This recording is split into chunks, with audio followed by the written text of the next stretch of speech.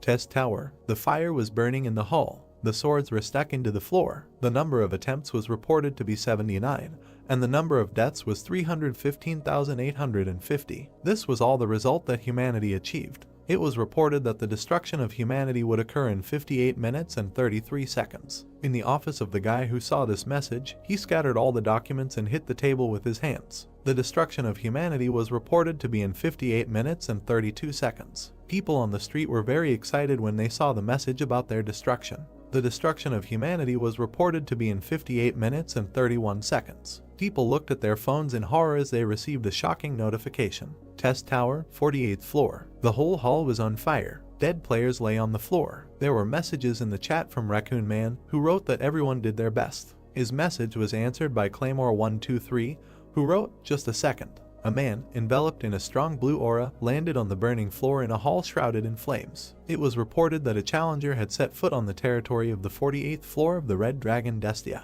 A player under the nickname Claymore wrote that there are still people ready to challenge. In the burning hall stood a guy whose face was covered by system censorship. In his hands was a small blade. In the chat, a player with the nickname Current Writer Josian wrote that this is a challenger in a very bad situation.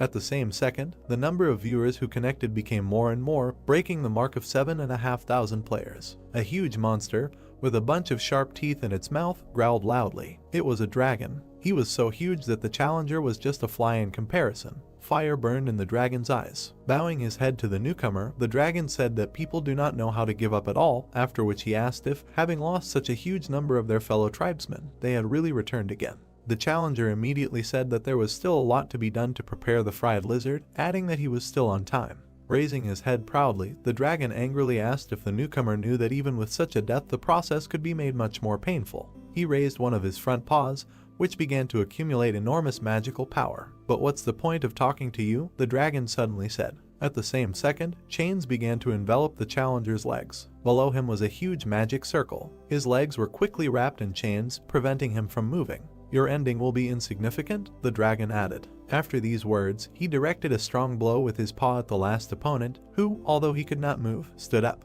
A second later, the dragon's paw crushed the challenger, breaking everything within a radius of several meters. Suddenly a voice was heard asking if driving into a corner and immediately attacking was not an obvious pattern. Hearing this, the dragon looked in the direction of the voice in shock. Not far from the point of impact stood the unharmed challenger, saying that just by looking at the movements, it becomes clear what the dragon is going to do. The dragon became enraged and fire poured out of its mouth. He asked himself if his opponent had really dispelled the effect of his skill in an instant.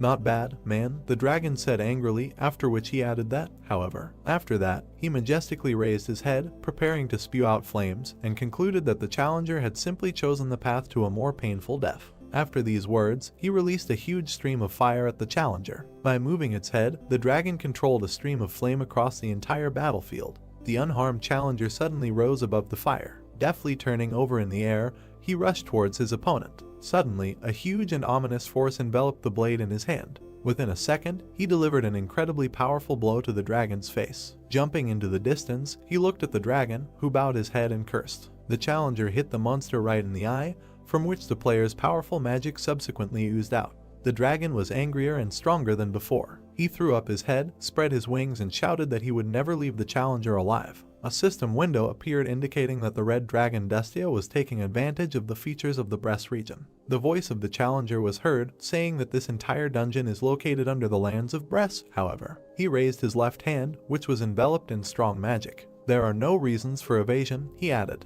The aura enveloping the player's hand became increasingly stronger, and particles of the system appeared around it. The message window said that the memories of the world were being read. Suddenly, behind the challenger, the holographic construction of a huge building began. The player extended his hand in front of him.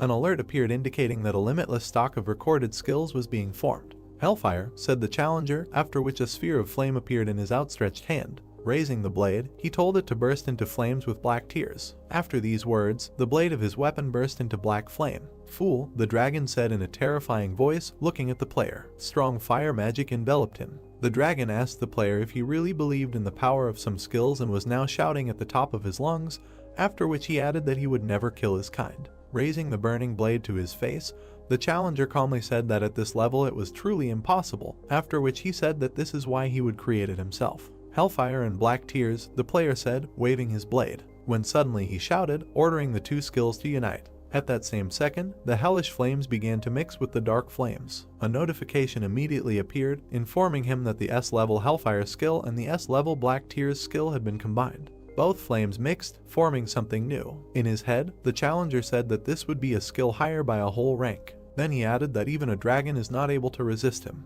The notification window said that the merger was successful. The main character raised his hand, which a few minutes ago contained hellish flames. Instead of his previous skill, there was a huge cloud of magic above him, shrouded in a terrifying aura. The notification that appeared said that the breath of Etherian, an SSS-rank void dragon, had been received. The dragon looked in horror at what the challenger had done. He asked in horror if this was really the strongest breath that Etherian himself, one of the ancients, used. In his mind he imagined a huge dragon whose eyes were closed. Etherian was shrouded in a strong, terrifying and overwhelming aura. Destia shouted, asking how any person could repeat this skill. Jinhyuk, the challenger, introduced himself, throwing off his mask. There was a malicious smile on his face. He said that through trial and error you eventually become smarter. There is fire in his eyes. Jinhyuk looked at his opponent and said that this is not the first time he has killed a dragon. Old man, he suddenly called his enemy. Flop, the voice of an unknown person was heard. On the monitor screen there was a game of the MMORPG genre. Again a voice was heard saying that it is often used to mean uninteresting or unbalanced, adding that these are games with terrible controls. The guy was sitting at the table,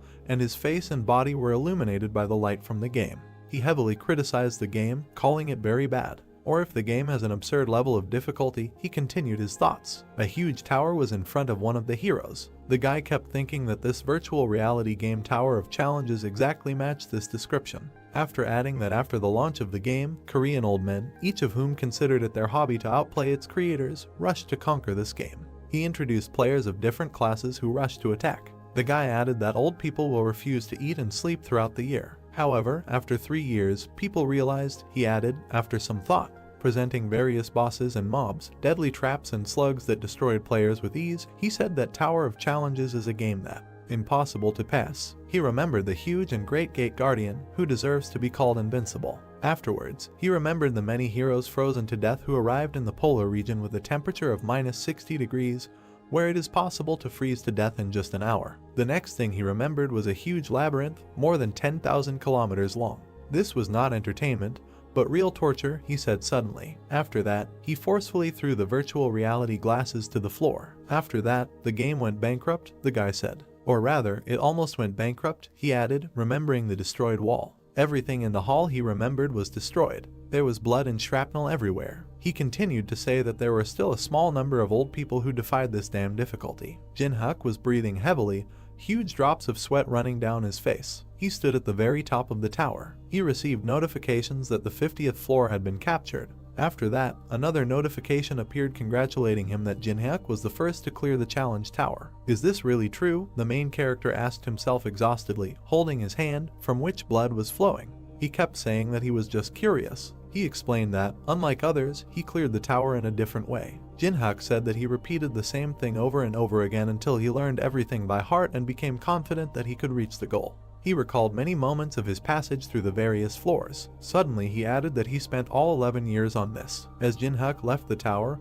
he looked back and said that he didn't expect to clear everything down to the last floor, and then said that he should have at least turned on the live broadcast. Opening the system screen in front of him, he asked himself whether it was worth posting it on Newdub, after which he said that even though it was a flop, the video would still get a certain number of views. Suddenly, a notice in the form of an envelope appeared next to his head. Opening it, it contained a message thanking Jinhyuk for still playing their game. The next notification that appeared stated that there would be a reboot update in 12 hours. Reading this, Jinhyuk smiled contentedly, asking himself how much money the company uses to make updates. He sat down on the floor, leaning back against the broken wall behind him. Suddenly he laughed, saying that he couldn't understand because the game didn't bring much profit, after which he said that the guys were apparently up to something. The playing space began to collapse. He said that no matter what reboot update there was, he was no longer going to return to this game. After that, the main character took off his virtual glasses and said that he was going to broadcast the broadcast, which can be considered the source of his income, for the last time.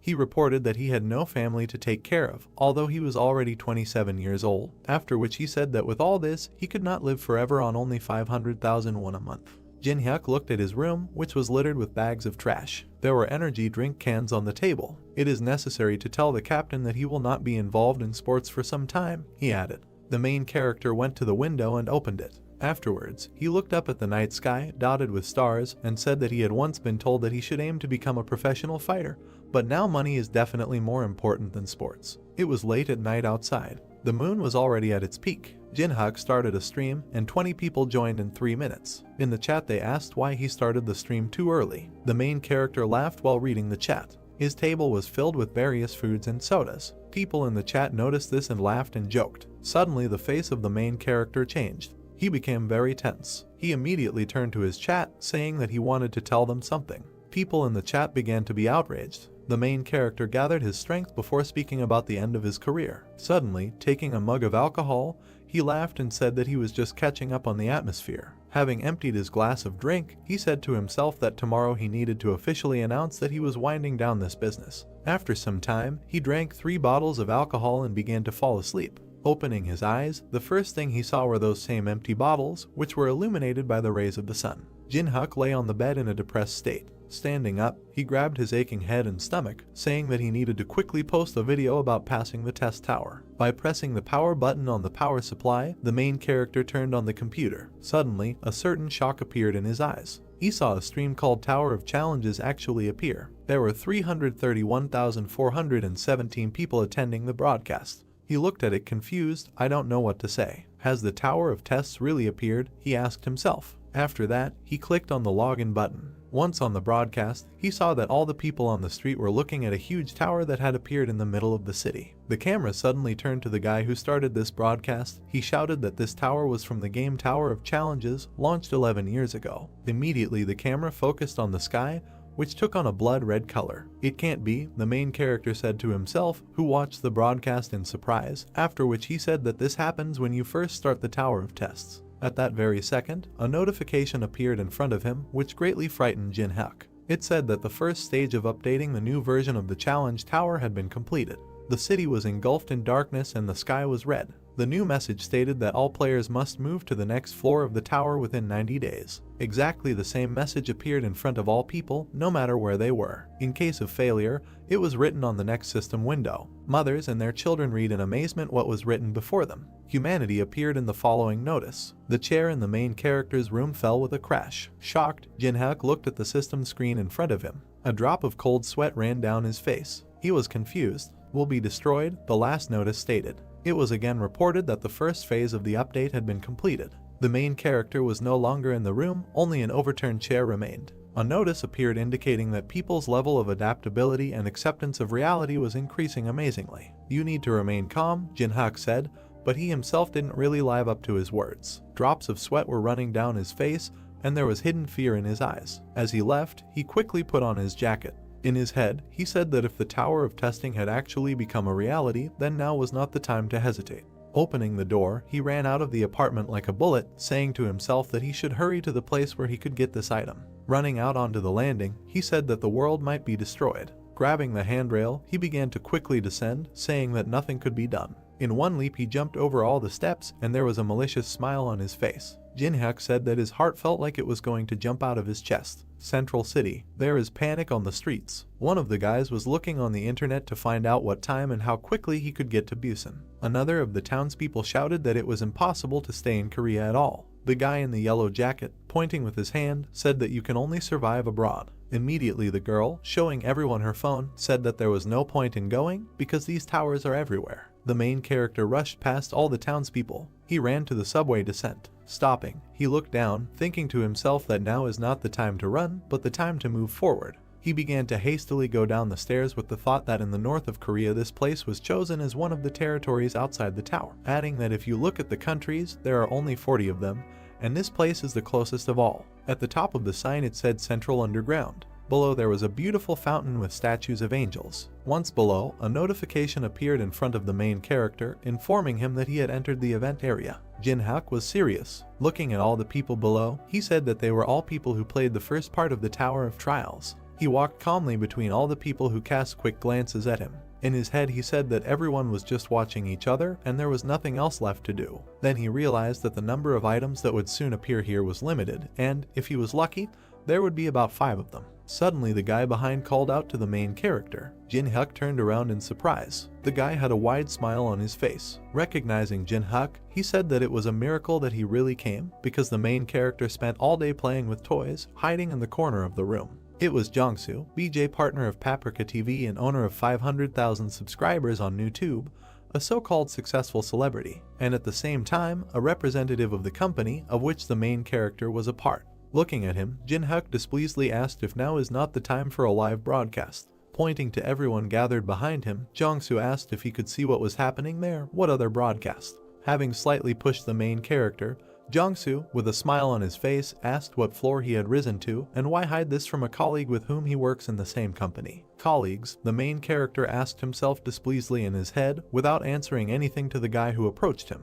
Remembering how they did live broadcasts, Jin-hyuk said that in the company created by Jongsu, many BJs were deceived due to an unfair contract, and the more broadcasts BJs did, the deeper they sank into this quagmire, and their protesting voices were mercilessly drowned out by the force of enormous lawlessness, the main character added after a short pause. He remembered one of the BJs crying while doing a live broadcast. He looked at the webcam in the corner of the monitor, when he suddenly grabbed her. Having pulled it out, the guy threw it at the contract. Then Jin-hyuk said that as a result, the colleagues with whom he was so close, all the friends with whom he rose from the very bottom, gradually left the company. Interrupting the main character, Jongsu grabbed him by the shoulder and said that he knew that he was a good player and made delicious mukbang.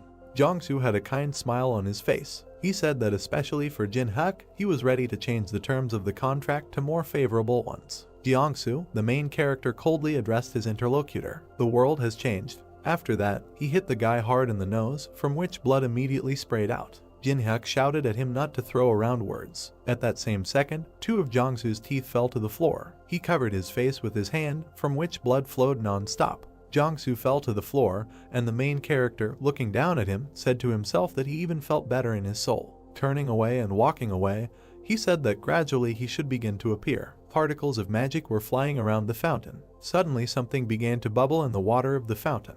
Elsewhere in the fountain, the water also became agitated. At that same second, a huge stream of power burst out of the water. It was a huge tree. Its foliage was lush and green. A strong warm aura emanated from him. As soon as the players saw this, they looked at the mangrove tree in shock. Jin-hyuk smiled contentedly and said that everything was the same as in the Tower of Tests, after which he said that his memory was all right. The message that appeared was that the mangrove of greed continued to grow. Suddenly people saw red fruits appearing on the tree. Seeing them, the main character said, "These deliciously ripening fruits." The fruits were in drops of water, and under the warm aura that barely illuminated them, they seemed magical. Jin-hyuk added that they have an effect that increases the stats of agility, strength, and mana. Suddenly it dawned on him. His view changed. In his head he said that this was all without a doubt very good, but there were only 4 fruits. People around looked at each other. Quite harshly, said the main character. All those present at that very second climbed the tree for 4 fruits. They pushed, fought, kicked, just to get to the fruit. Suddenly a bloody handkerchief fell to the floor. It was Jongsu's handkerchief, who was covered in blood, and said, turning to Jin-hyuk, that if they unite, they will divide the fruit in half and it will be a victory for both. Suddenly he shouted that otherwise the main character would miss the fruit,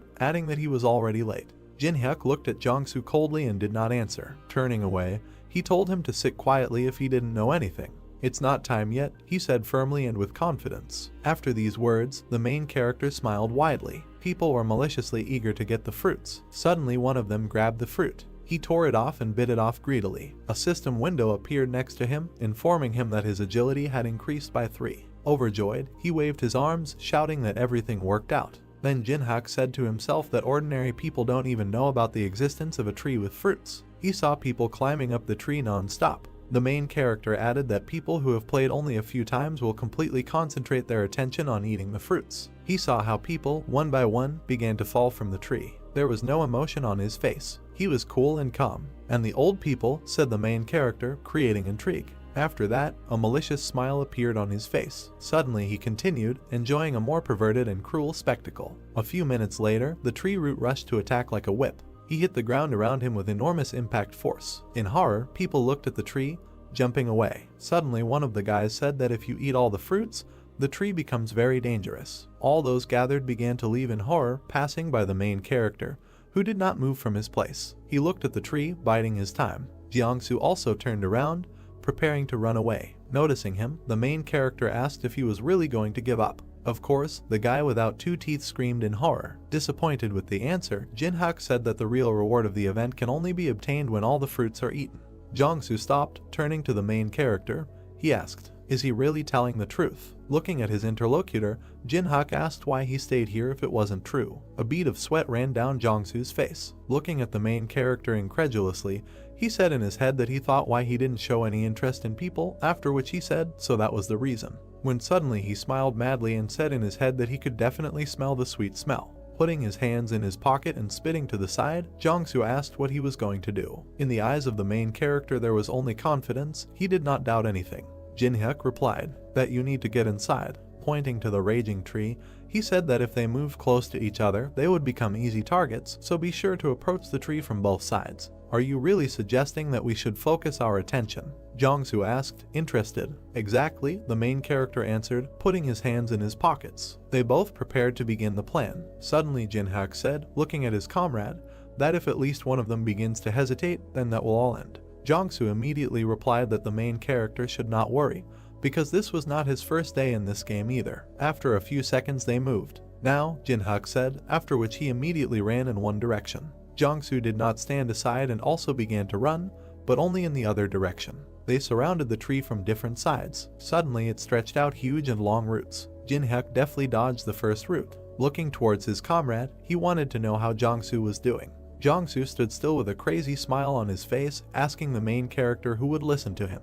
Then he said, without ceasing to smile an ugly smile, for Jinhyuk to go and become bait himself. The main character at this time easily dodged every root aimed at him. "What a relief," he said to himself. Suddenly a satisfied smile appeared on Jinhyuk's face. "That your character has not changed," he added. A sharp and large tree root was approaching the main character at high speed. He immediately dodged it, almost falling under the attack. At that very second, he said in his head that to those who would become bait. The route that Jinhyuk dodged went towards Jiangsu. "It will be you, standing there," the rather protagonist shouted in his head. At that same second, a sharp root appeared in front of the face of the uncomprehending Jiangsu. He immediately wrapped his legs, immobilizing him. The roots instantly enveloped Jiangsu's entire body. At this time, the main character was getting closer to the tree, not paying attention to the caught one. "Save!" In horror and despair, Jiangsu shouted. "Why do I need this?" the stopped protagonist asked with a malicious smile on his face. Then he said that if he wanted, Jiangsu could report him through that wonderful lawyer. Jiangsu's face became increasingly engulfed by the roots. Tears flowed from his eyes. He shouted that he did not want to die like that. But before he could finish speaking, the roots of the tree squeezed him, turning him into a bloody mess. "Have a nice trip, trash," the main character said to himself as he approached the tree. He has very little left to reach his goal. The roots of the tree again headed towards the main character. "To the left, 22 degrees, Jinhyuk said. His eyes quickly ran around the entire battlefield. He watched all the roots attacking him. The roots were getting closer. Looking in the other direction, he said, "To the right, 35 degrees. In his head, he immediately said that it would be easy to evade. At that very second, the roots surrounded him. Suddenly they collapsed, but Jinhyuk was no longer between them. Having collapsed, they bounced off each other and hit the trunk itself in the very center, breaking it. The roots began to break apart the tree bark even more, and finally, the main character said, "The roots have made a passage to the heart of the tree." It was small, but it beat quickly and was filled with powerful energy. In his head, the main character said that a mangrove tree core appeared. After that, he smiled sarcastically and added that there really wasn't a single bit of error here from what he went through in the game, because he knows the exact trajectory. It's difficult to attack himself. Next to him, he saw a fragment of one of the roots. Immediately, Jinhyuk grabbed him. His eyes glowed bright scarlet. Rising, he looked at the tree and asked how about not boring each other and calmly parting with the tree heart. The tree was raging. The main character, looking at him, said that since this is an event mob, there is no experience from him. At most he can raise the honor level for a day. The tree once again raised its tentacles and roots to attack and defend itself. At that very second it directed them towards the main character. Immediately, a message appeared informing that the mangrove tree of greed was using the blood-sucking vine skill. "Even though I'm an old man, it will be difficult for me to dodge this," Jinhyuk said after seeing the monster's attack. The roots of the tree, shrouded in an ominous aura, flew towards the main character. Jinhyuk became very tense and prepared to defend himself. "However," he said. After that, he turned the blade over in his hand. With a deft blow he repelled the attack of one of the roots, but he passed so close that he scratched the protagonist's cheek. The reflected root hit the ground with enormous destructive force. The following roots, Jinhyuk also accurately reflected. In his head he said that he had the power to twist the trajectory and change it to his heart's content. Suddenly, several roots united into one large root and were preparing to rush towards the main character. At the same second, picking up great speed, the huge hero headed towards Jinhyuk. "There's no need to be scared or worried," the main character said right away. His right eye glowed with bright blue fire. He reflected all the roots aimed at him without taking damage. He skillfully redirected all the roots to another place. They fell elsewhere, breaking through the floor. Carefully and deftly, he moved closer and closer to the tree. There was only one scratch on his face, as well as a contented and wide smile. "After all, I've already been through this many times," he said suddenly. The main character, whose face was covered with black hair, waved his hand in the air. His face began to sweat and he thought he was almost there. Behind a tree with a green crown there was a bright light. A blue butterfly was visible. Many of these insects flew out of the leaves of the tree and rushed upward. Jinhyuk frowned when he realized that they were sleep butterflies. He pressed his hand to his face. While dodging the glowing insects, the main character thought that they release sleeping pollen as a defense mechanism, and the sleeping pollen is inhaled instantly, and if you don't know how to protect yourself, you can instantly fall under this influence. Jinhyuk waved the butterfly away with his hand and thought that the method of defense was very simple. He rushed towards a tall tree and thought that the butterfly would not be dangerous if he simply held his breath. Bright winged insects flew around the tree, inside of which there were red veins. Jinhyuk extended his hand forward and attacked the hollow tree. Then the branches shook. The main character clenched his teeth tightly, raising one hand. He slammed his palm down on the trunk. A shock wave passed through, the space was illuminated. Jinhyuk's black hair flew away from the wind. His face became sweaty and bright red sparkles appeared in his eyes. The roots of a tree rushed towards him from below. The burnt leaves smoldered. The system reported that Jinhyuk was the first to bring down the World Tree of Greed. This tree was cut into two halves, it became pale and dry. The main character opened his mouth. He then smiled and thought that he didn't expect that the grip pattern and timing study he had been repeating so diligently and tediously would come in handy like this. Jinhyuk was once again grateful for everything he had been doing all this time. The system reported that within 24 hours the level of honor would be recorded as an achievement of the main character. The system asked for the player's name. The main character frowned in confusion and thought that this was a system that required personal information to raise the level of honor. The word name was visible on the blue screen, and Jinhyuk came to the conclusion that he would remain anonymous. He looked to the side and thought that he was categorically against the dissemination of his personal information, because it would cause widespread interest if it was revealed that he was an old man. The dark screen said that the face would be hidden by a mosaic and the voice would be altered, and Jinhyuk concluded that the system could not achieve complete anonymity, but it still made a compromise and hid his identity. The main character extended his hand to the tree and said that this is important now. He stuck his hand inside the trunk, trying to find something there. Suddenly a satisfied smile appeared on his face. There was a small jade ball in Jinhyuk's palm. He clenched his hand into a fist, grinning contentedly, and the system reported receiving the core of a tree heart. The main character imagined a red fruit with green leaves and thought that if every year the tree fruit raised strength, agility, and mana by 3 points, then the tree heart would provide at least 12 bonus stats. Jinhyuk imagined a glowing green ball and concluded that with the core it would rise by 4 points if you counted 3 as being given for gaining 1 level. The main character brought the core closer to his face, looking at it carefully, and thought that he did not even believe his eyes, because there could not be an item with such a good profitability and, moreover, even after 50 floors, nothing better could be found. Jinhyuk popped the jade ball into his mouth. Then he closed his lips and clenched his hand into a fist. A blinding flash appeared in his chest. He frowned and hummed thoughtfully. He then pressed his finger on the screen, wanting to see if the core was absorbed well. The system provided information about the main character, as well as his skills and abilities. Jinhyuk had the first level, but had 12 stats available. The main character grinned and thought that this was the strongest first level. An hour later, headlines appeared online about the first victory against the Mangrove of Greed. The system reported that a video related to this event was posted 10 minutes later. People left a lot of comments, their opinions were completely different.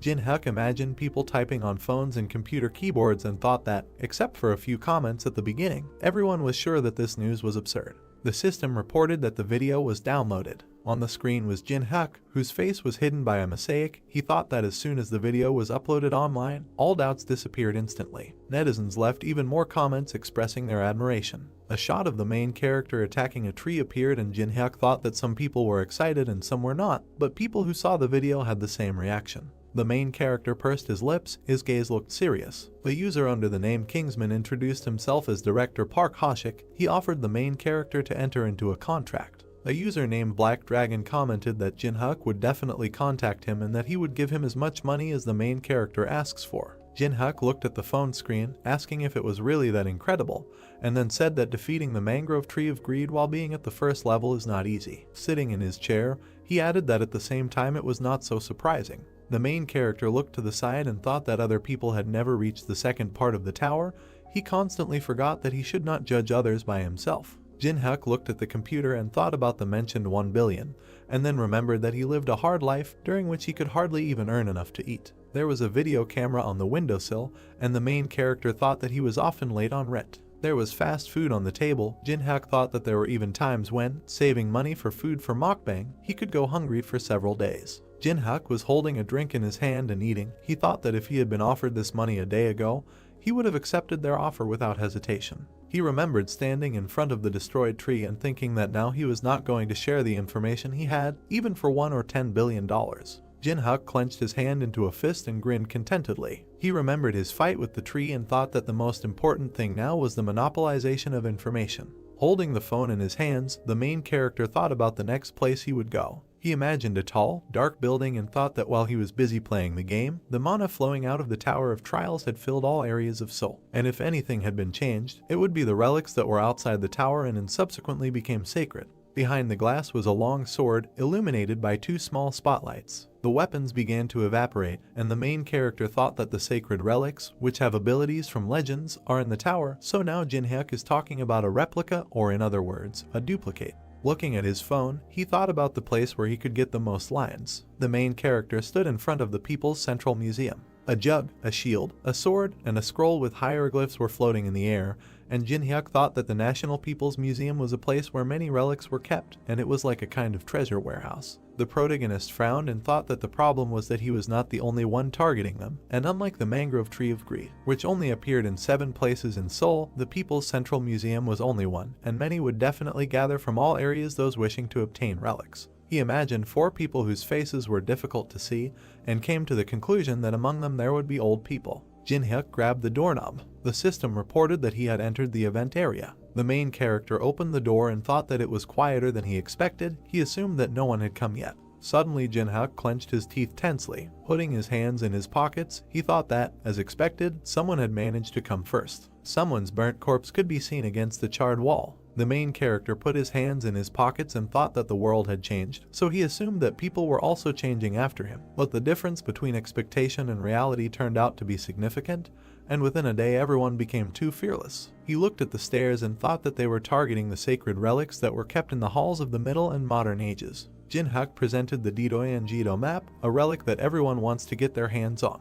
The main character thought that they did not want to look at the 8 provinces of the Republic of Korea, and since the ancient map is saturated with mana and stores information about the Tower of Trials, everyone wants to possess it. There were marks on the map, and Jinhyuk thought that it described in detail where to find the labyrinth with ruins, and what objects and monsters there were. The main character imagined many human hands reaching up, and thought that there was no information above the 10th floor, but this was enough to light a fire in people's eyes. He thought that everyone only wants this card, but they don't know that the truly valuable sacred treasures are hidden in the clay. A pitcher fell to the floor as someone screamed furiously. Many people were fighting among themselves. There were shrapnel on the floor and bloodstains were visible. Someone opened his mouth wide, deafeningly ordering everyone to freeze. The young man with black hair, who was holding his opponent by the clothes, turned around. The broad-shouldered man crossed his arms and said that whoever moves from now on is considered dead. The young man in the blue t-shirt frowned and told him not to talk nonsense. The young man with a plaster on his cheek said with a grin that no one here would be afraid of such words. Blood dripped from the hammer,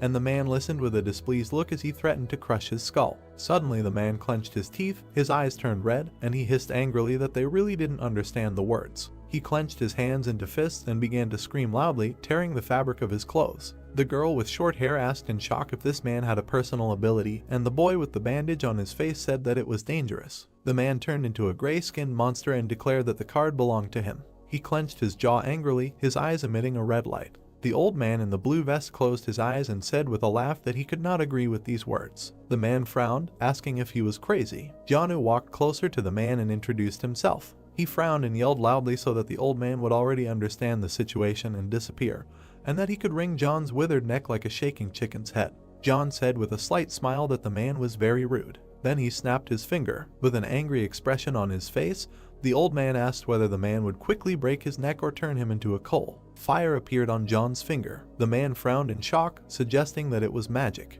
The old man extended his hand forward and released a fiery attack towards the enemy. The man's eyes reflected the flames approaching him. The fire completely engulfed his body, causing him to turn black and scream in pain. All that was left of the man was smoldering flesh. He opened his mouth wide and thick steam came out. John, who put his hands behind his back, turned away and said that this was a disaster brought on by the man's tongue. The old man smiled as Yuri came up behind him. He asked her to get the items and take care of the rest after that. The girl said with a smile that John could rely on her. She touched the small statue of Anubis and said that he would be enough. Yuri's eyes began to emit a purple light. Bright lines appeared around her, and she said that he would deal with anyone who decided to stop them. The man in the wolf mask held a long spear tightly in his hand. A dark silhouette of a creature with sharp fangs and red eyes could be seen. The figurine darkened against the backdrop of a blinding flash. The gold sparkled. Yellow lines were visible on Anubis's body, creating patterns. Yuri crossed her arms, saying human. Whoever moves from his place will be considered an enemy of Anubis. The black-skinned warrior raised his weapon. The girl smiled and offered to cooperate. The young men looked at her in horror. One of them asked why there were so many awakened old people here. Bloody weapons fell to the floor and they screamed that they were giving up the card or anything else. Yuri clapped her hands happily and thanked them. Suddenly a look of surprise appeared on her face. Someone stepped on the fragments. The main character put his hands in his pants pockets and walked around the room. He tilted his head and pointed at the mess. Jinhak walked over to the crumpled scrolls and came to the conclusion that these people didn't even have basic antique etiquette. Shaking off the yellowed paper, he said it was a relief that nothing had been torn. The main character bowed his head and fell silent when he heard his name called. Yuri, her eyes burning with rage, asked if it looked like she was joking with him. Anubis stomped his foot, sending dust into the air. The girl with a crazy smile ordered him to kill Jinhak. The monster opened its mouth and rushed towards the main character, holding a spear in its hand. Jinhak stood motionless. He frowned as the spear blade came in front of him. The main character waved his hand. The weapon fell to the floor behind him. Yuri opened her mouth in surprise. There was a deep crack on the floor behind Jinhak. Those around him couldn't believe what he had just done. Two guys looked at him with their mouths open in surprise and discussed what had happened. They did not notice how the guy dodged. Besides, his hands were fine. The main character smiled and thought that these people did not know how much stat he had.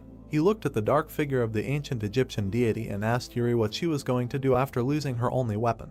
The schoolgirl bowed her head, opened her backpack and said that no one said that she only owned one figurine. She pulled out dark objects from her school bag. A magical glow surrounded the figurines of ancient Egyptian gods. They hovered in the air. The system notified that a replica of a sacred relic called the Incarnation of Anubis had awakened. The main character's eyes widened in surprise. He watched what was happening with his mouth open. Sweat flowed down the girl's face. Dark streams of energy surrounded her. She asked Jinhak what he thought about it. Yuri stood behind a group of dark creatures. She asked the main character if he still felt the urge to laugh. The guy smiled, called her idea a good one and thought that she had a good level if she was able to maintain 5 of these things with such a small amount of mana. The main character imagined an old man with glowing eyes and thought that there were many experienced players like John. He remembered how the fire engulfed the body of the guy who insulted the man. Yuri looked at him displeased, clenched her teeth and quoted his words. Jinhak raised his hand to show the approximate level and said that to be precise, he rates it somewhere between good and acceptable. The girl looked at him with displeasure and said that he was trying to act cool and that she didn't like him. The main character squinted, looked displeasedly at the schoolgirl, opened his mouth and said that in this case it would be better to show her himself. He clutched an old piece of paper in his hands and thought that it was impossible to feel the difference if the skills were too different. Jinhak threw a piece of paper into the air and thought that a small demonstration would be enough for Yuri to see everything with her own eyes and understand what he was talking about. A tiger was drawn on the sheet, and streams of magical energy emanated from the raised palm of the protagonist. The system window said that he had injected mana into the Pine Tiger Sacred Religion replica. The guy tilted his head forward and smiled. The system notified the appearance of the ruler of the mountain. The main character extended his hand forward, guiding the tiger that appeared at his side. Yuri's eyes widened in fear. She clenched her teeth and said that this was impossible. The ground shook from the paws of the animal. The tiger's eyes glowed yellow. The system window said that it was an unnamed creature from the Joseon era. The ancient Egyptian creature bared its teeth. Jinhak stroked the tiger and asked how dare some jackal show his teeth to the ruler of the mountains. He waved his hand. The main character pointed his finger at his opponents and said that food was served. The tiger opened its mouth and rushed forward. The opponent raised his shield and growled. The ruler of the mountains raised his clawed paw. A horizontal stripe appeared as the tiger cut off the enemy's head with a wave of its paw. The 3 other incarnations of Anubis bared their teeth and raised their spears. The tiger opened his mouth wide and roared. The animal knocked down another opponent. The muzzle of the ruler of the mountains was stained with blood due to the fact that he tore his enemies to pieces. His eyes continued to glow and he moved so fast that the image was blurry. Sweat was running down the girl's face. She couldn't believe what was happening. Yuri froze in front of the black figure and thought that she had heard of different ways to use sacred relics, but had never heard of this method. She raised her head and thought that the mana emanating from the creature felt like her skin was being torn off. A white flash appeared in front of the girl. She realized that she could not win. Yuri fell to her knees. Her eyes were shining with tears. She was upset because she thought that she had obtained the most powerful items, but she was wrong. The guy put his hands in his pockets and walked up to her. The girl thought with irritation about who this man was. Jinhyuk stopped in front of Yuri sitting on the floor. She pressed her hand to her chest. The main character smiled and ordered her to give the item. Sweat ran down the girl's face. She opened her mouth and asked what he was talking about. The main character sat down next to her, looked displeasantly at the schoolgirl and demanded that she give up the Tutankhamun mask. Yuri frowned, clenched her teeth and asked where he was going to use this item, since it was useless in Korea. Jinhyuk narrowed his eyes and looked at her intently. He raised his finger and moved it, calling someone to him. A tiger's face appeared in front of Yuri, and she stuttered and said that she would give everything up. An open backpack lay on the ground among the shards of glass. A mask with the face of an ancient Egyptian pharaoh hung in the air. The system reported that a replica of the relic mask of Tutankhamun was received. The main character squeezed the object in his hand and thought that he had easily obtained the second sacred relic. The girl raised one eyebrow and asked if he was targeting Tedunjido's card. Jinhyuk tilted his head and said that it was none of her business, but in reality he just forgot about the card. He stroked the tiger and asked the creature to check everything. The animal bared its teeth when the protagonist said that no one should follow him. Yuri pressed her hand to her chest and looked at the tiger in horror. The ruler of the mountain opened his mouth. Dark streams of power emanated from his paws. The main character watched what was happening over his shoulder and thought with satisfaction that all preparations were completed. He looked at the steps leading up and thought that the time had come. Jinhyuk raised his hand and thought that he should get the strongest skill of the trial tower. There were numbers and letters written on the wall indicating the floor. In a dark room, under protective glass, there was a luminous vase. Sweat was running down the old man's face. He didn't understand how Yuri allowed this to happen. The elderly man and the main character stood nearby. Jinhyuk clenched his fingers into a fist and thought that it was not so easy for John to get here. Continuing to sweat, the man thought about how this guy was able to get past Yuri. The doorway in front of them glowed blue. The guy pressed his hand to his face and said that it looks like this is a level 1 barrier. John closed his eyes and said that it looks like the guy knows about it. He reached out, touched the barrier and said that this was the first time he had seen something like this. The man shook his hand and said that physical impact and magical attack would be useless. Jinhyuk extended his hand towards the barrier. He closed his eyes and thought that he needed to find a place where the flow of magic diverged. Blue smoke emanated from a white ball, inside of which there was some kind of inscription. The main character opened his eyes and mentally said the word Carpo. Without lifting his hand from the barrier, he turned to John and said that he seemed to know how to destroy the barrier, but he had one condition. The man closed his eyes and asked what he meant by condition. Jinhyuk opened his mouth and said that if John Woo continuously applied his flame magic to the barrier, they would be able to weaken it. The guy pointed at himself and said that this would have to be done until he returned with the necessary relics. John rubbed his chin, smiled and said that it turns out he should stand outside and influence the barrier while the main character is inside. Jinhyuk gritted his teeth, waved his hand, and said that he himself cannot continuously use powerful attack magic that can damage the barrier.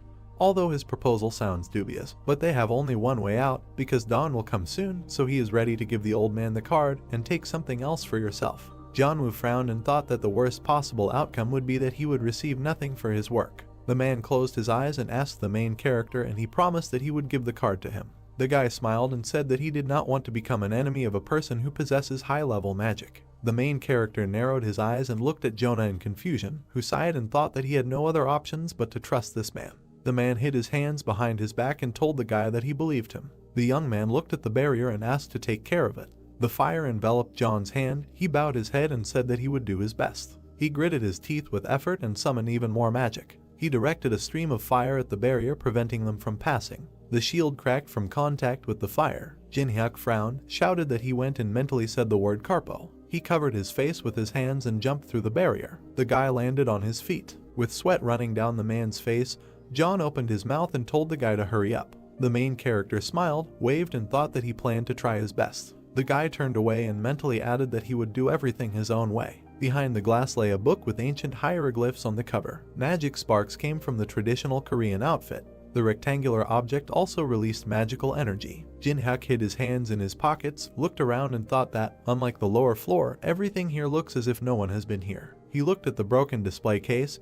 This was the only exception. The system window said that there was a sword engraved with Kyan Lam. The main character imagined a man with a sword and thought that this man took what he wanted, put a protective barrier on the room and left. The guy pursed his lips and thought with disapproval that the man didn't want to take risks, so he just took what he came for and left, despite the fighting people. Jin-hyuk walked up to the broken display case and started counting something. The main character smiled and said that he had found what he needed, rejoicing that the player ahead of him did not suspect that he had taken the second most important relic. On the red pillow lay a bunch of gold coins. The system window said that these were coins from the Lai dynasty. Jin-hyuk took the item in his hands and thought that this was the last element needed to create a unique strong skill. The guy narrowed his eyes. He squeezed the right eye of the Tutankhamun mask, and there was a ceremonial Persian casting mold on the table. He watched with a smile as the golden streams of energy surrounded him. Energy emanated from the eye that lay on the ceremonial Persian uniform. The system notified that a reaction had occurred between the two relics. The guy pulled the thread and thought that if he wants to move forward, he needs to pay the appropriate price. He broke the thread on which the coins were strung.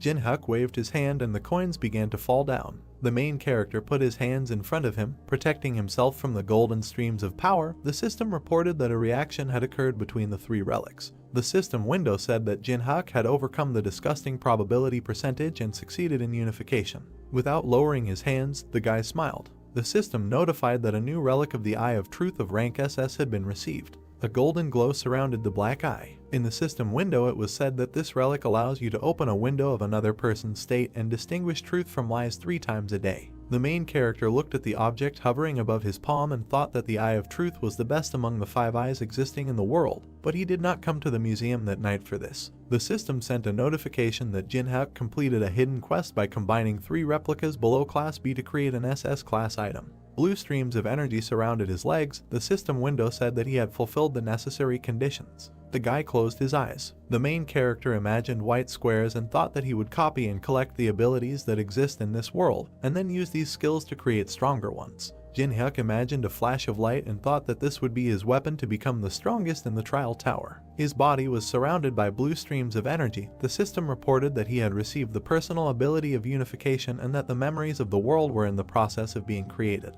The system window contained information about the protagonist's personal ability. The level of the fusion skill was impossible to measure. It allowed them to copy other players' personal abilities, store them in the world's memories, and then combine them to create top-level abilities. Jin-hyuk's eyes glowed blue. The system advised that the conditions may be changed if difficulties arise that prevent the skill from being copied. Janu continued to attack the barrier with fire and called out to the protagonist. Sweat was flowing down the man's face and body. He asked the guy to hurry up because he was not sure that he could hold out longer. Jin-hyuk turned his head, pursed his lips, and thought about what he had to do to copy the old man's abilities. His eyes glowed yellow. The man released another stream of fire. The conditions for copying the ability appeared in the system window. It said that since John always hides his feelings, in order to get his abilities, the main character must force him to show true emotions. The guy smiled. He looked contentedly at the system window hanging in front of him and thought that he just needed to anger the old man. Using fire magic, Janu asked his ally to hurry up. With his back to him, the protagonist stated that the old man might not use this skill anymore. The man knitted his eyebrows in confusion, never ceasing to release fire from his hands. Looking around, Jin-hyuk arrogantly added that there was no particular need to use magic. The fire cleared. Janu lowered his hands and asked what this meant and why his ally asked him to do this. The barrier blocking the passage began to disappear. The guy cast the Carpo spell, which was a destruction spell in Latin, with the help of which the barrier was broken through more easily. The player narrowed his eyes as he mentally cast the spell. Covering his face with his hands, he crossed the barrier and the wall of fire. In fact, the old man did not contribute in any way to the destruction of the barrier. The man stretched his hands forward, watching the barrier crumble into small particles. The youth thought that the man's mana was almost completely depleted due to the fact that he believed that his endless attack on the barrier would do no good, although it was impossible to break through it. There was a huge map hanging on the wall. The guy was on the safe side, and now he needs to piss off the old man. Looking at the map, he thought that he already knew everything about the tower down to the smallest detail, so a map with information up to the 10th floor would be absolutely useless to him. Smiling slyly, the young man flicked his lighter, deciding that he was not going to give the card to anyone. Jianwoo screamed out of breath, not understanding what his ally wanted to do. With his eyes flashing, the main character recalled what he had said just recently. Taking the lighter to the card, he stated that he did not need it. The fire broke out and engulfed the poster hanging on the wall. With this map, anyone could find out all the information up to the 10th floor, so there were fears that the player's advantage might disappear. The man opened his mouth in shock. The flames completely engulfed the wall. The surest way to maintain an advantage was to avoid the chance of losing it. Raising his tense hands up, the old man shouted angrily, promising to kill and grind into powder the man who burned the map. The protagonist's eyes lit up. The notification announced the fulfillment of the condition. A blue book appeared above the guy's head. A notification informed about the successful copying of the Fire Element B skill. A save button appeared in front of the book. The new notification said that the copied skill was saved in the memories of the world and that it allows you to control fire and increases affinity with the Fire Element. Looking at the notifications, Jinhyuk thought that the fire element was a good stat for the first copy. Summoning a fiery clot in his hand, Jianwoo declared that the boy would regret what he had done and would pay for it. Smirking, the player asked if the old man knew why he burned the map. The alert announced the activation of the first level fire element. The guy's hands were engulfed in flames. The man widened his eyes in bewilderment. Looking at the guy's gloating grin and the rising flames, he realized that this was definitely the same skill as his own, but his strength was many times more powerful. John thought that this was no mere mortal in front of him if he had such a high level, and if he really didn't need some kind of card. Beads of sweat ran down his face. Squinting, the man wanted to ask something, but the player interrupted him, grinning and saying that if the old man was going to continue to calmly climb the tower, then he needed to obey him well. The young man went down the stairs. Imagining the faces of the people he met along the way, he thought that, counting himself, only 4 old people appeared in the National Central Museum, and that now that the test tower had become a reality, everyone's desire to reduce risks had become clear. The guy stretched his arms up to warm up. He was worried about the desire to be ahead of everyone by doing this. A status window appeared in the air, describing the player's characteristics and personal abilities. The main character crossed his arms contentedly, thinking that he should take possession of as many personal abilities and skills as possible, no matter what. Jinhyuk hovered over Jianwoo, promising to contact him later. Looking down at the old man, he asked him to raise his level with the girl on the bottom floor. The man humbly knitted his eyebrows. The player received a toy with which he could do whatever he wanted for a long time. The girl pursed her lips in fear. The skill book was covered with a blue haze. The player had a long way to go, so the first thing he needed to do was collect the most necessary abilities for him. Walking down the street, he thought that he only had one body, so he did not have the opportunity to monopolize absolutely all ironic destinies. Smiling, the guy decided that he could only get a few. Putting his hands in his pockets, he realized that the coolest and most important destinies would be in his hands. Hearing the sounds of an unhappy stomach, the young man put his hand to his stomach and said that this was his limit. It was time for rice soup, and there was a cafe sign above the glass door. The people inside looked worriedly at something in front of them, not understanding what it was. Their eyes were fixed on the television. The news anchor announced that an incident had occurred at the National Central Museum in which at least 23 people were killed and more than 50 were injured. The man in formal attire added that some of the victims were seriously wounded, so the death toll would continue to rise, and he said that the instigators were allegedly targeting relics kept in the museum. The news showed a destroyed building. Attacks occurred not only in South Korea, but also in the United States, Europe, China, and Japan. The next shot showed the destroyed Louvre. The news anchor stated that similar incidents were happening all over the world. Sitting down at the table, the guy thought that, as expected, players in other countries were also not sitting idle, preparing to conquer the tower. Looking to the side, the journalist suggested watching a CCTV video filmed inside the building. One of the frames showed Yuri standing next to Anubis. In another shot, a man with a blurred face waved his hand. In the third frame, a huge tiger sank its fangs into the body of the enemy. The presenter said that it was hard to believe, but all this happened in reality. One of the cafe visitors, watching what was happening on the screen, asked if an ordinary person could do this, and suggested that this was the guy who had recently appeared in the Trial Tower community. Remembering the video of the destruction of the mangrove tree,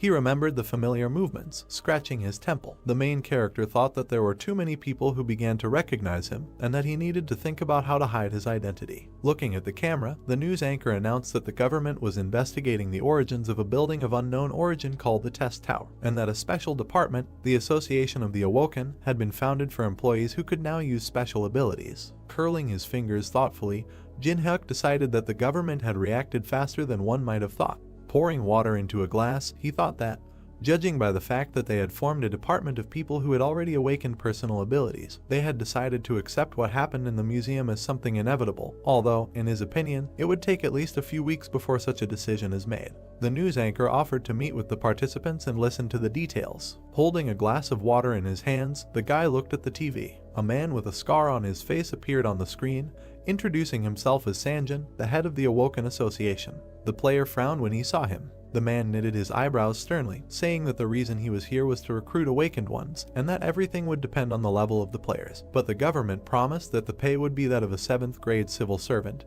and the minimum annual salary would be 60 million won. Hearing that the people who appeared on the broadcast would be an exception, the guy looked at the TV from under his brows. Maintaining a confident look, Sanjin said that he was ready to put the name of the head of the association on the line. Raising his eyebrows, he promised that if these people joined the association, all their needs would be financed by the government, no matter what they wished for. One of the cafe visitors said that he envied these people, no matter who they were. The girl called the sharp turn in their lives incredible. Smirking, the young man thought that, in the end, he was their target, since they said about the people who appeared on the broadcast. The government considered him a serious threat. Hiding his smile with his hand, the main character thought that he was not going to belong to anyone, no matter what price they offered him. Imagining the head of the association with his hands clasped, he thought that one experienced person had much more value than 100 similar players. And since Sanjin also understood this, the man tried to lure such a person to his side by luring him with a bank check. Looking at the TV screen, the player wondered if the fact that Changjin was entrusted with the position of head of the association meant that he had a pretty good ability. Putting his hand to his chin, Jinhak wondered if the man was invited to this position because of his experience in the test tower,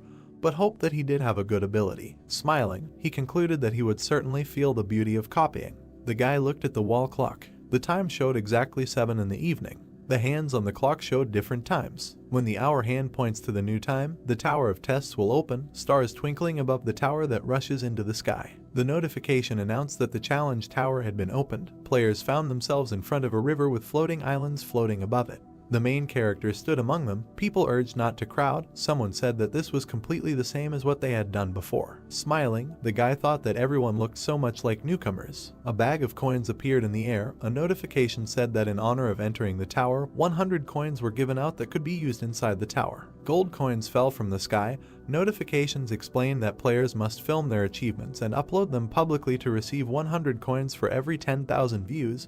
The commission will vary depending on the level. A blue eye with a plus sign appeared in the air. The notification said that viewing videos by those living outside the tower only counts on the first view, so players need to be careful when choosing videos to watch. The man in the robe spread his arms in front of the army of monsters. The notification said that the live broadcast function can only be used when clearing boss monsters to get to the next floor. The old man in armor looked at his hand. The minotaur let out a loud roar. A skull with the inscription warning appeared in the air. The alert said that if falsification of views and other illegal actions are detected, appropriate measures will be taken. The guy thoughtfully put his hand to his chin, realizing something. Residents of the city fixed their gaze on their phone screens. The live broadcast system was a bridge connecting the people rising in the tower and those who lived outside. Viewers watched the video, wanting to see the end of the tower, and thereby increase views. One of the videos depicted pagodas. 900 people watched it. In another video, the warrior stood with his back to the camera. In the third video, the player was about to defeat the dragon with his bare hands, while 1,200 people watched. In front of a huge number of videos, gold coins fell. This system through which famous people could earn money was the most interesting installation of the challenge tower. The people ran forward, planning to first conquer the goblin cave in order to hunt, get their share and have fun.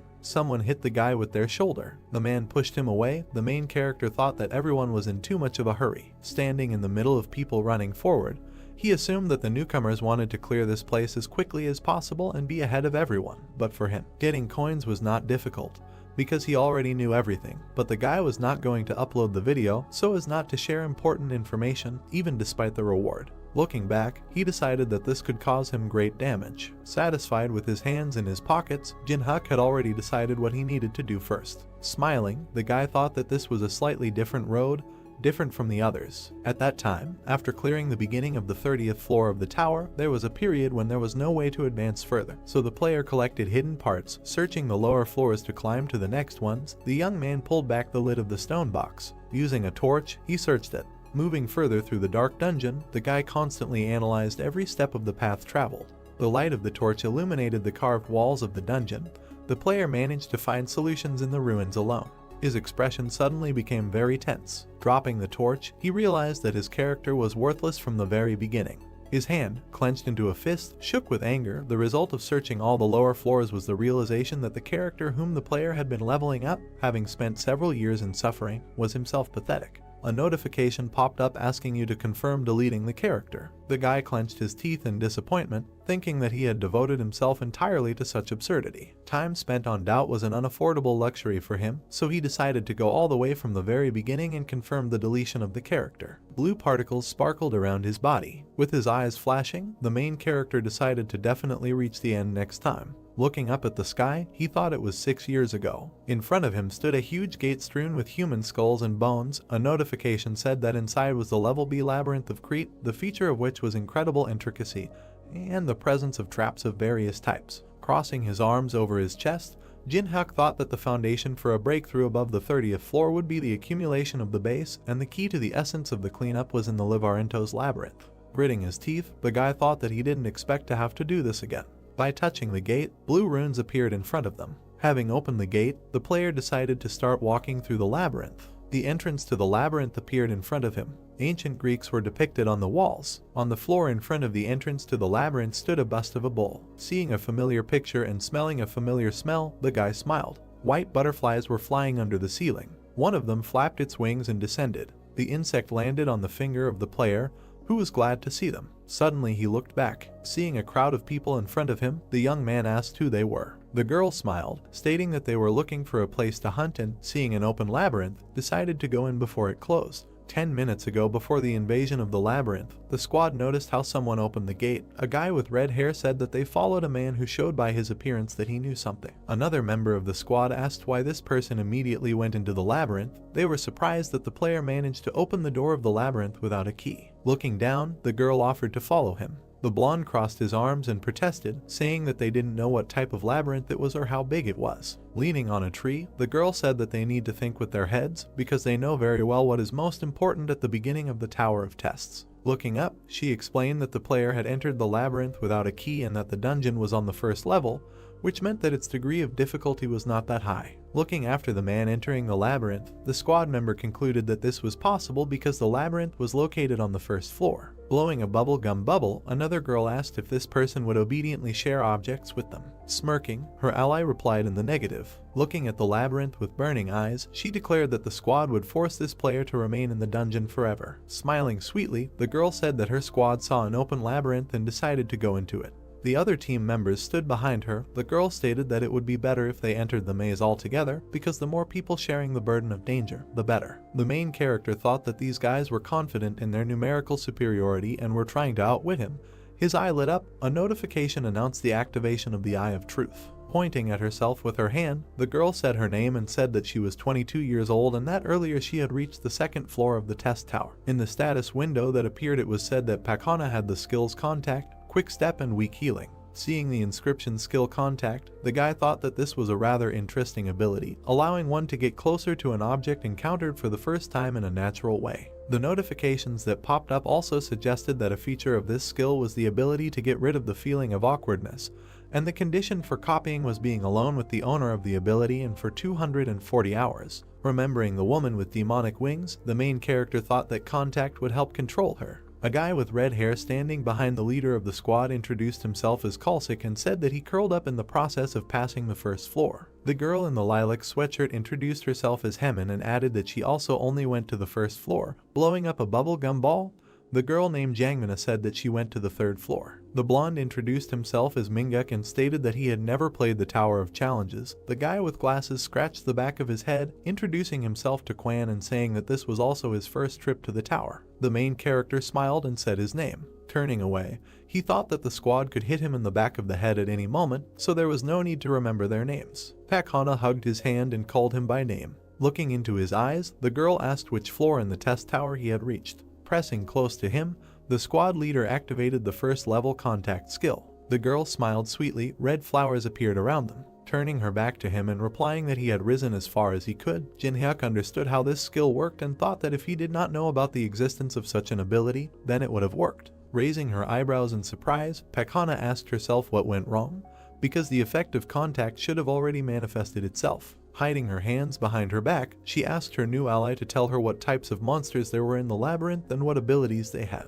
The guy agreed, squinting his eyes in displeasure. Butterflies were flying above him. Looking at the squad, the player stated that this labyrinth changes every time at a certain hour. The team members opened their mouths in surprise. The floor began to shake under their feet. Manga looked around and asked what was going on. Raising her eyebrows in fear, Pakana said that it was just a first-level labyrinth and asked what it was. Stone blocks began to emerge from the walls. One of them appeared right in front of the girl. Someone shouted to her to be careful. A second before the collision, the leader of the squad jumped to the side. Pointing his finger at his friend, Kalsik said that if he stood in one place, he would die and asked him to look up. A huge stone block fell from the ceiling, destroying the dungeon floor. The guys, trying to catch their breath, fell to the ground. The movement of the plate stopped. Dripping with sweat, Pakana looked back. With her hands on her knees, Hyaman said that she didn't see Jangmina. Chalsik gritted his teeth and said that the appearance of such a labyrinth on the first floor is absurd, because everything on the first floor should be the same, except for the ruins. Shaking off the dust, the main character asked if the members of the squad had been to the changing labyrinth at least once. Someone asked how anyone could have visited such a place.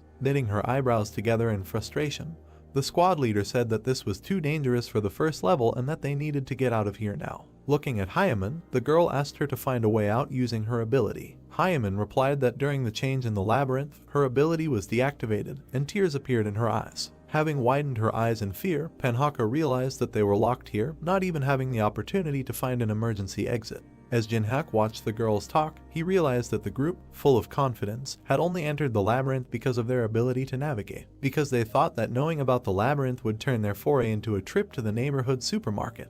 Looking down, the guy thought that these people were stupid and realized that it was almost time for something to appear. The leader of the squad clenched her teeth in displeasure. Looking at the player facing her, she called out to him. Rushing towards him, Pakana asked why the guy didn't warn them in advance about such an important thing as changing the labyrinth. Pointing her finger at him, the girl said that because of him they almost died and many suffered. Kalsik also pointed his finger at the player and agreed with his friend, saying that only the young man knew about everything. Putting his hands on his belt, Quanwu added that because of him, Jangmina ended up on the other side of the walls. The guy sighed. Frowning, the main character asked if he asked the squad to follow him. Pakana opened her mouth in amazement. The player with burning eyes stated that they came here on their own and no one dragged them by force. Manga gritted his teeth angrily, saying that in addition to being locked in the maze, he was in a very bad mood. A weapon materialized in his hand. Holding a sword in his hands, the blonde shouted that he didn't like the player from the moment he first saw him. Furiously knitting his eyebrows, the boy wanted to say something, but a strange sound was heard.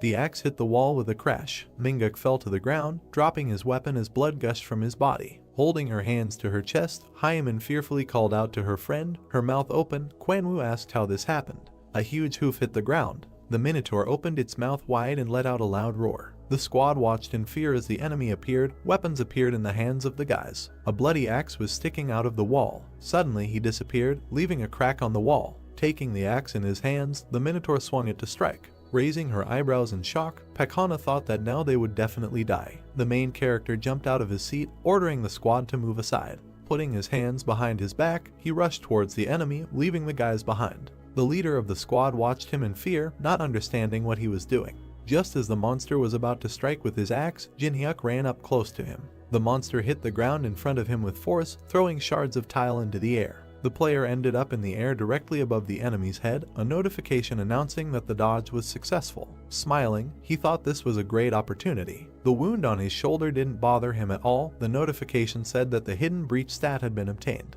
In the new notification it was written that this stat reduces the excessive difference in levels in a battle with a strong opponent and, conversely, increases it in a battle with a weak opponent. By grabbing the horn of a monster, the player thought that the difference in levels decreases for every 3 points. The Minotaur clenched his teeth in anger when he noticed him. The guy landed on the floor. This skill allowed him to grow even while remaining at the first level. The monster's eyes lit up. The young man thought that this was the only way that he had learned about through countless trials and errors. A satisfied smile appeared on his face. Opening its fanged mouth, the monster again raised the axe above its head. Having dodged the attack, the main character thought that he had already been hit by these attacks tens of thousands of times. The notification reported that the breach stat had been increased by 500s. After another evasion, another similar message appeared. The player's body remembered all the patterns of this monster. Thanks to numerous evasions, identical notifications appeared in the air one after another. The Minotaur once again swung his axe. Jumping at the right moment to dodge, Jinhyuk thought that he was an old man. The breach stat was increased again. Jumping back, away from the enemy, the guy thought that no matter how strong his attacks were, they were of no use if they did not reach their target. The squad members opened their mouths in surprise. Mingak asked if they really wanted to deceive such a person.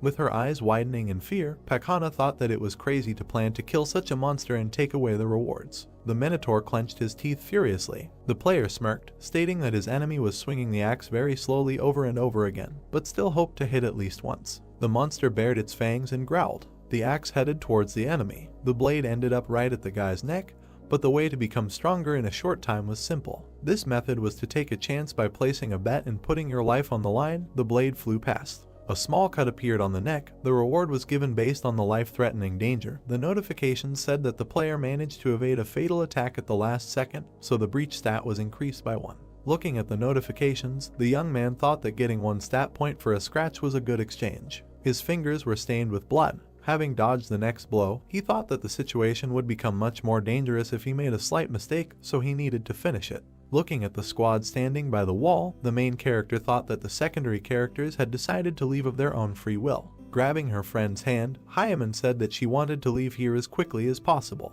Pakhana asked her to walk, leaning on the wall, because then there would definitely be a way out. Approaching her from behind, the player asked where they were going. The girl looked at him in fear, trying to say something. She opened her mouth in shock when she saw something in front of her. Pointing to the Minotaur, Jinhyuk said that the squad should join the battle if they also want to get stats, because they will be given a hidden stat if the guys dodge attacks. He added that rewards should be shared. The monster swung his huge axe for another blow. Pakhana jumped back. Hyaman put her hand forward in fear. The leader of the squad began to cry, her mouth open in horror. A powerful blow rolled across the entire room, destroying everything in its path. Kalsik ended up on the ground in front of a pool of blood. Tears flowed from the girl's eyes. Smiling, the player stated that they could not stand like a pillar and that they needed to dodge and keep their distance. Looking at the Minotaur, he asked him if it was true. Some noise made the monster stop a meter away from his enemy. A stone block next to him appeared from the wall. The labyrinth began to move again. The stone slabs began to be rebuilt. One of the walls that appeared separated the opponents. Waving his hand, the guy promised to see the monster later. The wall closed the passage, leaving the Minotaur alone. The monster clenched his teeth in displeasure, steam coming from his mouth. Opening his mouth, he raised the axe above his head. The sound of the impact shook the entire dungeon. Butterflies were still flying around the ceiling. Pakhana leaned over to catch her breath. Kalsik, sitting next to him, said that they, too, could have died, like Minguk and Hyaman. The girl replied that now the enemy would not be able to pursue them. After introducing a white butterfly, the protagonist said that the pollen from the glowing moths he recently touched was attracting the Minotaur, so it was possible that the monster would continue to search for them. Raising her eyebrows in fear, the squad leader asked why their ally would do something so reckless. Looking at her incomprehensibly, the young man replied that he had to raise his stats. Reaching for the knife lying on the ground, he added that every time the maze changes, there is time to rest and replenish stamina. Waving the knife, Jinhyuk stated that it was fun for him when the monster found him. Looking up at him, Pakhana asked how long her ally would do this. Sticking his index finger at the shocked squad members, the player replied that he was going to leave the maze in a month. Kalsik helped his friend get up. The girl, thinking that this hell could not last a whole month, said that they would go separately. She decided that if they went on their own, the monster would not chase them. The guy thoughtfully put his hand to his chin, saying that, most likely, this would be the case. Smiling, he asked which direction the survivors were going to go. The guys walked forward along the corridor, but moving without a landmark is many times more dangerous. Kalsik pursed his lips tightly. Someone asked if their ally knew where the exit was. Touching the tip of the knife, the player replied that he knew more about this labyrinth than anyone else, and accordingly he knew the location of the exit. Frowning with displeasure, Pakhana thought that they had no other choice. Closing her eyes, the girl said that there was nothing more to do, but the guy interrupted her. Waving his finger, he said that in this world you cannot get something for free, because even for the bus fare you have to pay. The knife was a centimeter from the face of the squad leader. Holding a sparkling knife in his hands, the young man ordered to give him all the available coins. The man, holding a shield in his hands, rushed forward with a sword. The goblins jumped back in fear. A powerful blow from the shield threw them aside. The guy with the bandage on his forehead struck with a sword. The video of his battle was paused, and there were a lot of rave reviews underneath it. The video became popular, gaining more than 1 million views, and someone laughed. Smiling, the hero of the video said that this would be enough. The squad members smiled happily. The guy sitting in front of the laptop adjusted his glasses and said that all the headlines on the message board were only about him and that his fierce battle with the goblins brought in 1,000 coins just from views. Putting his finger to his upper lip, the guy with the headband said that it was all thanks to our common efforts and thanked his team.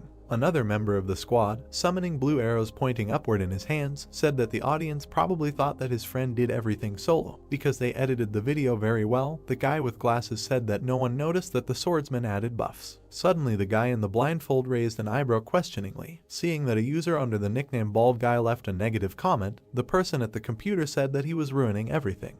Putting his hand to his forehead, the guy in the bandage said not to be upset, because life in this world initially assumed its monopolization by outstanding discoverers. The boy with glasses worriedly called his friend.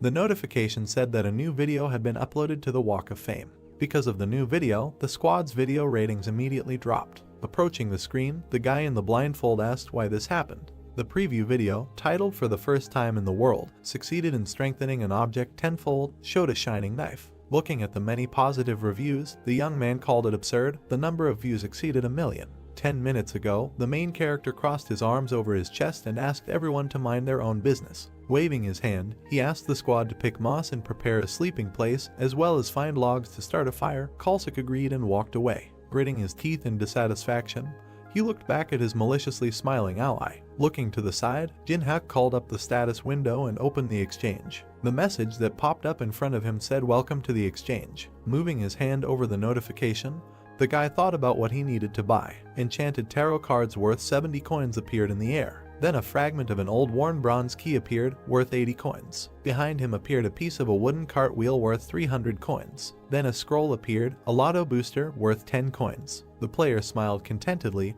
These items were no different from garbage that no one would buy. His finger pointed at the purchase confirmation button.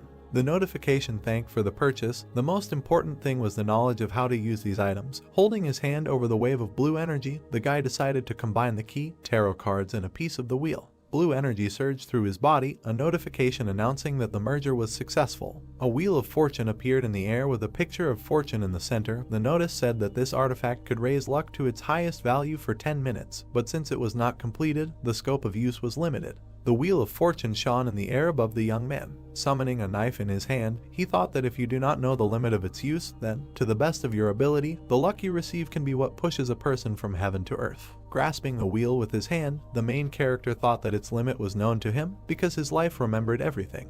The wheel spun in the air. A notification announced that the highest luck value had been reached. Sealed scrolls rained down from the sky. The value of the number of scrolls in the inventory was 10. The enhancement lotto was famous for its worst chance of successful enhancement, but now luck was at its maximum level. The probability of success was 100%. The guy raised his sword to the spinning wheel of fortune. Smiling, he decided to use all the scrolls on the dagger, and a flurry of notifications about the successful enhancement began to pour in. The tip of the dagger began to sparkle. It flashed in the owner's hands, a notification announcing that an old level 10 dagger had been received. The new notification said that the player became the first on the Korean server to succeed in creating a level 10 item, for which he was awarded 5,000 coins. The corresponding achievement appeared on the pedestal. The notification stated that starting tomorrow it will be placed on the Walk of Fame for the whole day. The main character swung his new weapon several times. Placing it on his shoulder, he thought that finally a truly worthwhile thing had fallen into his hands. The 10th day of life in hell, Kalsik and Pakana sat on the floor, hugging their knees. There was a fire made from collected branches on the floor. A moss bed lay nearby. There was no food in the dungeon except mushrooms and moss. The girl watched with disgust as her friend ate fly agaric. She looked away. Jinhyuk was lying on a bed next to the fire. A memory surfaced in her head of how they were attacked by a minotaur who regularly came at a certain time. Pakana remembered how she barely managed to slip under a falling stone block. Because of the changing labyrinth, their life turned into a constant struggle on the brink of death. Imagining her forced ally swinging his sword, the girl was amazed at how easily he took it all. Holding her knees tightly, she said that they would die if this continued. Kalsik agreed, saying that this demon would use them and abandon them at the first opportunity. Anonymous comments began to appear before the eyes of the squad leader, giving advice or simply discussing the situation in the labyrinth. Knitting her eyebrows, the girl asked in a whisper if anyone had found information about this man. Users said that no information could be found because YouTube, personal blog, and all information were blocked, and he did not have a broadcast channel. Seeing this, Pakana lowered her head, thinking that they had chosen terrible people for the support group outside the tower. Frowning, she asked if they had passed on the information to the Elder and what the Raven Guild was saying. The anonymous man replied that nothing was known about this labyrinth and that it would take the guild 3 weeks to find them. Putting her hand to her face in disappointment, the girl thought that 3 weeks was too long. Throwing the last piece of mushroom into his mouth, Kalsik asked what they were saying in the guild. His friend replied that there was no information. Looking at her ally sleeping on the floor, she decided to share her thoughts with her friend. The guy was lying on his side with his back to the fire. Pakahana said that if you kill him and hold out a little longer until the Elder arrives, you can survive and get out of this hell. Knitting her eyebrows decisively, the girl said that the main question was how exactly to get rid of the guy. Kalsik picked up a stone lying on the ground, saying that killing it while he was sleeping was the best solution. Raising his hand, the young man said that few people could live with a broken skull. His girlfriend suddenly stopped him, grabbing his arm. Kalsik looked at her incomprehensibly. The girl said that this man has a reaction speed like a real monster. The main character did not move, lying on a moss bed. The leader of the squad said that they were powerless, because there was a high probability of a counterattack, even if they attacked on the sly. Throwing an incredulous look at her, the guy asked what they should do then, because they could not just tolerate this and continue to suffer. Starting to look for something in her purse, Pakana recalled that her friend was a member of the Black Raven Guild and said that he had given her something in case of danger. The leader of the troop took out from her bag the poisonous sting of a giant immature pumpkin wasp, 1 drop of which could kill 100 trolls. Smiling evilly, she proposed to act in a way that could not be resisted. The main character lowered his eyes in displeasure. In his hands was a wooden board with fried moss and mushrooms. It felt like they were making a survival movie. Taking the mushroom with improvised sticks made from mouse bones, the girl said that she needed to catch a mouse or a moth, then there would be something edible besides mushrooms. Jinhyuk, sitting farthest from the fire, asked to give him some more mushrooms and water. The guys immediately fulfilled his request. Putting more mushrooms on the plate, Kalsik noticed that they still had plenty of this nasty stuff. Throwing a disapproving glance at him, the girl mentally called him weak-willed. The main character put a piece of mushroom in his mouth. Anonymous comments were glad that he swallowed the poison. Pakana smiled contentedly. Kalsik watched him, chewing his portion. The plate of mushrooms fell to the floor. Black liquid gushed out of Kalsik's mouth. The guy grabbed his throat. The veins on his body swelled. Jumping up from her seat, the leader of the squad was frightened to see her friend squirming in unbearable pain. Looking at the player, the girl asked if he knew about the poison. The guy asked the counter whether they really thought that he would mindlessly accept food from their hands. Kalsik's body turned black. The player explained that he changed the plates as soon as they were distracted. Summoning the report button in front of him, the young man said that secretly broadcasting live is definitely illegal. Furrowing her brows, Pakna asked what evidence he had. The anonymous users were surprised that anyone had managed to notice this. Looking at the status window, the main character read that the live broadcast can only be turned on during a boss battle, and if cheating and illegal actions are detected, the perpetrators will be punished. The notification clarifies whether the player wants to file a statement about the discovery of illegal actions. Tears appeared in the girl's eyes. Jinhyuk said that during the broadcast you need to watch your facial expression. Smiling maliciously, he added that the disappointment on her face was too noticeable. The guy pressed the confirmation button. A notification with the inscription warning sparkled around the frightened Pakna. The notification said that the application had been successfully submitted and all anonymous names had been deleted. The girl pressed her hands to her chest. The live broadcast screen behind her began to disappear. She turned around to look at the screen. The users did not understand what was happening. One by one they were disconnected from the server until there was not a single connected viewer left. Notifications said that these people would not be able to watch the video for a month, and if they violate it again they will be deleted permanently. Seeing that the number of spectators was 0, the girl asked how this happened. A new notice announced that the player's fine had been replaced by a merciless fate. Kalsik's body melted. Pakana turned around, noticing something behind her. The Minotaur walked along the corridor, holding an axe in his hands. The next moment he came around the bend. Seeing the enemies, the monster opened its mouth and let out a battle cry. The monster rushed forward at full speed. Hiding behind the player, the girl asked if he would fight this time. Slapping him on the back, she asked him to tell him where she should hide. The young man turned around, calling her impudent because the girl had recently tried to poison him, and now she was asking for help. Holding her hands to her chest in fear, Pakana stated that he always told them what to do. A plea for help was written on her face, and a notification popped up stating that the conditions for copying the contact skill had been met. The main character gave her an arrogant look and said that he no longer needed her. A skill book materialized above his head. Knitting her eyebrows, the girl said that the guy would regret it. Putting her hand to her chest, she said that her older brother served in the Raven Guild. The thrown axe hit the ground, causing Pakana to jump back. Jinhyuk jumped into the air, ending up above the monster's head. Having fallen to the ground, the girl watched what was happening. The player asked her to carefully look at what the difference was between him and the guild. He swung the sparkling knife. Making a jerk down, the guy hit the Minotaur right in the back of the head. There was a shallow cut on the monster's head. Swinging its fist, the monster hit the wall, causing its enemy to jump back. The player landed on a stone tile, thinking that he was able to deal damage thanks to his breach skill. The powerful tug caused the rocks under his feet to crumble. Rushing forward, the guy concluded that he couldn't just kill the monster. Noticing something, he glanced to the side. The axe flew over him, forcing the player to slide along the ground. To win, it was enough to create the same situation as last time. Looking at the enemy, the young man clenched his teeth. The notification said that the first level fire element was activated. The flames rushed towards the Minotaur, who put his hands in front of him for protection. Breaking through the flames, the monster screamed furiously. Having rushed past, the main character was able to strike at the monster's legs. The Minotaur fell to one knee. The player was behind him and asked the monster not to rage so much. Grasping the knife tighter, he thought that as muscle builds, the meat becomes tougher. A satisfied smile appeared on his face. The Minotaur lowered his head, steam coming from his mouth. The moment had almost arrived for the monster to use his last card.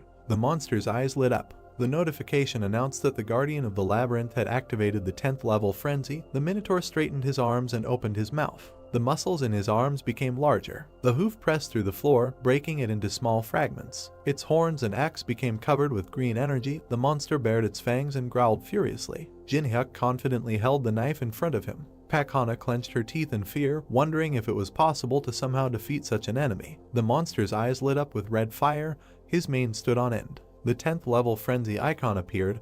This skill increased strength, attack speed, and movement speed by 30%. An additional ability was an increase in intelligence, allowing you to speak human language. Opening his mouth, the Minotaur declared that he would tear the man into small pieces. Holding an axe in front of him, he added that he would trample him into dust so that he could never encroach on this place again.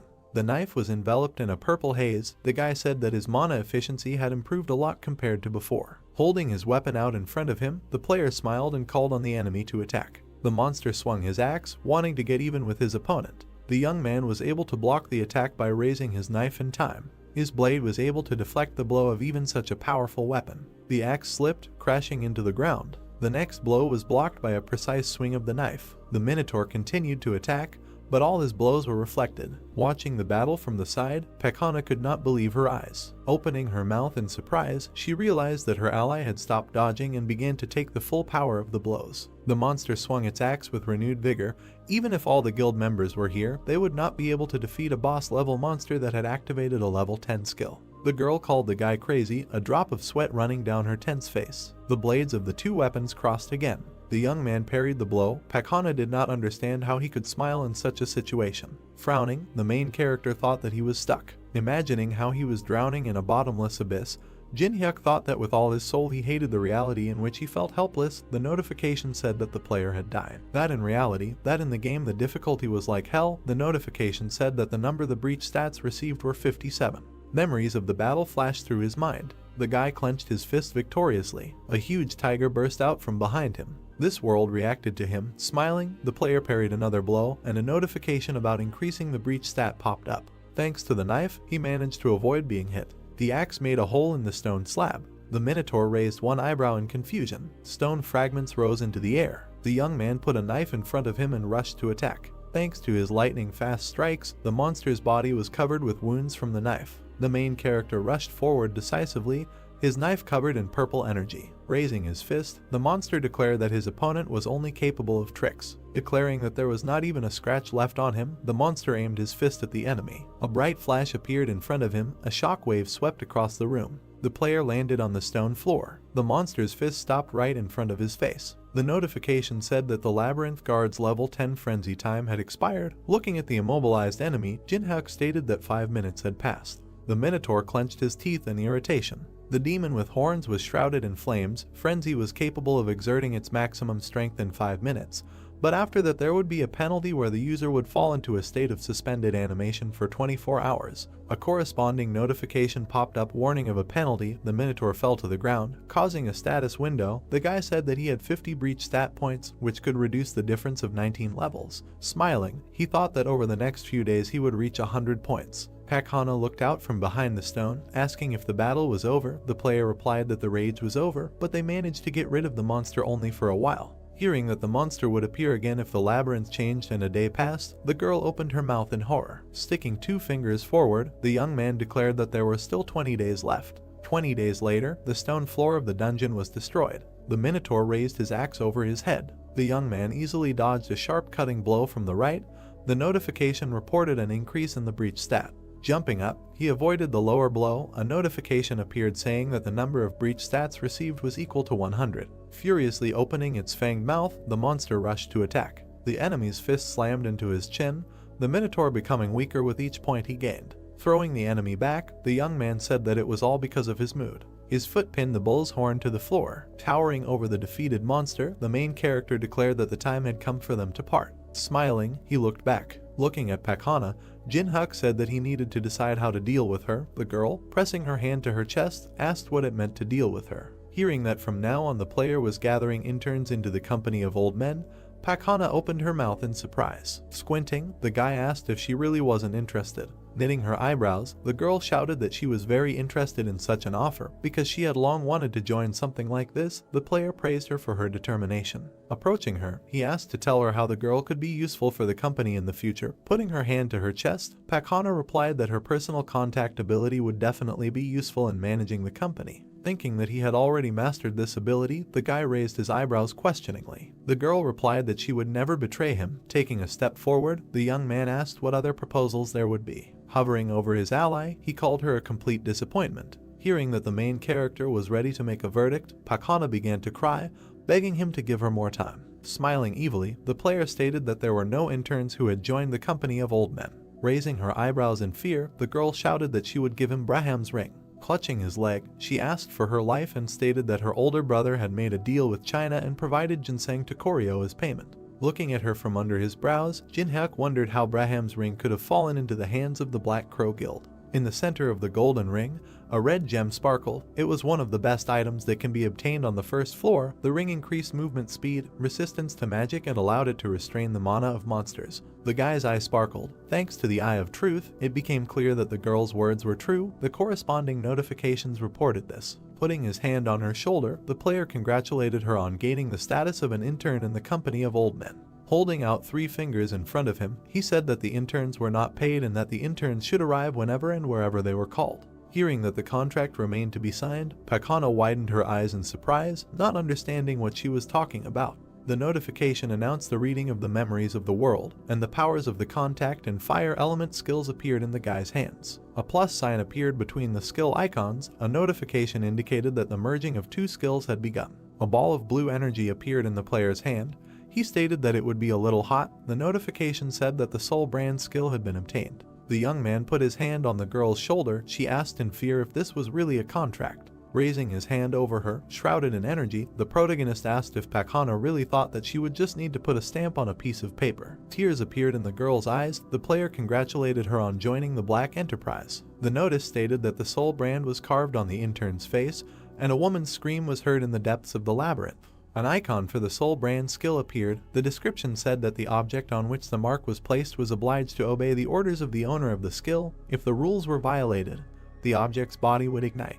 The gates of the labyrinth opened. The notice said that the first floor maze had been completed for the first time. The girl fell on the grass, rejoicing that she managed to survive. The notification said that players would be on the honor list for 1 day and would receive 5,000 coins. Looking at the notification, Pakana was surprised by such a reward for all the torment.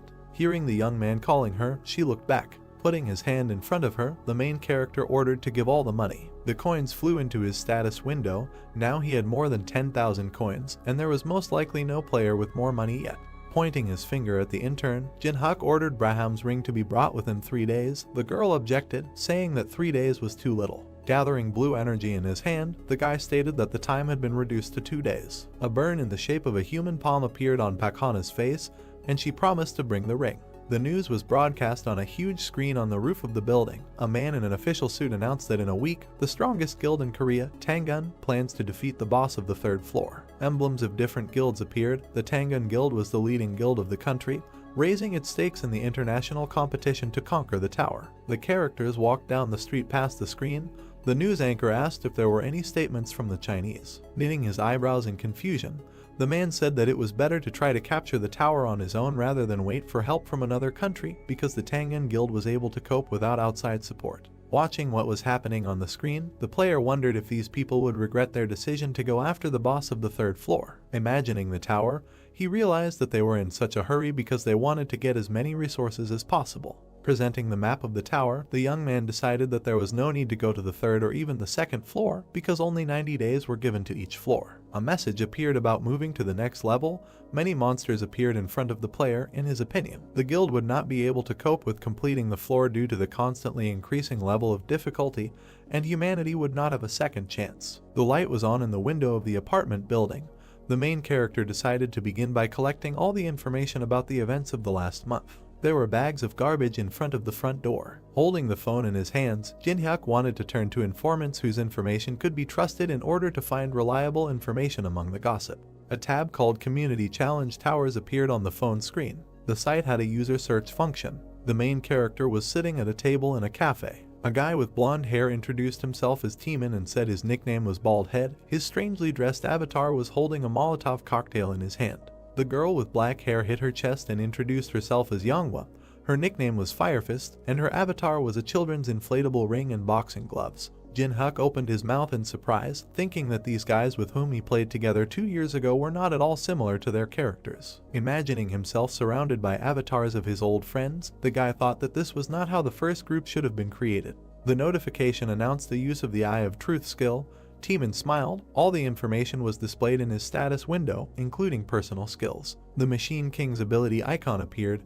This magic was quite powerful and had no serious drawbacks, so it was useful in large-scale battles. Yeonwha took a sip from her plastic cup, her status window describing her stats and abilities. A sign of the Taekwondo Master skill appeared, which helped fight in close combat. The main character realized that the guys were hunting together because they had the same level. He smiled, thinking that they got along well before. The notification that popped up said that the player would only be able to copy abilities if they reached the 20th floor together. Pointing his hand at his ally, Teeman said that it was his turn. Distracted from his thoughts, the young man introduced himself, saying his name. Putting his hand to his mouth in embarrassment, he added that his nickname was Captain Boar, and thought to himself that he created this nickname 11 years ago. Sitting down at the table, Jin-hyuk said that he was 27 years old and that he streamed Paprika TV. Teeman's mouth opened in surprise. He was surprised that his friend was a streamer and said that he also sometimes watched Paprika. Smiling, the player replied that he had already stopped streaming. With a wave of his hand, the interlocutor said that they could relax,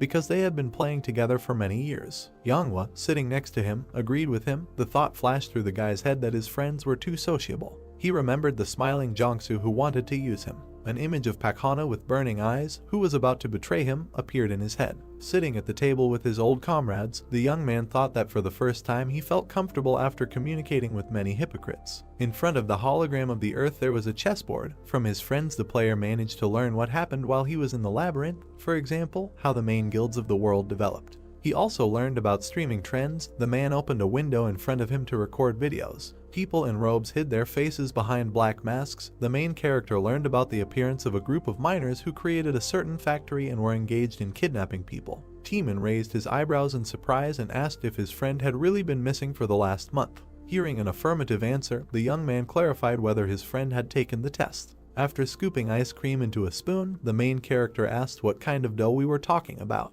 There was a taxi and a traffic jam on the highway. Looking back from the front seat, Teeman explained that a stream of players poured into the tower when it first appeared, but from the second floor the number of deaths increased. The tower rushed high into the sky. The association set a restriction due to which only those who passed the test could climb to the second floor. Pointing to the barcode on her wrist, Manhwa added that the association issues a verification code to everyone. Remembering the face of the head of the association, Jin-hyuk thought that Sanjin was gathering people with powerful abilities under the guise of reducing the number of casualties. Smirking slyly, he decided to use the system created by the association for his own benefit. There was a screen with the earth depicted on it hanging on the skyscraper, and the taxi stopped at the entrance to the building. The symbol of the association appeared. After its creation, players who received a grade below F lost the opportunity to go to the second floor, and the dossier was stamped failed. People cheered as they stood in front of the man with the sword. Players with high scores immediately began to receive offers from the top guilds in the country, so 3 types of people gathered at the testing site.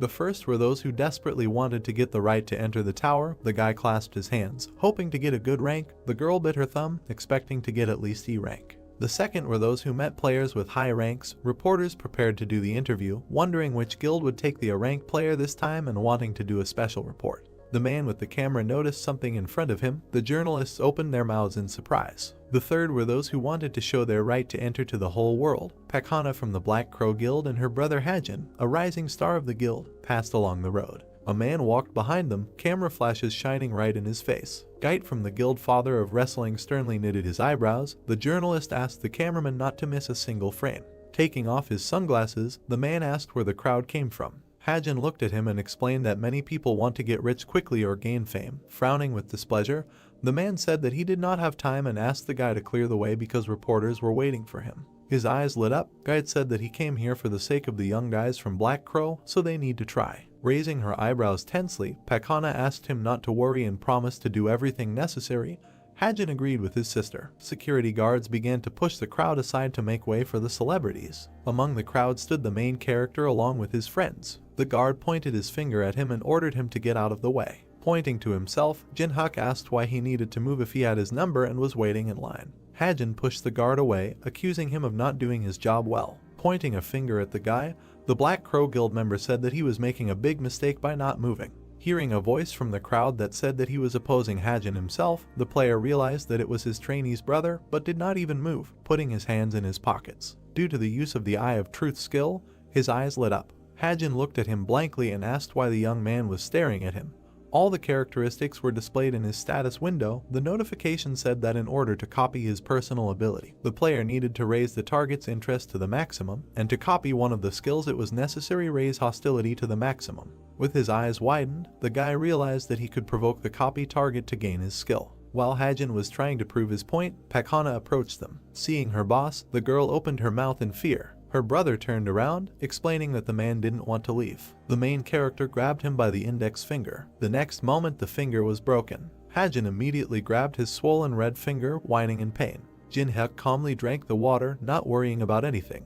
Hajin's eyes lit up and he removed his hand, which was immediately enveloped in strong magic. All the people around were in shock. They called for everyone to run to the scene of the clash and look at what was happening. Janek, noticing something was wrong, looked at his opponent in surprise. At that same second, he grabbed the open bottle of water tighter. Hajin was already heading towards the main character when suddenly water got into his face and eyes. He threw a strong slash, but Jinhyuk was no longer there. All that was left was the bottle, which flew towards the attacker, when suddenly he received a strong blow to his leg, causing his stance to buckle. Within a second, Hajin fell to the floor with a loud cry, holding his knee. Not far from him, with his back turned, stood the main character. Everyone around was in shock. No one understood what happened. Among the uncomprehending crowd was Hana. She looked at Jinhyuk in horror. Drops of sweat were running down her face, and there was fear in her eyes. She asked herself why the main character was here. Quite suddenly it was heard from the crowd. It was Gait, who was holding his hands on his chest with displeasure. Jinhyuk looked at Gait emotionlessly. He immediately tried to use the level 1 Eye of Truth skill. At the same second, an error appeared with the inscription, Failure. Immediately another error appeared, informing that the use of the skill was impossible due to the difference in levels. There was rage on Gait's face. Gritting his teeth in anger, he advanced on the main character. His eyes burned with a bright, warm flame. This guy's level was reported to be above 20. As soon as Gait approached the main character,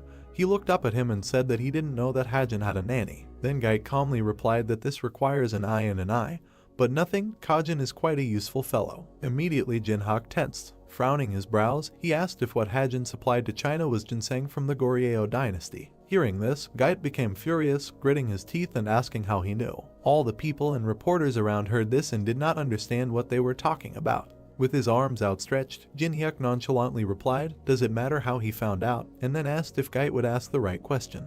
A malicious smile appeared on his face, and there was a certain idea in his eyes. For example, how to get rid of side effects, Jinhyuk suggested the question. Gait said rather sharply. A message immediately appeared informing that Gait was using the 3rd level dungeon skill. Walls began to appear around Jinhyuk and the enraged Giddy. Hyun, Teeman shouted, throwing himself into the closing walls. Veins appeared on Gait's forehead with anger, and fire burned in his eyes. It exuded strong magical energy. Jinhyuk, Younghwa immediately shouted when she saw that the dungeon had closed. Is this really a protective wall? The main character asked in surprise, touching the impenetrable wall. Gait did not answer the question, but simply asked if Jinhyuk was really asking for 10 dungeons, after which he asked if then the main character could prove that he was not lying.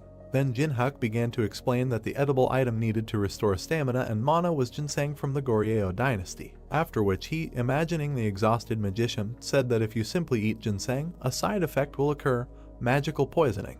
After that, he raised 3 fingers and said that the guys were probably suffering about this right now, but 3 objects could help with this. These were Carasian juice, moonstone, and most importantly, mandrake root, after which he said that he thought that the guys were now looking for the mandrake root. After thinking a little and throwing out his hand, he said that he would tell him where he was, after which he asked if Gait now believed him. Drops of sweat were running down Gait's face, and it was clear from his face that he was very excited. He said to himself that everything he said coincided with the words of the scouts and researchers. Well, I agree, the main character asked with a malicious smile on his face. After thinking a little, Gait replied that he would believe Jinhyuk. But, he suddenly said, sharply holding out the knife that appeared in his hand. I'm warning you, no tricks, Gait said in an angry and threatening voice, adding that otherwise it wouldn't seem like much. He clenched his teeth in anger and said to himself that the main character had asked for as many as 10 of the most valuable dungeons and this was an excessively high fee. He held the blade shrouded in strong magic in front of Jinhyuk's face and said in his head that he needed to end everything here. Suddenly fear and shock appeared in his eyes. Jinhyuk smiled madly, his eyes glowing with a bright purple flame. Looking at his opponent, he said that it seemed that Gait had not yet understood.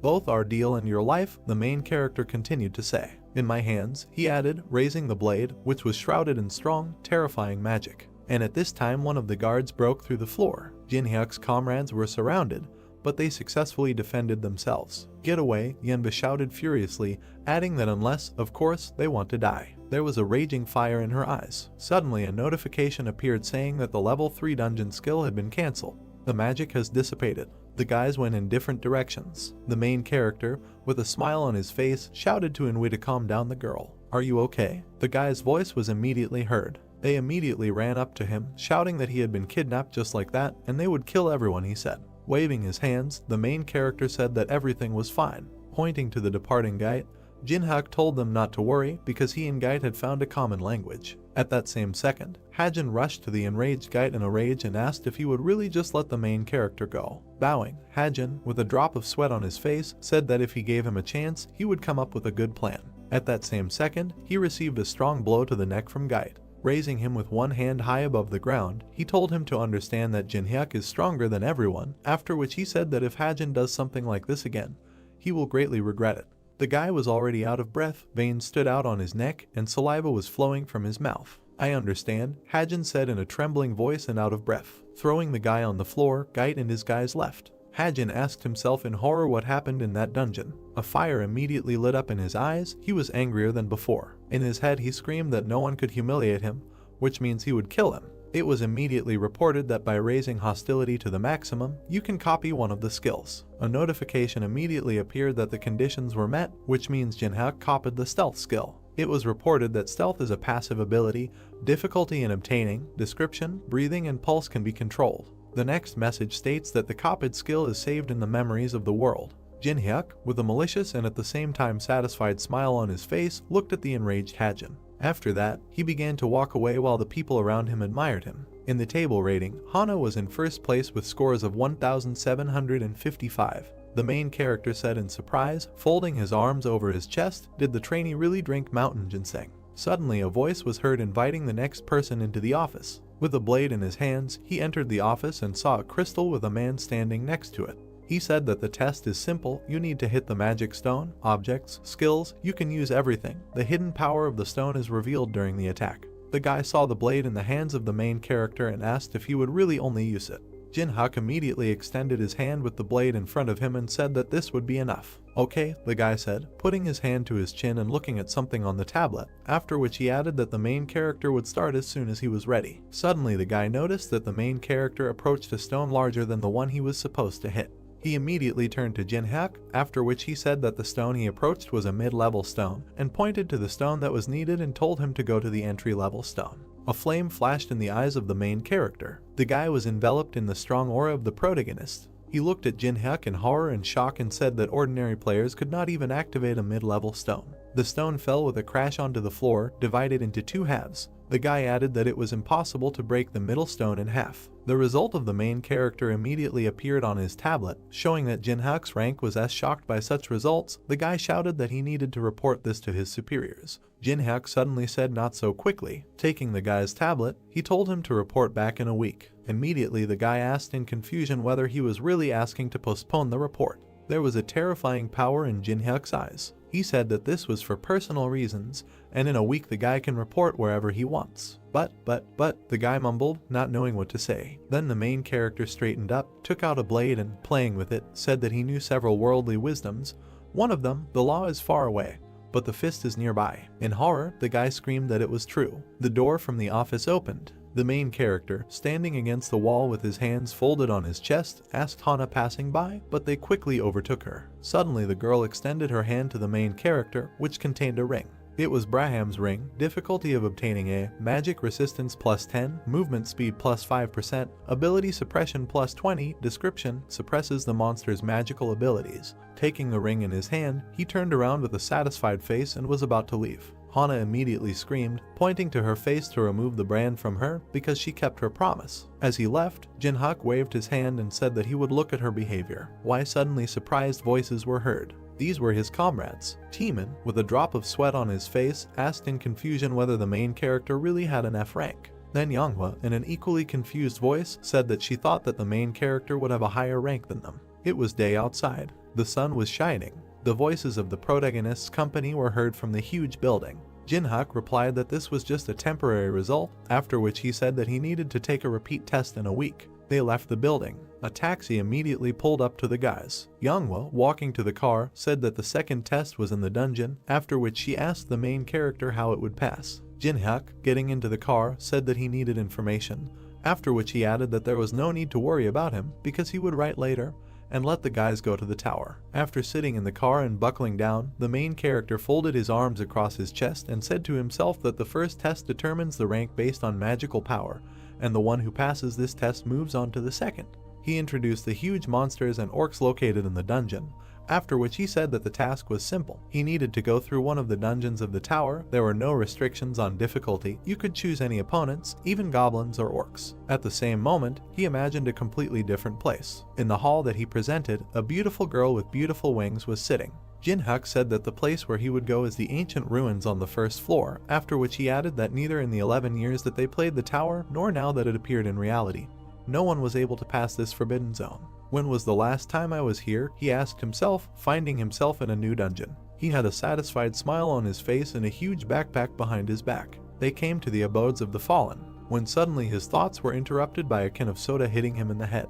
They immediately shouted at him to tell Jinhyuk to drag his suitcases. Mountain ruins, first floor of the Tower of Challenges. Warkug was very beautiful. Waterfalls flowed and rocks flew in the air. In his head, Jinhyuk said that with an F rank, he couldn't go there alone because the guild guarding these ruins wouldn't let him through. They marched forward in a huge expedition. He added that the best option was to go as a porter. Suddenly, one of the team turned to Jinhyuk and asked how he got here. The main character looked coldly at the questioner. He smiled and said that he needed a lot of money to survive. To this the stranger smiled back and said that everyone needs money. Suddenly, he showed a picture of his family on his phone and said that he was here to feed his wife and children. Jinhyuk's face changed at that very second. He immediately realized that this man was one of the suicide players. They moved further and further. The traveler said that both of them with rank F should be extremely careful. Where they point, that's where we go, because the equipment doesn't work inside and the ambulance won't come. Don't worry, the main character said with a confident and warm smile on his face, after which he added that those who are here will at least return home unharmed. Yes, the stranger asked, a little confused, turning to the main character. Cold sweat broke out on his face. The sky was blue. The sun illuminated the mountains and the earth. The stranger suddenly laughed and thanked Jinhyuk for his kind words, after which he praised him for being braver than the others. It was reported that the quest for the raid group was beginning. A scroll appeared indicating a raid. It was reported that this is a raid on the capture of ruins, Difficulty S, conditions, kill the boss of the location, free the prince who is deep in the ruins, reward, relic of your choice. We are there, it was heard from up front. Then everyone threw their huge backpacks onto the ground. The leader's voice said that everyone was doing well, so now they can rest while they wait for the raid group. Jinhyuk put down his backpack and looked at the huge temple in front of them. The golden chest was a special reward. The notification that appeared announced a special reward for the first conqueror of the tower. Special, the main character asked himself in surprise, looking at the notification that appeared in front of his face. Is it really only me who can see this? He asked himself. The next notice was about receiving the award. The hero now has stats for plus 10 points of luck and plus 10 points of adaptability. The next message said that the luck and adaptability stats had been increased by 10. Frozen was also obtained. The lock under the frozen emblem was opened. It has been reported that Cold Heart is the ability to remain calm even in a critical situation, but may have trouble showing emotions. It was also reported that the passive skill Monopolization was obtained. The lock under the Monopolization emblem was opened. It was reported that if Jinhyuk completed the quest alone, the reward for completing it would be the highest possible. This, the main character said in confusion. Suddenly a crazy smile appeared on his face, and madness was also visible in his eyes. He asked himself how cool this was. He put his hand to his mouth and thought. Jinhyuk presented several chests behind him with various rewards. He said to himself that even though there were an incredible number of awards in the tower, to receive at least one was great luck. With such passiveness, I don't even need luck, he joyfully said to himself. While he was thinking, a bright light suddenly shone in the center of the temple. It illuminated everything around. After a few seconds, barely visible figures appeared in it. It was a raiding party. One of the guys was loudly indignant, saying that he couldn't get used to teleportation, after which he asked what the others were doing. More soldiers appeared behind him. One of them reported that all 50 people were alive. Ordinary workers looked with some horror and distrust at the arriving raid group. It was immediately reported that the Eye of Truth of the first level was being used. We are moving forward, the leader shouted, adding that they will form the formation on the move. The raid group is in the vanguard. It was reported that this guy's name was Jeonghwan, age 29, level 14. Ability, Relief. Jinhyuk was informed that the condition for copying the ability was to gain Jeonghwan's trust during the raid. The main character's eyes exuded strong magical power. Damn, he said, biting his lip in worry. He looked at Jeonghwan, who was gathering a squad, and then said that gaining trust would be difficult. Wait a minute, he suddenly said. His eyes showed that he had something in mind. Jeonghwan didn't even realize that the main character was watching him so closely. In his head, Jinhyuk was asking himself if the guild leader of the top 10 was only at such a low level. He stood with his arms crossed and watched, saying in his head that he would not be noticed. Destroyed temple. There was devastation everywhere, nothing was whole. The roots of the trees have already sprouted everywhere. A mage from the squad, stopping in front of pitch darkness, turned to everyone and told everyone to follow her, because if someone gets lost, no one will save him. It was reported that the lamp skill of the first level is activated.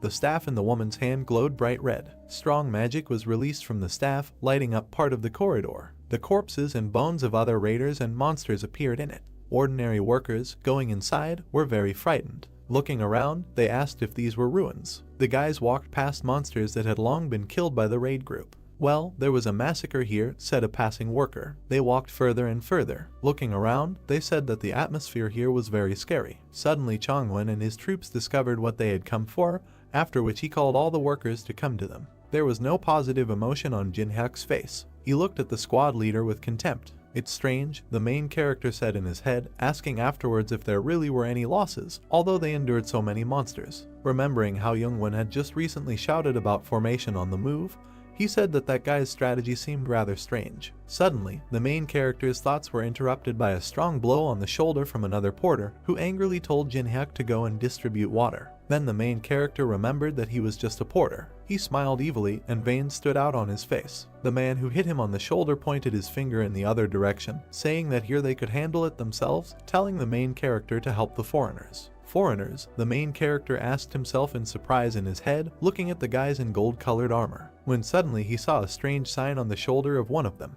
After thinking a little, he remembered that these were warriors of the Sion Guild. Suddenly he saw one of the soldiers in white robes and armor, which was unlike the others. Jinhyuk smiled mockingly, saying in his head that they were such fragile creatures, and then asked himself if it was worth making friends with someone. After a while, he handed over a mug of cold water. The knight in white robes looked at the main character in surprise. Jinhyuk said that the knight did a good job. The warrior thanked him. It was reported that level 1 communication was being activated. Jin-hyuk smiled contentedly when he learned about this. It was immediately reported that there was little interest in him. Suddenly the knight began to take off his helmet. Taking it off completely, it was a beautiful girl with brown hair. What Jin-hyuk saw shocked him. He understood everything immediately. She was the youngest daughter of the Laurentia family of aristocrats from Europe. She is a versatile player associated with divine power, with offensive, defensive, and healing skills. The girl looked incredibly heroic. She held the sword confidently in her hands. Jin-hyuk continued talking in his head. She, the hero who saved Amsterdam from chaos, is one of the most famous players in Europe. She is the Saint of Amsterdam, Teresa de Laurentia. Looking at how Teresa greedily drank all the water from the glass, he said in his head that it was now clear why there were no losses, adding that Teresa showed herself best in battles with the undead and other evil spirits. But, he suddenly said, after which his eyes glowed with a bright flame. He added that many want to go higher, and Teresa is here, although there is now a raid on the boss of the 3rd floor. It was reported that the level 1 Eye of Truth was being used. The girl, holding an empty mug in her hand, blushed because she was refreshed. Suddenly an error appeared saying that using the skill was impossible due to the difference in levels. Is she really higher than the 20th level? The main character asked himself in surprise. Suddenly, another message appeared on top of the error, informing that the luck and adaptability stats compensated for the difference in levels. The Eye of Truth of the 2nd level was immediately used. Cool, Jin-hyuk shouted joyfully in his head. It was reported that the main character can view the status of the target. Looking at the system screen in front of him, he said with a satisfied smile on his face that now he could appreciate everything.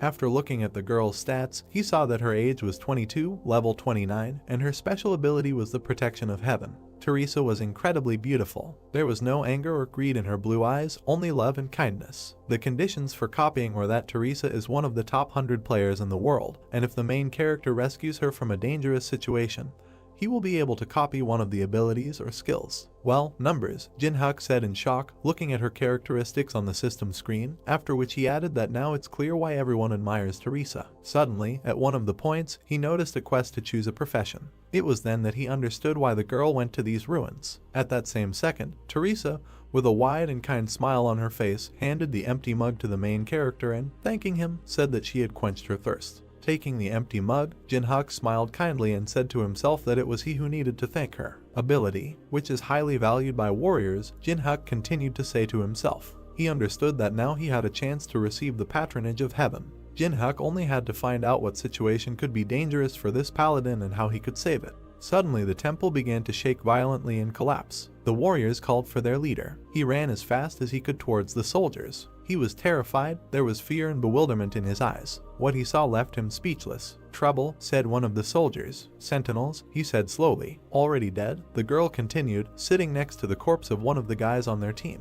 Further down the corridor there were more corpses. Ruined guardians were reported to be keeping an eye out for trespassers. A huge mechanism flying in the air looked at the entire raid squad. Remaining time is 10 minutes. Unknown cubes, shrouded in strong magic, began to appear around the guard. It has been reported that the ruined security system sleeping bomb activates when intruders appear and summons guards when activated. In his head, the main character said that if you don't touch her, nothing will happen. At this moment, Chongwon grabbed his head in horror and panic, shouting to the entire audience who turned on this monster. It's late, only 10 minutes left, Jin-hyuk said to himself. Veins appeared on Youngwon's face. The leader's face was illuminated by the light from the guard. There was fear and the reflection of a monster in his eyes. In his head, Jeongwon said that fighting the guards with their strength would be suicide, adding that at least half, even more, would die. After that, he began to wonder what if they evacuated the civilians in 10 minutes. It's impossible, Jeongwon suddenly thought. This word seemed to be endowed with magic that forbade him to make the right decision.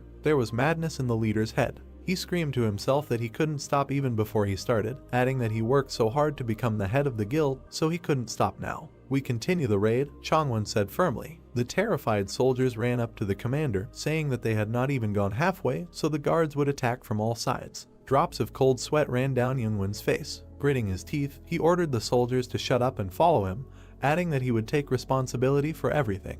Even without a second team there is a chance for success, he said. Pointing to Teresa, he said that they had her. At this time, one of the soldiers ran up to a gathering of guys resting nearby and told them that the guards had woken up. One of the vacationers indifferently said that the one who reported about everything was worried, explaining that such a huge guild as Parhi would not act without countermeasures. True, the informer asked in surprise. Of course, the archer said, jumping up from his seat, adding that loners like them just need to obey the head, after which he said that most likely, the guild had probably already destroyed all the guards. Suddenly, a huge hand appeared behind him. A second later, the archer was turned into a bloody mess. The remaining frightened guys stood in a circle, preparing to defend themselves. We are in a very bad situation, the informer realized. Huge magical armor appeared around the guys, the main forces of the raid group. We are preparing for battle, Chongwon shouted, after which he added that the tanks are forward and the bearers are back. Quickly, he shouted, ordering the porters to distribute buffs to the tanks and the healers to get ready. People immediately began to rush from side to side, following the commander's orders. Taking a stance and raising his shield in front of him, he suddenly began to glow. It was reported that Youngwon would activate level 3 steel defense. It was also reported that Jiangwon had activated level 2 combat concentration.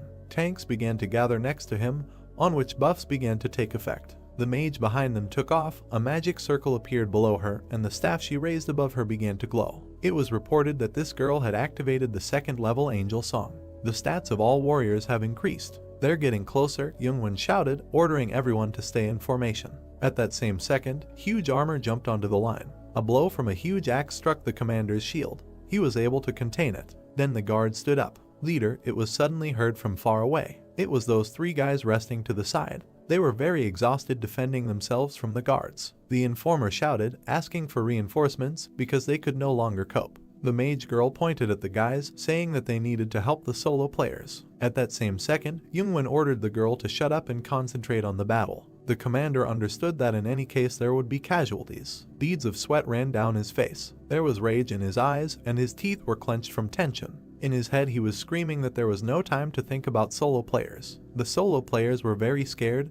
They held on with all their strength. Jiangwon explained that, unlike guild players who act coherently, solo players are immediately lost in such battles. They heard it, but, said one of the solo players, lowering his head in disappointment. He realized that they had been abandoned. Tears flowed from his eyes. He screamed, begging for help. Suddenly, quick steps were heard. Teresa soared above the guards, swinging a sword shrouded in powerful magic. It was reported that the 4th level cross skill was activated. There was a warm flash from the ceiling. At that same second, all the guards were struck by Teresa's strong, well-aimed and quick blows. The girl's eyes burned with a bright blue fire. The desperate guy suddenly saw the light. Teresa, he shouted joyfully, looking at his savior. A bead of sweat ran down Teresa's face. There was composure and calm in her eyes. In her head, she analyzed that 2 guards had passed through the raid team's positions. The non-combat units were in danger. She immediately rushed to the defense of the soldiers. Teresa understood that she needed to hurry up and cover the rear. In the rearguard, there was devastation in the hall. Many of the porters were dead. One of the workers was sitting on the floor, saying that they were in trouble. Blood was pouring from his mouth. One of the guards swung a huge axe at him. Suddenly, cuts ran down the guard's arms and legs. "What are you talking about, uncle?" The voice of the main character was heard. At that same second, the guard fell apart into many pieces, out of action. In front of the man, who was already ready to die, stood Jin-hyuk, who, with a smile on his face and a blade in his hand, said that he had already said that he would return home alive. Jin-hyuk, from behind, a man suddenly shouted. A huge hand of a guard was flying towards the main character from behind. Jin-hyuk avoided her without an iota of fear. It was reported that the level 1 fire element was being activated. At that same second, the protagonist's hand caught fire. He smiled madly and shouted, "What else?" Throwing his hand forward, a strong stream of fire was released from it, which was directed towards the hand. All that was left of her was fragments, although the fingers on her hand were twitching. Jin-hyuk, shaking off his hand, turned away and said that he would not finish off, let others do it, after which he said that he needed to remain at the 1st level so he could not kill. "Where did you get such strength?" asked the surviving man, holding his wounds. Scratching his head, Jin-hyuk smiled and said that he was just lucky. In his head, he wondered who woke up the high-level guards of the ruins, because there was no point. The old man looked at his savior in shock, in no hurry to get up. Suddenly, Teresa grabbed the man. A second later, he was already standing 10 meters away from the main character. Teresa stood with her back to the main character and said that she thought Jin-hyuk was a good person, but he turned out to be threatening the man with a knife. Suddenly, she said that perhaps it was he who woke up the guards. There was anger and contempt in her eyes. Turning to the main character and raising her shield, she said that Jin-hyuk was arrested.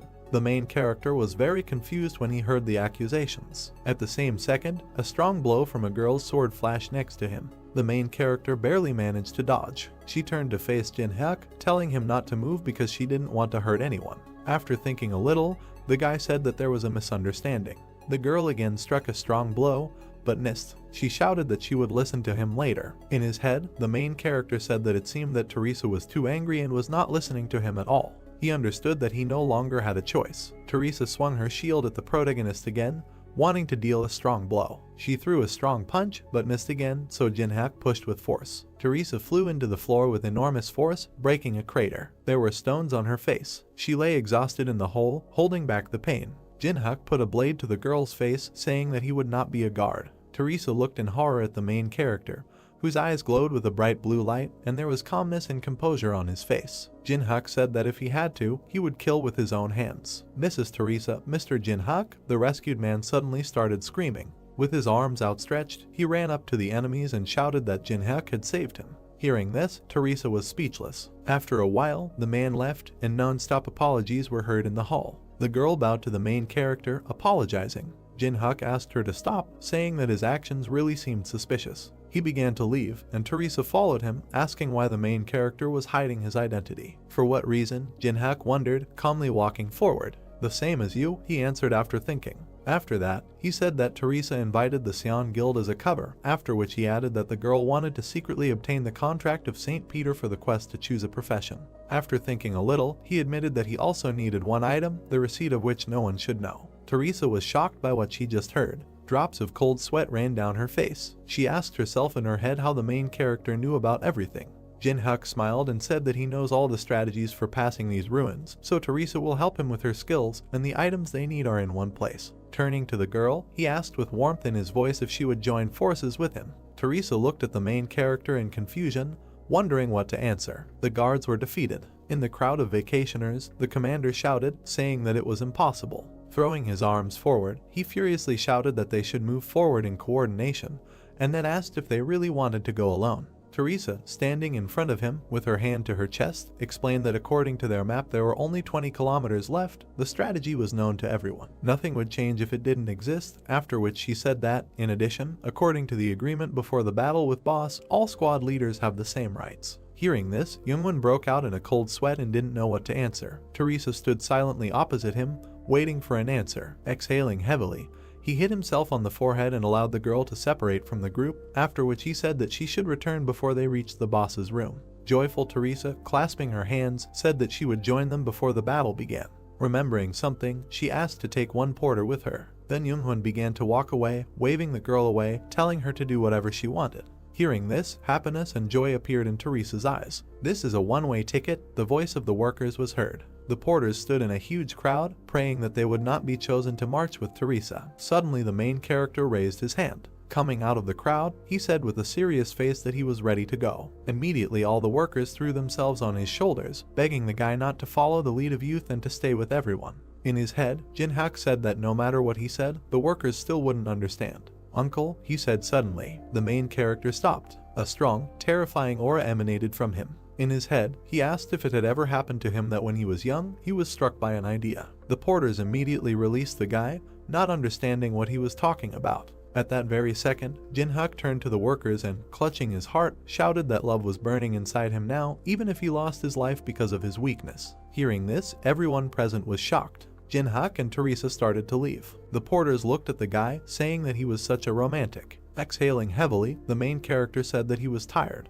Next to him walked Teresa, looking at the main character. After a while they came out into a hall full of monsters. They walked to the edge of the platform and looked down. Teresa pointed to the crypt, surrounded by a magical barrier, and said that the Treaty of St. Peter was in that sarcophagus. "Yes, I noticed that too," Jin-hyuk answered immediately. Looking at the girl, he calmly asked her if she understood that she needed to remove the protection. "Yes, I know," she answered immediately. Suddenly a warning flashed in front of them. Teresa looked in shock at the system window in front of her, in which it was written that the master of the abode of the fallen was watching them. Reading the same thing on his screen, Jin-hyuk was calm. Rubbing his chin, in his head he said that this was definitely about the boss, after which he thoughtfully said that the boss had never been interested in the players, and now he decided to show himself. Drops of cold sweat appeared on the girl's face. Pointing to the warning, she stammered and asked if the main character saw the same thing, after which she said that it was definitely from the boss, but what did these words mean? Did he really see us as enemies? Teresa asked in confusion and fear, to which Jinhyuk immediately replied that this was not so. Pointing his finger at himself, he said that the boss was a sign of him.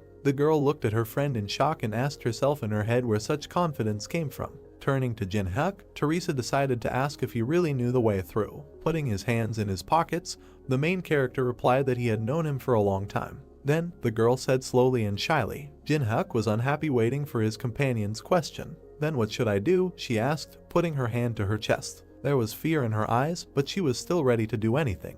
There were many dangerous monsters walking below, protecting the grave. Suddenly, Teresa jumped from the balcony. She landed among the monsters. The monsters immediately paid attention to her. Teresa was reported to be activating a level 5 battle song. For 10 minutes, all stats increased threefold. There was a powerful and terrifying aura around the girl. Her eyes glowed with a bright blue light. She was ready for a fight. What happened a few minutes ago was that the main character said with a smile on his face that her task was simple, saying that Teresa must attract the attention of the undead.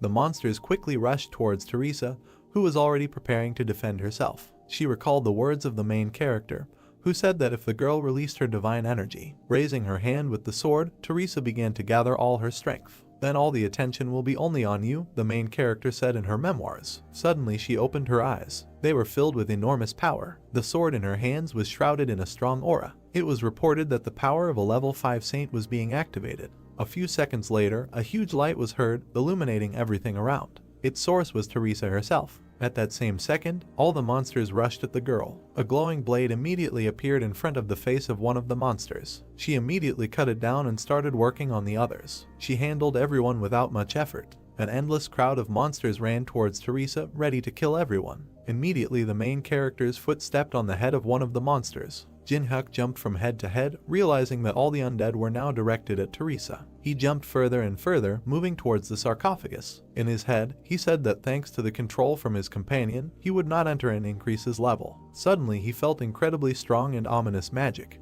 The huge sarcophagus exploded at that very second. A huge skeleton emerged from it, shrouded in strong and terrifying magic. It was reported that elite undead had appeared and special dead had risen. The floor was on fire, and the main character was covered with debris. A few seconds later, Jinhyuk stood up from the rubble. There was a satisfied smile on his face. In his head he said happily, the mini-boss had finally appeared. At that same second, a huge guard sword appeared from behind a column of smoke. Noticing him in time, the main character deftly dodged without receiving damage. As he dodged the sword, he said in his head that Durahan shouldn't have been here or the conditions had changed because of Teresa. He immediately began to run away from the guards who surrounded him. A few seconds later, he jumped on the guard, starting to attack him, and at this time the Lick used strong magic, destroying everything around him. The main character understood that it would be easy to deal with him. Then he added that you need to be careful with flying monsters. At that same second, the Lick raised the staff in his hand above himself and began to accumulate enormous power in the weapon. After a few seconds, he pointed his staff at Jinhyuk, about to release strong magic at him.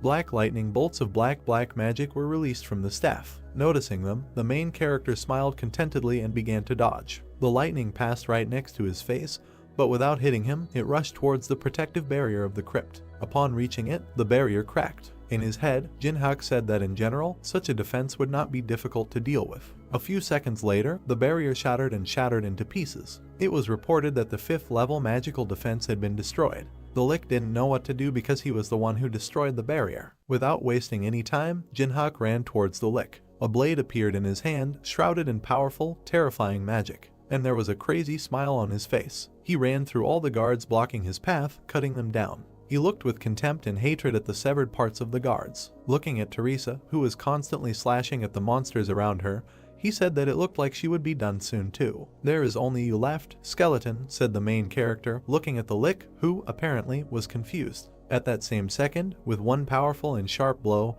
he was cut into 2 parts. Surprised, Jinhyuk looked at what happened to the Lick. I finally found you, came the stranger's voice. A foot stepped on the monster's crushed skull. At that very second he was crushed with force. The one who reads all the movements of monsters like an open book was suddenly said by a stranger. It was a small guy with a sword in his hand. He said that he was sure that the main character would come here. Long time no see, he said, extending his hand with the blade towards Jinhyuk. This guy's eyes glowed bright blue. You, the main character, answered in confusion, looking at the guy. Not recognizing the stranger, Jinhyuk shouted, asking who he was, to which the guy with the sword replied that the main character should remember him. When suddenly veins appeared on his face from anger, he angrily asked if he really didn't recognize him. "You don't recognize me?" the stranger shouted again, pointing his sword at the main character. The Eye of Truth has been reported to be used. Lightning oozed from the main character. It has been reported that stat effects compensate for the difference in levels. The player's status opens. The guy did not lower his sword, aimed at the main character. This guy's name was Yusung, age 28, level 29, ability Sword Song.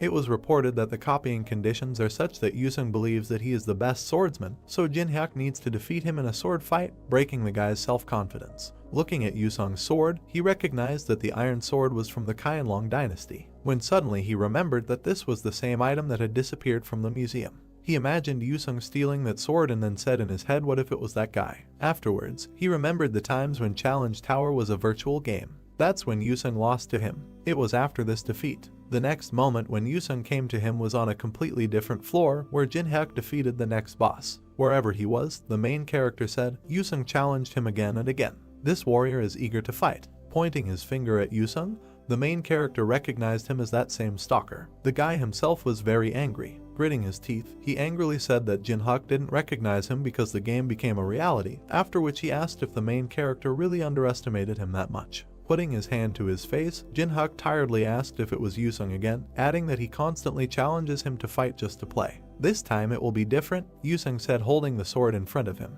He was very angry and said that they are both at the very beginning of their journey, so Jinhyuk has no advantage now. The main character turned away and coldly said, what if Yusung wants to fight, then he won't stop him, when he suddenly asked if he could handle it. At this time, his partner ran up to him from behind. Pointing his finger at her, Jinhyuk said that she wouldn't just stand by and watch. Teresa ran at all speeds to her comrade. Exhaling angrily, with hatred in his eyes, Yusung said that his opponent had an interesting partner, when suddenly he shouted that he would not allow anyone to interfere with them. Suddenly it was reported that Yusung was using the level 5 battlefield selection skill. Yusung's blade was shrouded in strong magical power. The guy pointed his blade at the floor. Hitting the floor with force, a huge blast wave was heard. The main character stood next to a broken grave with things. In the very corner there was a small glow, from which strong magic emanated. The space began to change. Teresa called out to her comrade, who was reaching into the grave for light. Jinhyuk took out a small ball from the sarcophagus. With a satisfied smile on his face, he looked at Teresa and said that they would meet again. Within a second, he and Yusung disappeared. They both found themselves in some kind of space. Raising his blade and taking a stance, Yusung shouted that now nothing would hinder them anymore, after which he challenged the main character to a fight. It was reported that Yusung would activate the 5th level duel. All of Yusung's stats increased by 10%. The main character just stood there, waiting for the fight to start. It was reported that all of his stats were reduced by 10%. Yusung advanced towards Jinhyuk. The main character himself looked at the approaching opponent and said to himself that Yusung's special skills, choosing the battlefield and the duel, had significantly weakened him. That is why the situation has become extremely unfavorable. It has also been reported that special conditions for the synthesis skill are activated.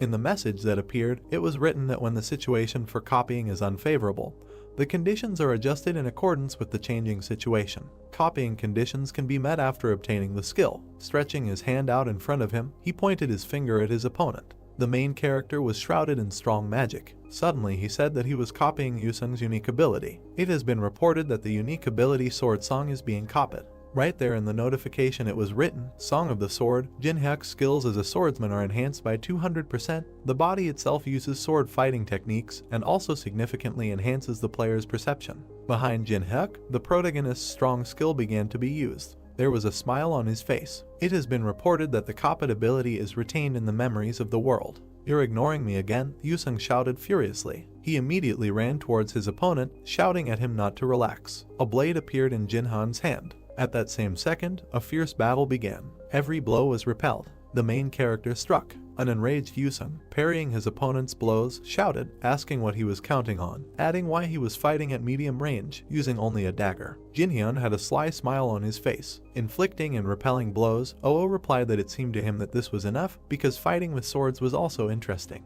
Hearing this, Yusung's rage awakened. He pulled his sword behind his back and shouted that Jinhyun was still underestimating him. After that, he pointed his sword at the main character. It was reported that Yusung would activate the 6th level Sword Soul skill. At that same second, waving his sword, which was filled with enormous strong magic, he sent a shockwave towards the enemy. Easily dodging, the main character asked if he was trying too hard, adding that Yusung was just using the highest techniques in a fight with a newcomer. Hearing this, Yusung sent his opponent away and shouted that Jinhan was no longer a beginner. It's a pity that the main character once said to himself, after which he rushed towards his opponent. He understood that if the enemy continued to parry the attacks, the dagger would come to an end. So it's time, he said. After these words, he took out the sphere that he had previously taken from the grave. For a skill that can withstand a sword, he added to the previous sentence. Immediately after this, he placed the ball on the blade of his blade. After that, he said that he was combining the sword song and the demon soul. Suddenly the ball disappeared, being absorbed into the blade. Synthesis was reported to be taking place. In the next window that appeared, it was written that the ability sword song and the item demon soul were combined.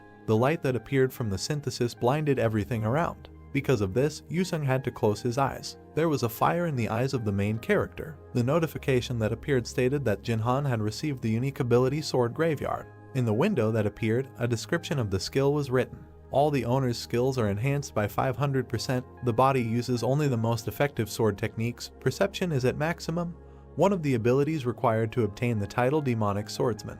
The glow faded, and then the main character extended his hand with the blade to the side. There was not an iota of fear on his face. It has been reported that the unique ability Sword Graveyard will be activated. It was immediately reported that the skill Knight of the Dark Moon of the first level was activated. A huge force spread through the protagonist's hand. In his head, he said that the ability so far produces barely a tenth of its total power. He understood that he did not have enough mana to control this power, so he needed to increase its supply as soon as possible. Yusung stopped. He didn't understand what was happening. A huge strong magical wave flew next to him. Cold beads of sweat ran down his face. He didn't dare move. In his head, Yusung only asked himself what kind of incredible power this was, after which he added that this is the most convenient battlefield for him.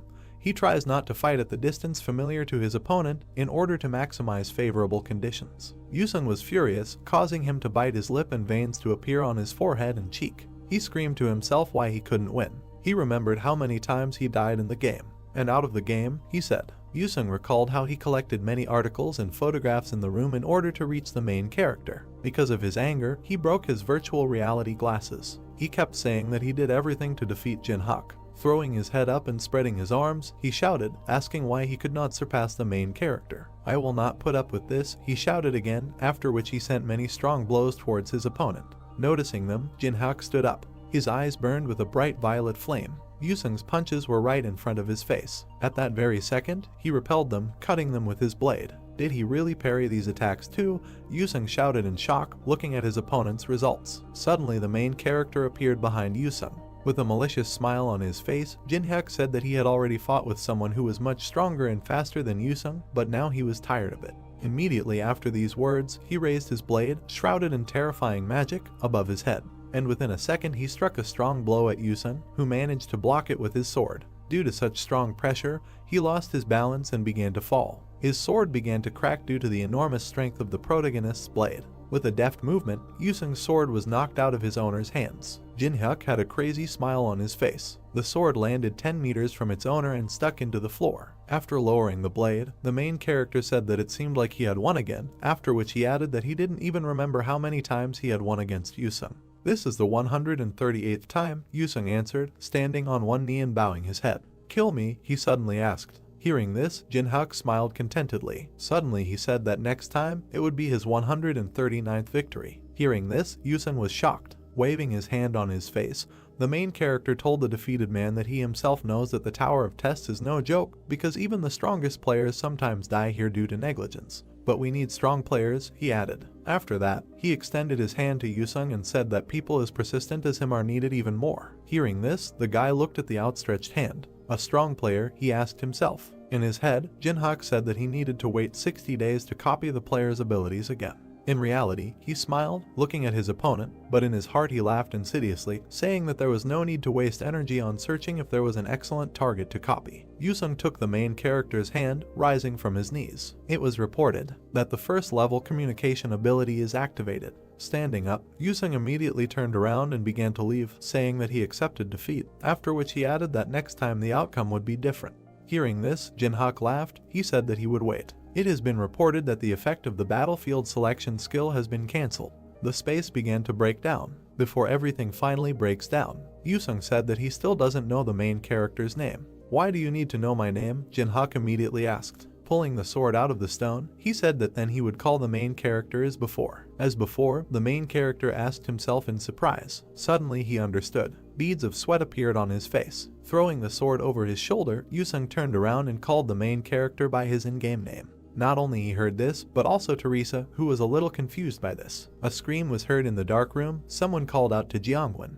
There was a system screen hanging in front of the hooded guy. He looked at the leader and asked if they hadn't killed all the monsters. Chongwen asked what he was talking about. The guy pointed his finger at the screen and said that the scanning artifact had lodged something, although there shouldn't have been anything left there. The red dot moved quickly. Youngwon realized that someone was moving in their direction. The squad members looked fearfully at something ahead. A monster in armor approached them.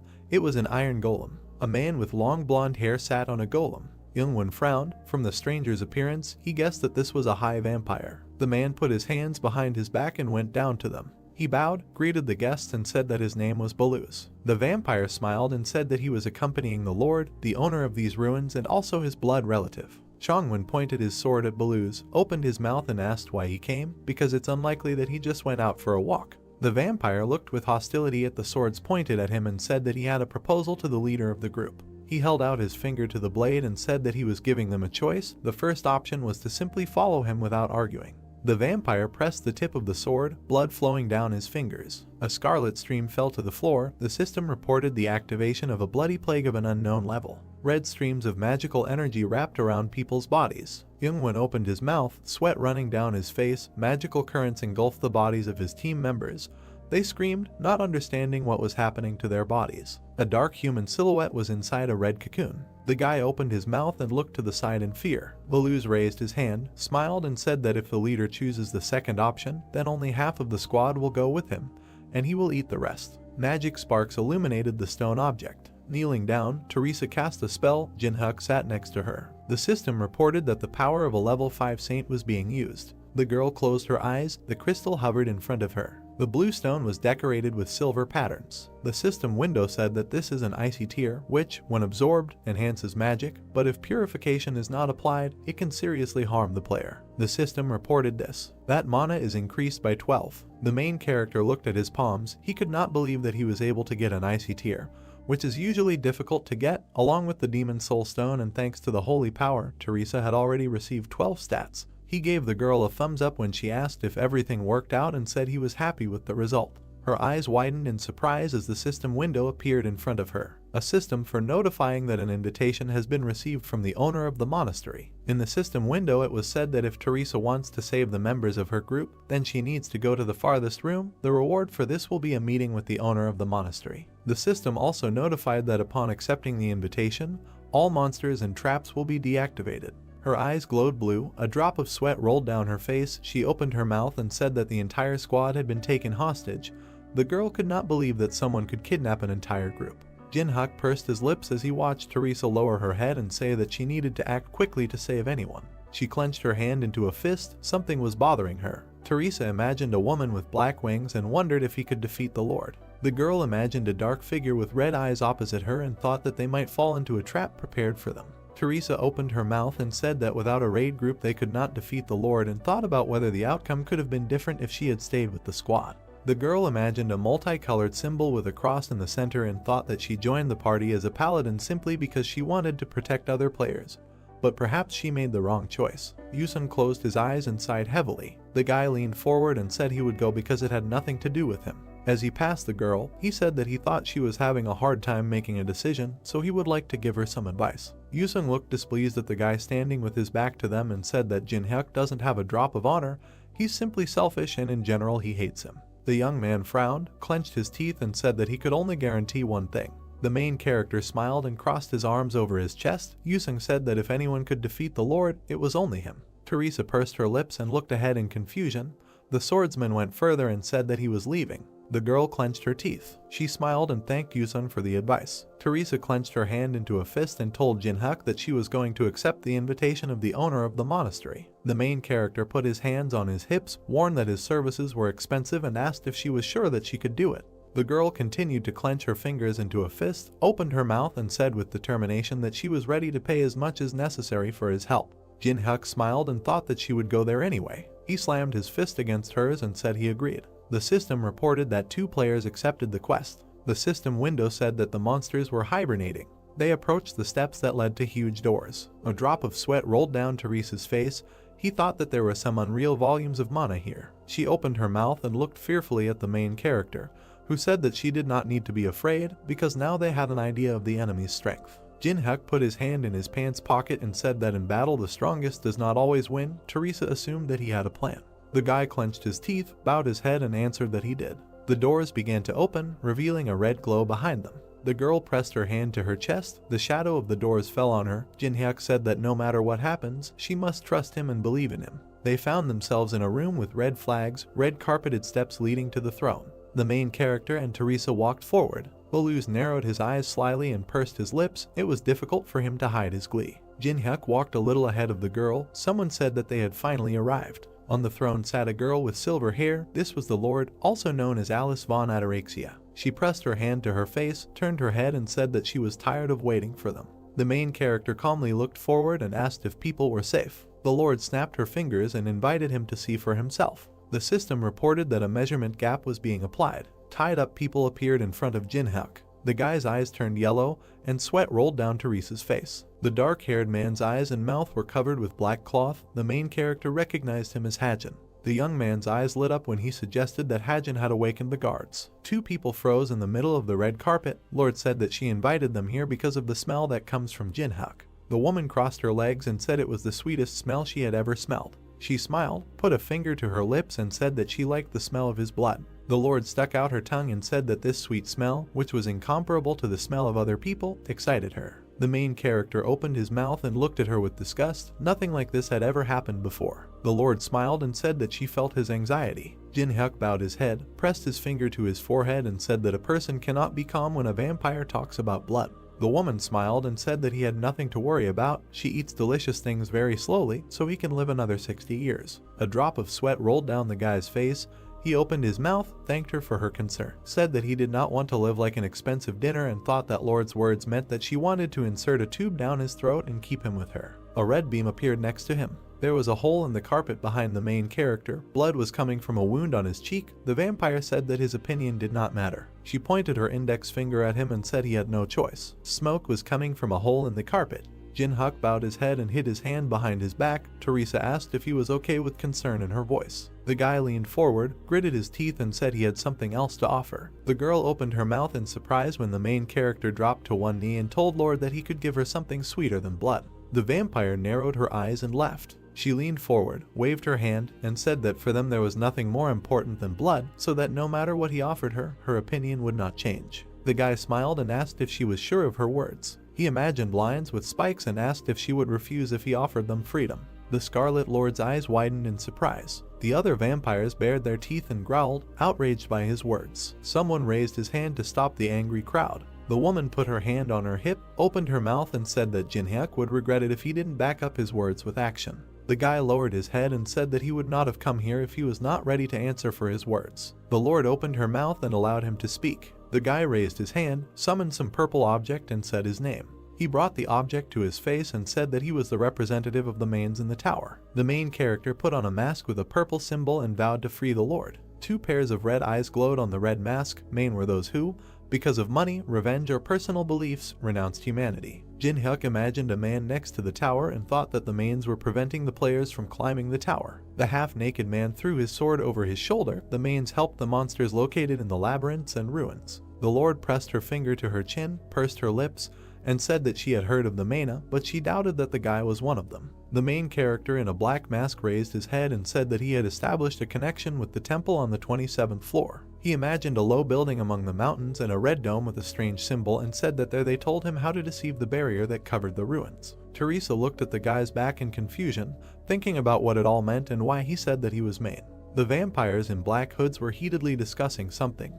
The girl did not understand why everyone was excited when they found out about the temple. The main character bowed when the Lord said that since he knew about the temple, it was not a bluff, but she was not ready to believe him. Red splashes of blood rose at her feet. She said that she didn't care whether he was main or not, but the vampires had been locked in this place for centuries, so it was all just idle chatter. Scarlet streams similar to blood changed shape. Lord said that she did not like talkers. A lot of weapons appeared behind the vampire. She said that she did not believe the talkers. The system reported that the bloody sphere was activating. The woman narrowed her eyes and said that she was sorry that everything had turned out this way because his blood smelled so delicious. The Lord waved her hand and the weapon flew forward. She wished Jinhyuk death. Red sharp objects were approaching the guy. Teresa covered him with herself and her shield. A hexagon appeared, in the center of which there was a cross. The system notified that the power of the saint was activated.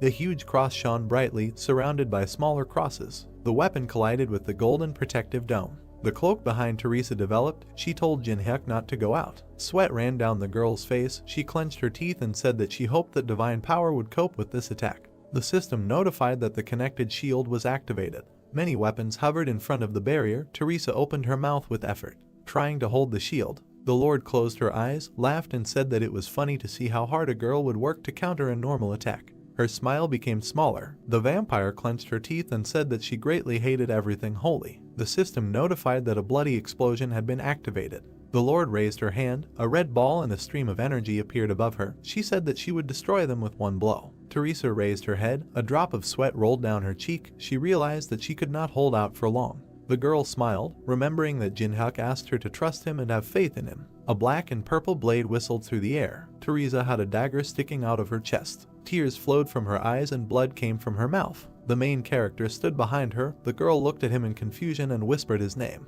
The Lord froze, thoughtfully watching what was happening. Blood sprayed. Teresa fell to the floor. Jinhyuk stood next to her with a dagger in his hands. He asked if the vampire would believe him if he could prove that his words were not a bluff. The main character looked at the woman standing near the throne. She said that she liked how he betrayed the comrade who protected him, but she needed more evidence. Teresa grabbed the hem of his trousers. With the last of her strength, the bleeding paladin raised her head and said that they promised to save the squad members. The guy in the mask was watching her. She asked if this was his plan. He raised his hand with the dagger and swung it. Blood spattered the shield. Jinhyuk tilted his head slightly. The Lord smiled contentedly. She opened her mouth wide, laughed, said that she was convinced that he was on her side and said that she would give him the opportunity to explain himself. The main character bowed. Something red flashed in his hand. He said that he had prepared a special spell that would allow her to overcome the barrier. A ring was clamped between his hands. The system window said that this was a Braham ring. Jinhyuk said that if you put the Lord's soul in the ring for a while, you can deceive the barrier. The woman in the black dress said that this was the first time she had heard of soul sealing.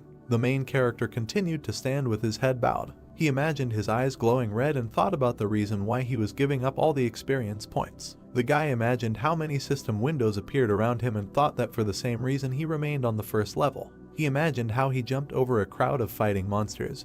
He was holding back because of the skill of moving souls. The main character knelt down on one knee and extended his hand. This special skill could only be activated by a level 1 player. The system notified that Jinhyuk met the criteria. A purple hexagon appeared, inside of which there was a white ghost. The system reported the activation of the magic circle for moving souls. Glowing circles and symbols appeared around the guy. The system window stated that recharging would only occur after 365 days and that only one soul could be sealed at a time. The system sent a warning that the skill will only work after receiving the subject's consent. Jinhyuk spread his hands to the sides and told the Lord that in a minute this magic circle will disappear forever, but if she gives her consent, the spell will work. The blonde woman froze in indecision. The main character was waiting for her decision. The other vampires watched with their mouths open.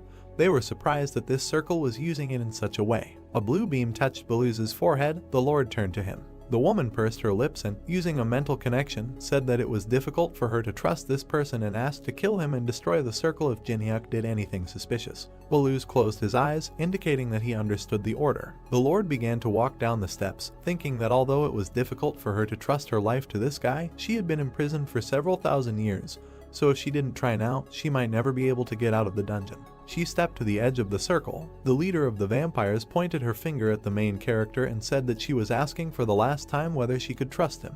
The main character bowed, extended his palm to her and said that if she trusted him, she would not regret it. Their fingers touched. The system notified that Jinhyuk had activated the first level communication skill and that the subject was slightly interested in the main character. The woman opened her mouth, said her full name and said that she allowed her soul to be moved. The ring with the red stone began to glow. The system reported that the soul of the Lord, known as Alice, is moving into the ring of Braham.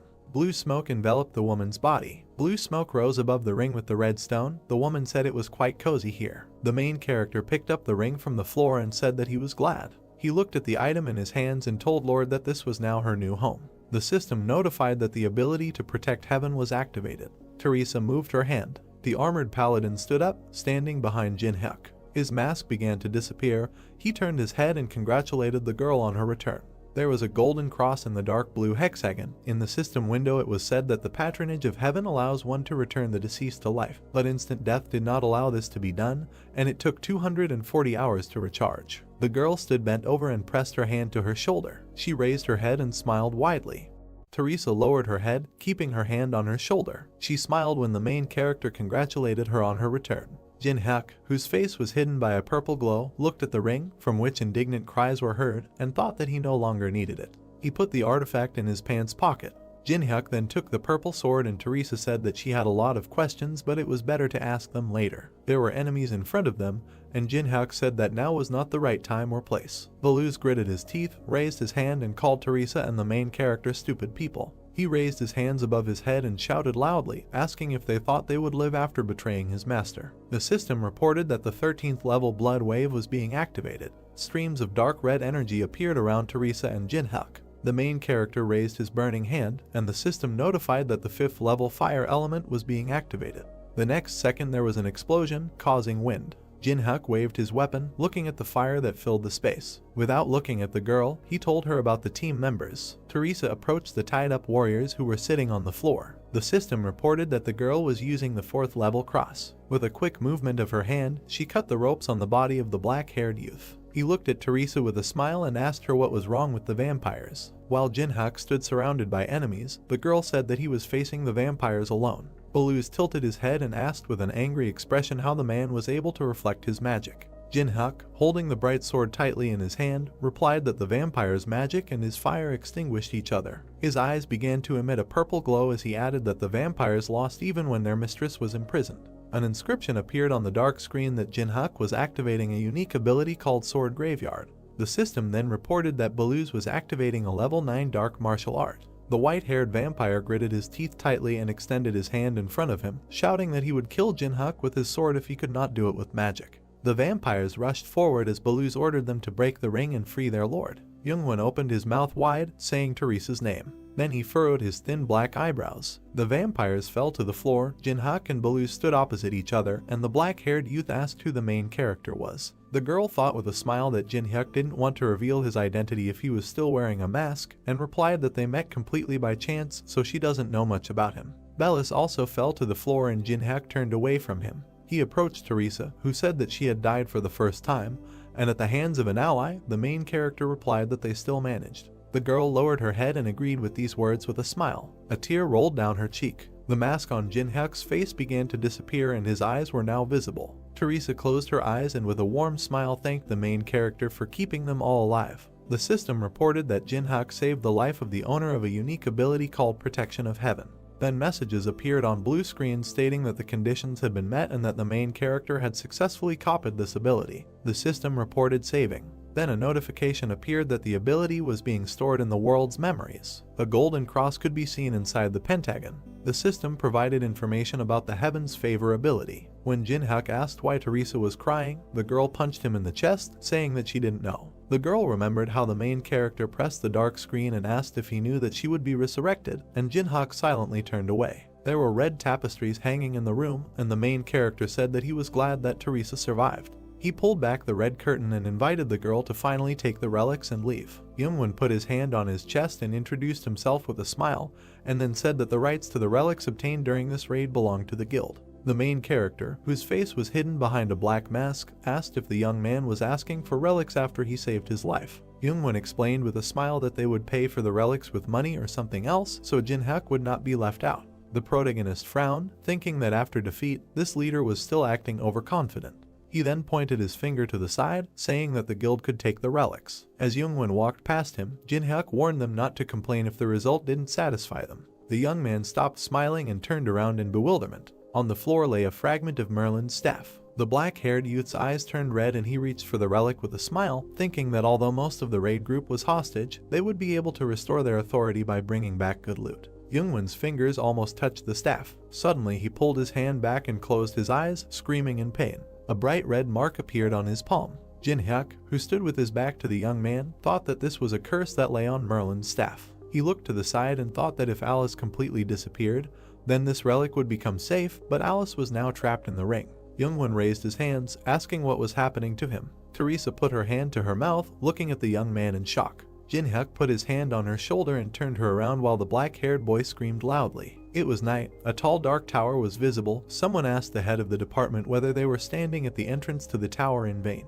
Yi-hyun, with a tired look, said that she was not sure that the guy's words could be trusted. The man opened a pack of cigarettes and replied that he just needed to wait a little. Ti-chun raised the cigarette to his mouth and added that they received the message, so they should at least get something. The blue-haired girl frowned and said that the experts had reported that the raid would last at least 3 weeks. The man looked down, remembering Jin-hyuk and his words and the imminent completion of the capture of the ruins. He was worried that the main character was not a member of the party. Ti-chun flicked his lighter. The system reported that the ruins called the Abode of the Fallen had been cleared. The man opened his mouth in shock and dropped his cigarette. A crowd of people emerged from a bright blue portal. The black-haired boy and girl next to him looked tired. People raised microphones and cameras, congratulating them for clearing the ruins and asking what strategy they used. Opposite the bald man stood a crowd in which many flashes were visible. The guild members covered the face of Jeonghyun, who had lost not only his hair but also his eyelashes and eyebrows. The man in the suit opened his mouth in shock. Ti-chun and Yi-hyun stood in front of the crowd, asking what happened inside there. Teresa said with a wide smile that the ruins were not cleared by the Chongwon raid. People took pictures of the girl on their phones. Someone in blue pants and black sneakers took a step forward. Teresa looked at the main character and said that he managed it almost alone. Jin-hyuk's face was hidden behind a black mask, and the girl added that the others were just watching from the sidelines. Yi-hyun, with a bead of sweat appearing on her face, asked if she should call the association leader, and Ti-chun smiled, saying that was a good idea. The young man with bandages on his head clenched his teeth tightly. Then he turned around and walked away. People were moving away. White clouds swirled in the blue sky. A commentator with the nickname Truth asked who the man in the mask was. Water was pouring from the kettle into the plastic packaging. There were various news articles about how a strong player single-handedly cleared the ruins. Holding the chopsticks in his mouth, Jin-hyuk thought that people had written a lot of things. As he picked up the instant noodles, he thought that he knew this would get dark for discussion, but it was still too much. He was glad that his face was hidden behind the mask. While chewing his food, the main character remembered Teresa and thought that she had promised to keep everything a secret, so he didn't have to worry. There were chopsticks and instant noodles on the table. Jin-hyuk looked at the ring with a smile and thought it was time to talk to the locked vampire. The main character narrowed his eyes when Alice asked how he dared to put it in a dark and smelly pocket. The girl frowned angrily, asking if Jin-hyuk didn't know who she was. With a malicious smile, the main character shook the ring, and Alice asked what kind of earthquake it was. The main character began to wave his hand, and the vampire screamed that she was dizzy. Jin-hyuk looked at the ring with a smile and asked if Alice had come to her senses. The girl lay on her back, saying that vampires never forget an insult. The main character narrowed his eyes suspiciously, and Alice ordered him to stop. He waved his hand and said that she still hadn't realized anything, so he would have to explain. The girl opened her red eyes wide and screamed that she was going to throw up. With a crazy smile and burning eyes, Jin-hyuk began to rotate his hand in the air. Alice screamed loudly as her white hair flew around. A red light was visible. 3 hours later, the ring was on the table and Alice was begging it to stop. The main character raised his hand to the artifact, which began to emit a red glow, and ordered the vampire to leave. The system reported that Jin-hyuk was releasing the power from the Braham ring. Alice sat on the floor, resting her hands on it. She then smiled widely and said that it was finally time for revenge. Suddenly the vampire looked at Jin-hyuk, who was several times larger than her. She looked at herself in horror, asking what it was, and the main character explained that he had pulled out and materialized only a part of Alice. The girl looked at him in bewilderment, and he added that now she can still be called a mini version of Alice because she can use barely 1% of her powers. Jin-hyuk smiled and thought that she was still stronger than an ordinary vampire, even though he imposed a limitation. Alice fell to the floor and covered her face with her hands. The main character looked at her and informed her that what he said in the ruins was not a lie. The vampire, with tears streaming from her eyes, told him to shut up because she did not want such freedom. Jin-hyuk grinned and said that he would give Alice the true freedom she craves. The vampire opened her red eyes. She looked at the main character and asked what this meant. He crossed his arms and said that he would destroy everyone who betrayed Alice if she helped him, and return her place as head of the Ataraxia clan. The system reported that a new video was uploaded to the honor roll. Alice stood half-turned. Jinhyuk held his sword out in front of him as someone said that during a raid that was supposed to fail, a masked player turned the tables. Netizens wrote comments saying they were nervous while watching the video. Jinhyuk raised his burning hand. Commentators wrote that his actions did not look like a newcomer. There was an explosion. Someone wrote that the main character's magic and technique were at an incredible level. Jinhyuk's sword blade shone as did his eyes. They also suggested that this is the same guy from the video about the tree. Other commentators wrote that everyone should recognize the main character. Jinhyuk stood with a lot of camera flashes around him, and another viewer wrote that he is the country's new hero. A user with the nickname All the Girls in the Country asked if all the guilds wanted to get the main character. These comments were visible on the screen. Jinhyuk raised his head and said that many guilds have absolutely no money. Standing in front of a tall building, he concluded that this seemed to be true. The main character looked at the mask in his hand with a grin and thought that he was not going to get involved in the affairs of the guilds or the showdowns between them. He didn't care about them. There was a huge explosion and Jinhyuk thought that they wanted to kill him. He kicked the fragment and decided that he was not going to forgive it. In front of the main character stood a huge crowd of men in black suits. He raised his hand, creating a fireball. When his palm became covered in fire, he thought he would tear them to shreds. On the top floor of the building, a man sat with his hand on his face. The young man rested his head on the floor, gritting his teeth, while Gongsu said that Jinhyuk should have died in these runes. The man slammed his fist on the table, shouting that his subordinate had woken up the guards and had achieved nothing in the end. Gongsu frowned and shouted loudly that because of some fool they couldn't handle, their guild would lose its reputation and might cease to exist altogether. The head of the Black Crow Guild kicked Hajin, who let out a painful sigh. Two guards in black glasses and suits stood at the white door. From the fiery explosion, Hajin flew into the air. A man in black sneakers entered the room. The main character clenched his hand into a fist, asking Gongsu if he was the master of this guild. Gongsu grabbed the arm of the chair and ordered his subordinate to grab Jinhyuk. Hajin sat down on the floor, thinking that this was his only opportunity to restore honor in the face of the head. Then he jumped up, thinking that he would be called Super Hands again. Suddenly, the main character removed the mask from his face and greeted the man with a smile. He then punched Hajin in the face. He flew into the wall. Gongsu put his hand forward and shouted that because of Jinhyuk they lost positions in the association. He asked if the main character thought that he could just walk around here. Jinhyuk sat down in the chair and said that this is not what Gongsu should worry about. The man frowned. His hand reached for the sword, which lay on the stand. The system reported that Gongsu was activating a level 5 flash sword. He jumped onto the table, stretching his arms out to the sides and looking at Jinhyuk. Gongsu frowned in confusion, thinking about the main character being so relaxed even though a sharp sword would pierce him right away. He brought the blade to Jinhyuk's head, deciding that he should die. The man opened his mouth in shock when something hit his sword. He frowned and broke out in sweat, looking at the fragment of the sword, and realized that it was a saber. The main character grinned contentedly. He reached into the bag of checkers and said that they were convenient to throw. Jinhyuk put his feet on the table. With a smile, he invited Gons to start a conversation. A huge level 25 scarab suddenly jumped out at them. Alice screamed in horror that the monster was very nasty. "Alice, stand behind me," the main character said, waving his hand. A moment later, Jinhyuk was surrounded by a crowd of scarabs. Without thinking twice, he extended his hand forward. It was reported that the unique ability Heaven's Favor was activated. A giant flash illuminated everything around. Suddenly there was a deafening explosion. A very bright light came down from the ceiling to the ground. It illuminated every monster around the main character. The monster's physical defense decreased by 30%. Immediately, Jinhyuk turned to Alice, who was hovering next to him, and told her to show her strength. The angry girl raised her fist and asked why a noble vampire should fight such nasty monsters. A crazy smile appeared on the main character's face at that very second. He began to twirl his finger, around which magic began to accumulate. What? He asked, looking at the vampire, who was very scared. At that same second, she put her hands in front of her, in front of which a magic circle immediately appeared and strong magic was released. It was reported that Alice was activating bloodbinds of an unknown level. Blood began to envelop the scarabs. By completely enveloping the scarabs, they created huge drops of blood containing the monsters. "Great," said the main character, smiling and preparing to attack. It has been reported that the power surge stat is applied. 100 stats, the difference is reduced by 33 levels. In 1 second, Jinhyuk cut through all the huge drops of blood, destroying all the monsters. Notifications immediately started pouring in that the main character had raised his level by several points. Stopping, he lowered the blade, which was covered in the black blood of monsters, and said that it was very difficult for him to hold back, adding that while he remained at the first level, he had accumulated so much stress. At the same second, a new crowd of scarab monsters surrounded Jinhyuk. The unique ability Sword Graveyard is activated. The main character stood up again.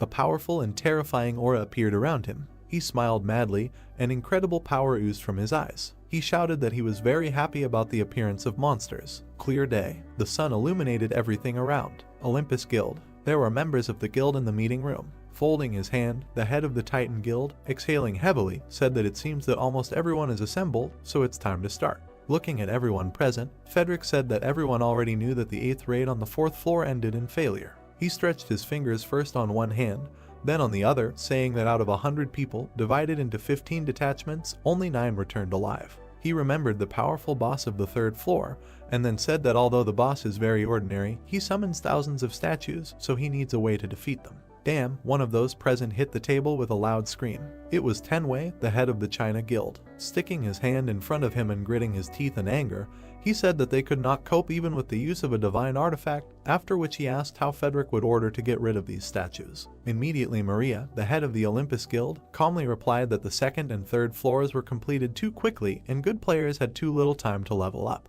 Teresa stood behind her. A dissatisfied Jinho sat next to her with his arms crossed over his chest. Maria continued to say if only there were more players above level 15. That's right, Jinho, the head of the 3rd squad of the Tangan Guild, immediately answered. Suddenly, with a frown, he decided to ask if it was because they were having problems because guilds like China were monopolizing dungeons for control of magic crystals. Tenwei immediately reacted with displeasure to this and indignantly asked if he was really challenging him. What did I say wrong? Jinho asked in response. At that very second they started shouting at each other. Their faces were several centimeters away. Tenwei shouted that they were just passing through the tower for the sake of humanity, adding that he would not tolerate insults. Do you think this excuse will help? Jinho shouted furiously. Frederick watched all this. When he got tired of this, he asked the guys to stop, adding that the only thing they were missing was civil strife. We have gathered to solve another problem, he said calmly, while those who had quarreled looked at him angrily. Jinho sank back into his chair, folding his arms across his chest. Maria, also holding her hands on her chest, asked if Frederick had any thoughts. Yesterday, he said, clutching his head, a message arrived from Maine. Having gathered his strength, he continued that if they fulfill one condition, then they will help them. Maria, Tenwei, and Jinho were shocked when they heard this. Drops of cold sweat appeared on their faces. There was silence in the meeting room for several seconds. Suddenly everyone started screaming, furiously asking whether to cooperate with them. After all, they are all on the international wanted list. They cannot work with such non-entities as Maine.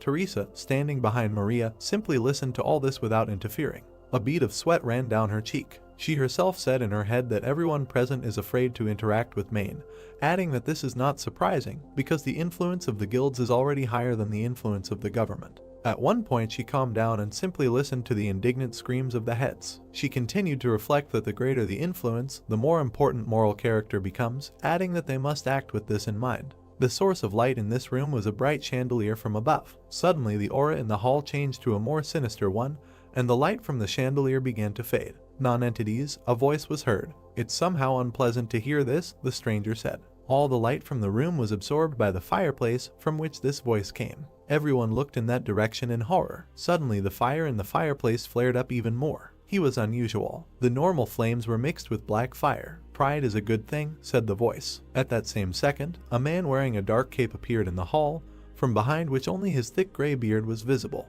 In his hands he had a staff, at the end of which there was a skull. He looked at those present, asking if they understood that they would not be able to cope only on their own. The terrifying aura emanating from the old man filled the entire room. All the heads immediately jumped up from their seats, backing away. Jinho was furious. He shouted how the damn man dared to come here. He was incredibly angry and pierced the table with his fingers. Grabbing it, Jinho swung it and ran at the old man, shouting that if he himself had come here, he would kill him. Jinho threw the table at Maine, but Tenwei suddenly appeared in front of him. He cut the table into two with his sword, after which he pointed the weapon at the old man and said that for the first time he agreed with Jinho. The old man did not move. He laughed and said, "These heads are just hotheads," adding that after hearing the proposal, they will change their minds. "Help us," he said in an intimidatingly harsh voice, after which he smiled madly, adding that they could cope with the boss of the 3rd floor. Jinho was furious at this. He was ready to tear the old man apart. He could barely restrain himself, shouting that this was all nonsense, because if they united, they wouldn't even have 100 people,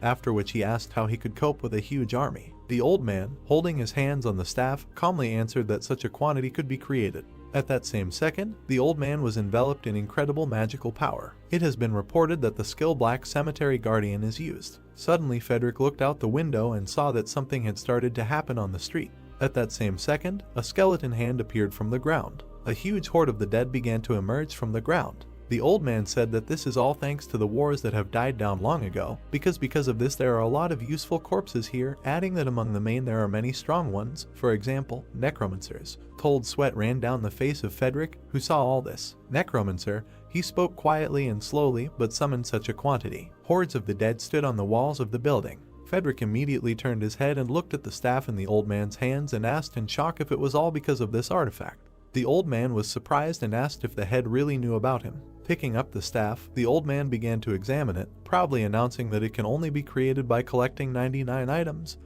This is the Staff of Greed. Tenwei looked at the old man intensely, when suddenly, exhaling, he said quietly, a combination of the necromancer and the Staff of Greed. There is a chance to deal with the boss of the third floor, he humbly admitted, lowering his sword. At that same second, Maria shouted that Tenwei was even talking, because this was Mana. We know, Jinho answered, standing 5 meters from the old man, adding that now the right decision would be to kill him right now. There was no more rage and anger on his face. He humbly said that if the public does not know about the agreement, then the game is worth the candle. Even you, Jinho, Maria shouted furiously, to which he furiously asked if they had any other choice now. Teresa watched all this from the side, in her hand was a sword and shield. How did it all turn out this way, she asked herself. Everyone went crazy, she added in her head. She silently watched everything that was happening, not understanding anything. She imagined the image of the main character in her head, and then said to herself that if Jinhyuk had been here, then nothing like this would have happened. What should I do? She asked herself, abandoning her imagination. She continued to hear how the heads argued among themselves and could not come to a common decision. Suddenly a notification appeared informing that there was a request for a video call from the outside. Seeing the notification in front of her, Teresa was very surprised. The system window asked whether to accept the request from Jinhyuk. Teresa answered the call immediately. Jinhyuk, the girl shouted joyfully when she saw the main character appear on the screen, asking the girl how she was doing. When suddenly he heard screams in the hall. What is this strange situation? He asked, seeing nothing. Suddenly the old man heard the voice of the main character. Turning his head sharply towards the girl, he asked her who he was, adding that since he had given his voice, then let him show his face. Switch to conference mode. As you wish, said the main character. He disappeared in Teresa's face. A huge screen appeared in the middle of the hall, with Jinhyuk's face hidden on it. Maria recognized him. Looking at the closed face of the main character, she screamed, was this really the unknown person who had cleared the first floor dungeon? Remembering his image, the image of a guy who possessed enormous power, Maria explained that this was an incredible player who cleared the dungeon alone, unknown to anyone, and large guilds from all over the world wanted to get this player. And now this super rookie is right in front of them. The heads of the guilds crowded around the screen.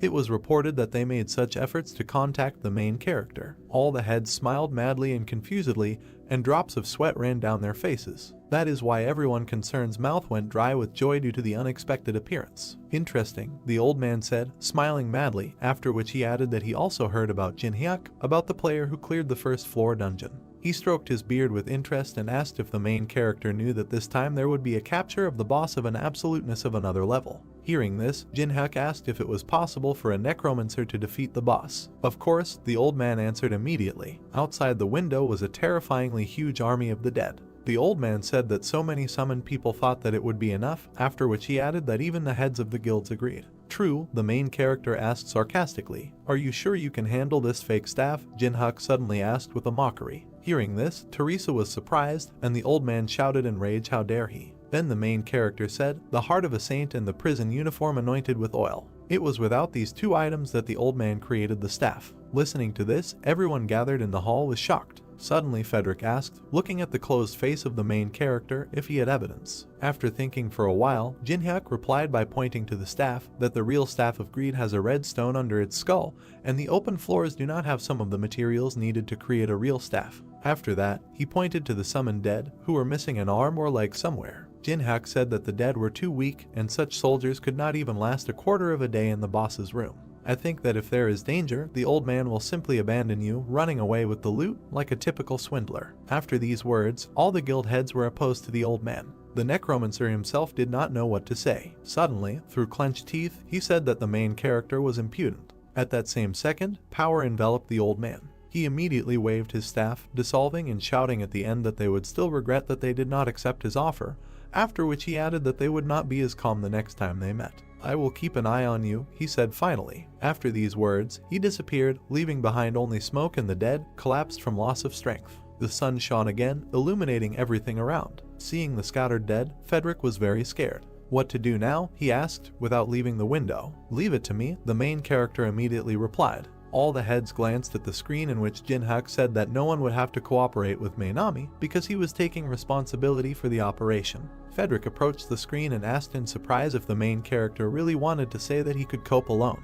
"Yes, that's true," Jinhyuk answered without a drop of doubt in his voice. Doubt and fear were visible in Frederick's face. In his head he said that even if the main character does not succeed, he will at least be closer to them. There was some excitement on Maria's face. Unlike the deal with Manami, this one has no serious disadvantages. Frederick continued talking to himself. Tenwei smiled contentedly, realizing that they had a good opportunity. Jinho had a crazy smile on his face. They all understood that such a good moment should not be missed. At that same second, putting his hand to his chest, Tenwei asked Jinhyuk what kind of payment would suit him. He was immediately interrupted by Maria, who with a malicious smile on her face said that Olympus would fully finance the main character. Friedrich interrupted her, calmly saying that Titan would provide financial support. Behind him stood Jinho, who raised his fist and said that the main character may not want money, which is why he is ready to provide everything necessary. "I don't need anything," Jinhyuk interrupted the guild leaders. He calmly added, in addition, that the heads would restrict the entry of other players so that he could go through alone.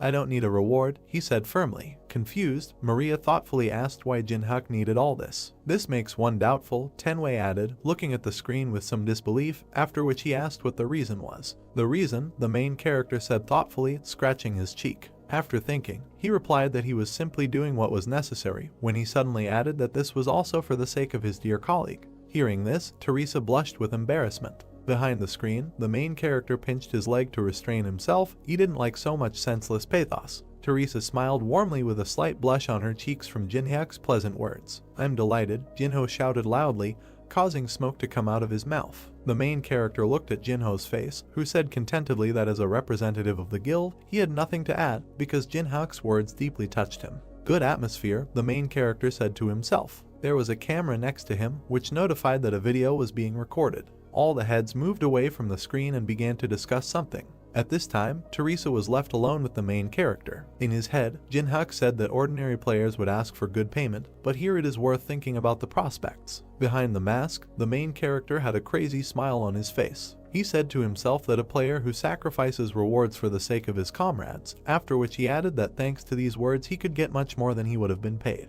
He also understood that he could not conflict with the guilds, so he would upload a video, editing the moment with Main. Immediately after these thoughts, he ended the video call. Having opened his characteristics, the main character saw that his level was already 12th. He was pleased with the results, so he had a satisfied smile on his face. Jinhyuk said to himself that he had only been in the spawning ground for a day, and was already level 12th, adding that everything was going even better than he expected. When suddenly he was called from behind. He immediately turned his head in the direction of the scream. Evil Alice shouted at him, saying that he couldn't leave everything to her. At this time, mountains of scarab corpses lay behind her. Then Jinhyuk, turning to her, said that since she has the strength to argue, she will not die. "Do you really think this is the norm?" she shouted. When tears suddenly appeared in her eyes, Alice immediately began to wipe them away with a handkerchief, saying that they did not have equal cooperation, but slavery. Dissatisfied, Jinhyuk put his hands on his hips and said that this was an unfounded accusation. A few seconds later, he opened a store in front of him and, choosing an order, said that he just wanted to buy the girl mana replenishment.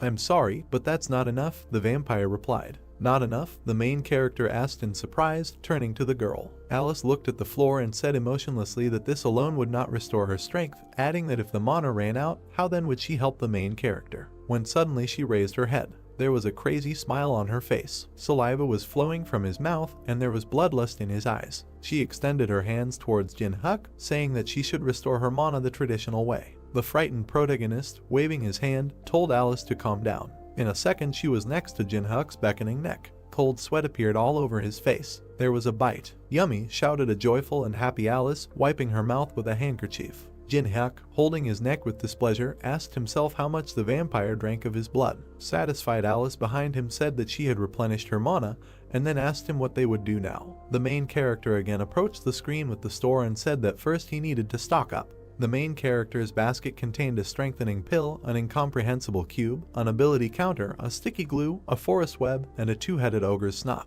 Having purchased all this, a notification appeared thanking you for your purchase. Alice immediately flew up to the main character and said that he had bought some strange rubbish. Jin-hyuk immediately told her with a kind smile on his face that although it may seem so, even trash is sometimes useful. Alice, the main character, suddenly turned to his companion. They stood in front of a huge hole in the ground. Jin-hyuk said that from now on they will have a lot to do. Alice sat on his shoulder. The main character looked at the girl with a smile on his face and said that they must clear the minus floor in a day. Hang in there, he added. After these words, he jumped headfirst into the hole. He flew down with a calm smile on his face, and Alice, holding on to Jin-hyuk's jacket, screamed that he didn't even know the depth. How could he even jump like that? Do I know the depth? The main character asked himself in his head. Opening his eyes, he looked at his approach to the ground and said that he had already jumped here more than 100 times, so he knew everything for sure. Alice, now, Jin-hyuk said with a satisfied smile on his face and purposefulness in his eyes. Alice didn't understand at all what he was talking about.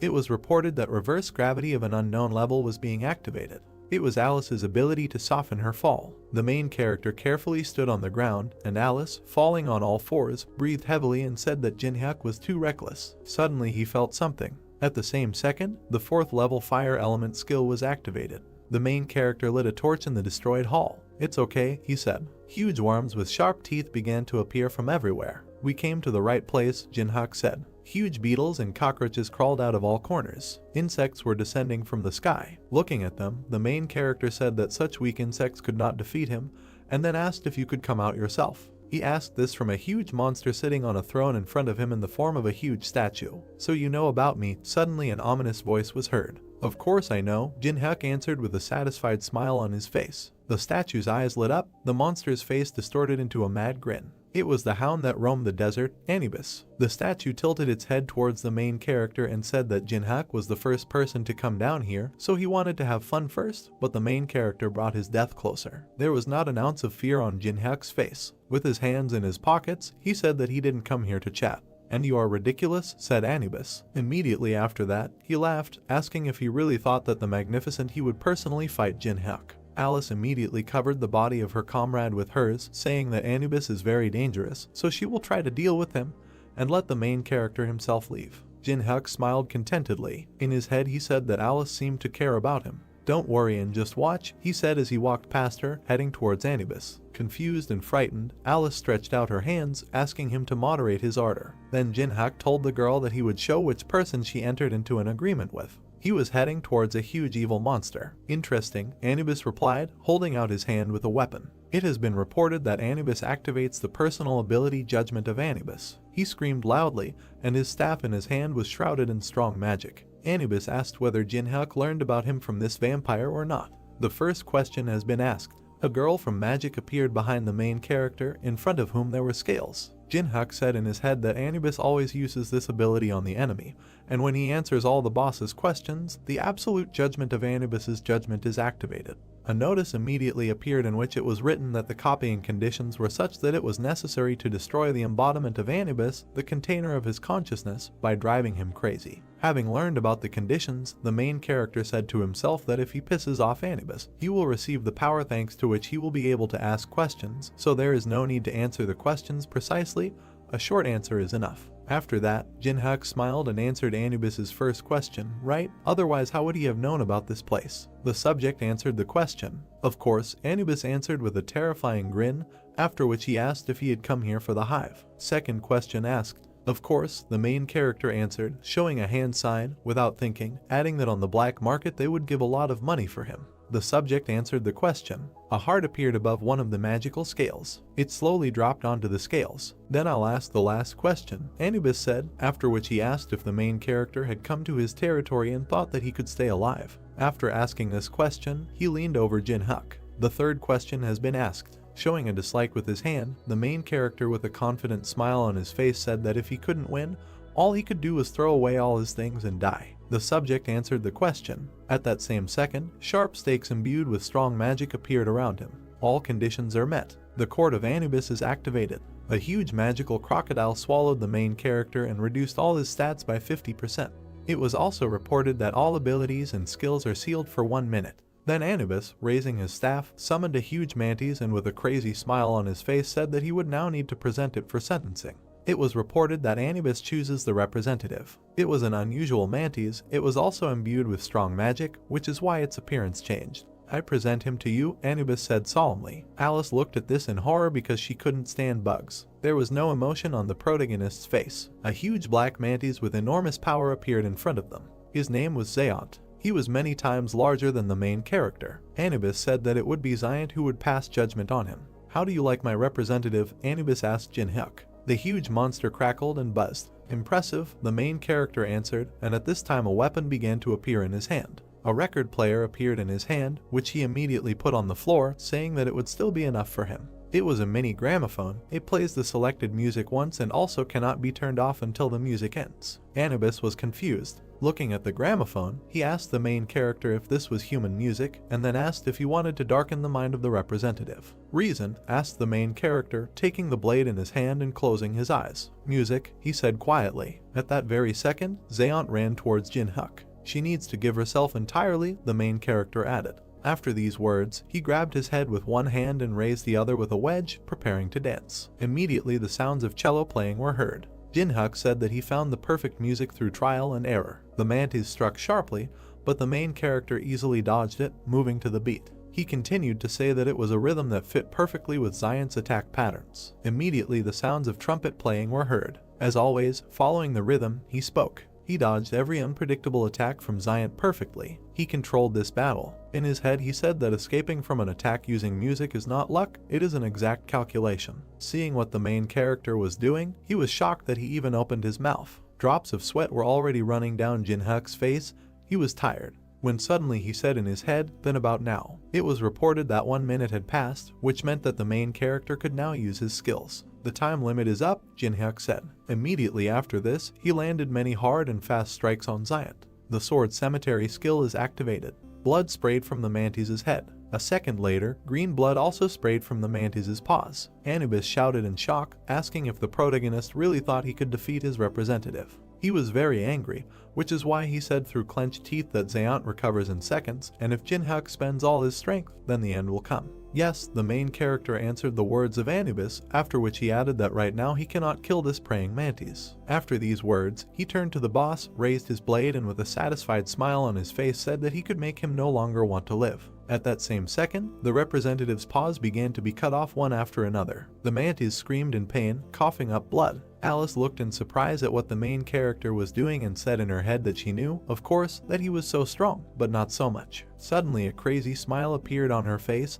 and she said to herself that it was possible if it was him. She raised her head, her cheeks flushed and her eyes filled with hope. Then he will help me take revenge, she continued joyfully. The bloody mantis fell to the floor. His paws were scattered all over the hall. An enraged Anubis shouted at the main character to fight and not run away. The representative trembled exhaustedly. Proud warrior, chosen by God, representative. Jinhyuk walked towards the mantis, passing through the remains of it. He dispelled the blade in his hand. In his head, he said that the last stage is that it destroys his, the great warrior, faith in his own invincibility, humiliation and provocation. After that, he sat on the head of the dead mantis. At that same second, the mantis rose from the ground, completely restored. After that, he put his battle claw to his neck, and he cut off his own head. The representative of Anubis was defeated. Horror and fear enveloped Anubis. Did he commit suicide? The boss asked himself. The main character was informed that his level had increased. The mantis's head fell not far from Jinhyuk. A notification appeared stating that after studying the magical tome of the Duchy of Peltaris, you can learn ice magic. He put his finger on the ice card and said that this could only be seen on the middle floors of the tower. Madness took possession of him. He gained enormous strength and power. It was reported that he had obtained the level 1 ice creation skill. The first level ice creation skill was immediately used. The main character closed the ice book in his hands. Immediately, many pieces of ice appeared around him. Anubis was very angry. He said in full tension that he recognized that Jinhyuk was not an ordinary person, after which he asked if he really thought of winning him by betting this ice. "What are you talking about?" asked the main character, who was enveloped in strong and powerful magic, after which he continued that Anubis cannot even attack directly, because he himself is holed up on the 42nd floor. Suddenly Anubis humbly lowered his head and asked if Jinhyuk understood that he was incarnating before, then why was he challenging him? "Reason," said the main character slowly. "Well," cheerfully, throwing out his hands, he continued mockingly. You say merrily, Anubis shouted furiously. Fury and enormous power enveloped the boss. "Am I really nothing more than some kind of entertainment for you?" he shouted furiously. Disrespect, Anubis did not calm down. At the same second, a huge hive of bees appeared. The hive skill is a huge beehive in which countless insects live. It was reported that Anubis was liberating the hive. "Kill this impudent man," Anubis furiously ordered the monsters. At that same second, all the monsters that were aimed at the main character were killed by ice balls. "An incredible amount," Jinhyuk said mockingly. He extended his hand forward, which became covered with strong ice magic. At that same second, the protagonist's hand caught fire. The monsters surrounded him, but he stood in position, preparing to attack and defend. It was reported that Jinhyuk combined the fire element and ice creation skills. With their hands clasped together, the merging of skills began. A few seconds later there was a strong glow. All the monsters were absorbed by a bright glow that covered absolutely the entire room. The merger was reported to be successful. The next notification said that the main character had received the AA level daylight skill. The monsters were ready to attack the main character, who was absorbed by a bright cold light. The system notified about the activation of the first level daylight skill. 6 rays of light appeared. The light became brighter. A powerful light stream attacked the insects. The wasps looked at the light anxiously. A dark blue hexagon with a white sun inside appeared. The system window said that the daylight skill allows you to compress and release magical power, has high power and limits the enemy's field of vision, which gives a great advantage in battle. The main character closed his eyes and held the object in his hands with all his might. Anubis pressed his paw to his muzzle and thought that he needed to change his battle tactics. He raised his hand. Purple smoke appeared above his paw. The system reported that Anubis was activating the chosen creature. A creature with a yellow shell and glowing eyes appeared. The system reported that a particularly strong individual had arisen in the hive. The insect's eyes were red. It flew forward rapidly. Jinhyuk stretched his hand forward. Crystals appeared next to his fingers. The system reported that he had used level 1 ice creation. His attack left holes in the insect's body. Anubis thought that it would be too easy. From the body of one wasp another appeared. The creatures chosen by the ancient Egyptian deity do not die, but multiply. 4 insects flew towards the main character. Surrounded by ice crystals, the guy raised his head and looked at the approaching wasps. Anubis thought that no matter how skilled the main character used, it would not matter. Jinhyuk squeezed a small object in his fingers, smiled and said that it had finally happened. The system reported that the enhancement pill increases the size of the object tenfold. The guy waved his hand. The white beam hit one of the wasps. The insect fell. The main character jumped up, hunting for others. The system reported that the effect of the pill would appear in 1 minute. The wasps fell to the ground. Jinhyuk jumped onto the back of one of the insects. He grabbed the insect's antennae. The main character wrapped his legs around the wasp's head and controlled it. Anubis opened his mouth, asked what they were doing, and ordered them to kill the guy immediately. Jinhyuk rode a wasp as he flew towards the hive, thinking that their ability to multiply rather than die would drive any opponent to despair. There were many insects behind him. One of the wasps hit the other with its sting. The main character thought that in the terrible absurd conditions the enemy could not sensibly assess the situation. A blue cube appeared around a ball of insects. The system reported that an incomprehensible cube had been activated. In the system window there were the names of the items: ability counter, sticky glue, forest cobweb, snot of a 2-headed ogre. Jinhyuk put his palm in front of him. The system window began to glow. The system reported that 4 objects were combining, strengthening an incomprehensible cube. Glowing rays touched the surface of the cube. Flashes were heard. The main character stood on one knee, pressed his palm to the ground, and thought that thanks to endless repetitions he could understand the tactics and then correctly assess the situation. Insects fought against the walls of the trap, and flames appeared outside. Jinhyuk smiled and snapped his fingers. The system notified that the 5th level fire element had been activated.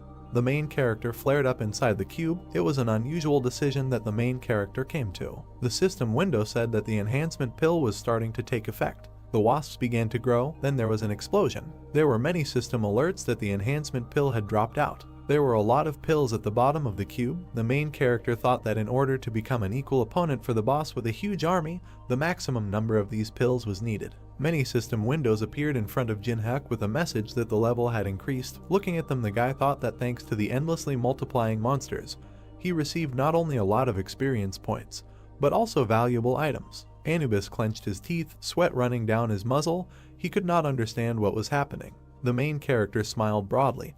Behind him was a blue cube and a web. Anubis realized that he had prepared the items for unification in advance, learned the features of the hive, and created a trap. The guy's eyes glowed. He put his hands in his pockets and looked up. The ancient Egyptian god realized that he had succumbed to his provocations. Anubis slammed his hand on the armrest. His face contorted with rage. He raised his hand and cursed. God clenched his fingers into a fist.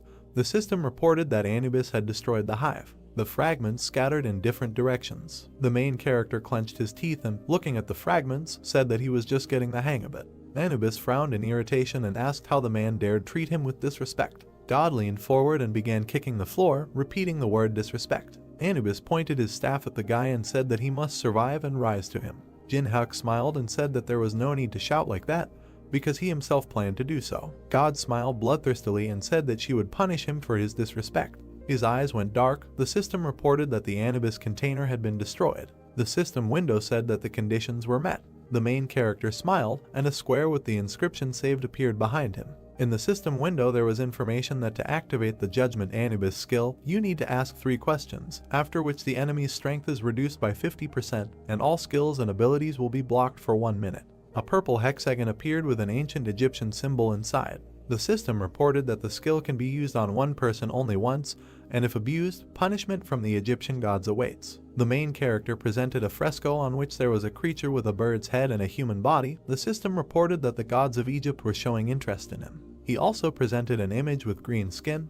The system reported that some gods were experiencing hostility. Jinhak squinted, sighed heavily, and said that the local gods are quite picky. Lord's eyes were widened in surprise and she asked what happened here. The main character stood with his back to her and said that Anubis was tired. The characteristics of the player Jinhak were written in the system window. The Lord sat on his shoulder, studying the information. The guy thought that for the first time he was able to rise to so many levels in this place. 3 system windows appeared with a message that strength, agility, and endurance had been increased. The main character thought that he would pump up all his skills since he did not know what awaited him in the future. His eyes widened in surprise when the request for a video call came through. The guy in the dark shirt looked at the main character with displeasure when he asked why Yusung was calling him. Jinhak raised his hand when Yusung began to ask about where he was and why this place was not familiar to him. The protagonist said that it was none of his business and repeated the question about the reason for the call. A bead of sweat ran down his face when the guy on the screen said he had a proposition for him. Yusung introduced several people and said that in 24 hours, a martial arts tournament would begin at the Awakened Association, to which players of rank AA and above, including himself, were invited. Sweat flowed down Jinhyuk's cheek. He looked at his interlocutor in bewilderment and said that the association decided to hold the tournament despite more important things, such as the boss of the 3rd floor. Yusung frowned and asked the protagonist to take part in the tournament so that they could fight. The protagonist asked why he should waste his precious time on such nonsense and mentally added that his decision might change if the guy had new skills that he could copy. Continuing to frown, the guy in the dark shirt said that Jinhyuk couldn't refuse. The main character looked interestedly at the screen in front of him. Yusung showed a black card with gold designs and said that he had a pass to the black market. Someone tapped a brown object on the stand. The blonde man said the item was sold. The auction host waved his hands. According to Yusung's explanation, the black market was not a place where players could buy something with coins. The knight crossed his arms and smiled. This was a secret market where invited participants could purchase items exclusively for real money. The main character leaned back in his chair and thought that the Tower of Trials had become a reality and now people began to hold such auctions. And he just needed items to pass the boss of the 3rd floor, so perhaps he could buy a lot of good things at the secret auction for the rich. The guy looked at the system window and was surprised that his actions were already being discussed. He presented a website that posted a video of the upcoming raid. It was uploaded to a new channel by Unknown, and it featured the Unknown Masked Man, Teresa, and the leaders of the other guilds. There were 4 people in the still image from the video. Since Jinhyuk edited the moment from main, no one spoke badly about the guilds. And in any case, it was unprofitable to conflict with large guilds. There was a man in a mask on the screen. People in the comments admired him and asked to show his face. The main character imagined himself with a dagger on his shoulder and thought that people reacted predictably, showing interest in the masked player, who confidently declared in front of the heads of other guilds that he would go on a raid alone. There were red numbers in the corner of the screen. The main character was pleased that the video had 50 million views and expected to receive 50 coins for it, taking into account a commission of 90%. He smiled, looking at the screen, and thought that although the commission was simply incredible, the amount was still not bad. Jin-hyuk yawned and told himself that this was all clear. The guy was sitting on the podium among other people. He couldn't wait for the tournament to end. In the arena, opponents crossed swords. The dark-haired girl blew a pink bubble. The tournament organizers selected 24 players of rank AA and above. What was happening was filmed because after several failed raids on the third floor, the Association of Awakened and large guilds wanted to show the population the strength and greatness of the best players. The main character pursed his lips and thought that a show was happening before his eyes and that it was a good way to defuse the situation. He remembered how Yusung showed him the black card and said that he would give him the pass to the black market right away if Jin-hyuk agreed to the fight. The guy closed his eyes, raised his hand and said that he had not yet reached the rank of AA, so he could not participate in the tournament. Yusung on the other side of the screen ignored him and said that the winner of the tournament would be able to choose a replica relic from the National Museum. With a serious expression on his face, the guy on the screen said that the winner could invite a player who did not participate in the tournament to fight with him. The main character felt anxious. He pointed at the screen and shouted that this time he would defeat him in front of everyone. The guy smiled, waved his sword, told his friend that this was his limit and offered to surrender. His opponent replied that he was deliberately fighting half-heartedly so as not to harm him. He raised his head. Anubis stood behind them. The tournament participants could not believe that the summoning had happened. The players scattered screaming. Other participants in the tournament were caught in the fire. There was a fire burning above Janu's palm. Someone said that these two were not bad either. Guild representatives in black suits sat on the podium and discussed which player they should recruit. A blonde man, the head of the Black Fortune Guild, named Dokpyo, said that he only liked one. The man pursed his lips and thought that the guy in black clothes was gorgeous. Yusung swung his sword. Watching him, Dokpyo thought that he had control of the battle, a wide view and most importantly many types of attacks. He remembered how the assistant opened a suitcase with gold. The head of the guild invited the guy to join them, but he refused, saying that he was not interested. The man frowned in irritation and thought that it was the first person who refused to join his guild. This ambitious guy was different from the rest. Blonde Dokpyo thought that he couldn't watch the tournament anymore because he was too nervous. Another man adjusted his glasses and said that if he had participated in the tournament,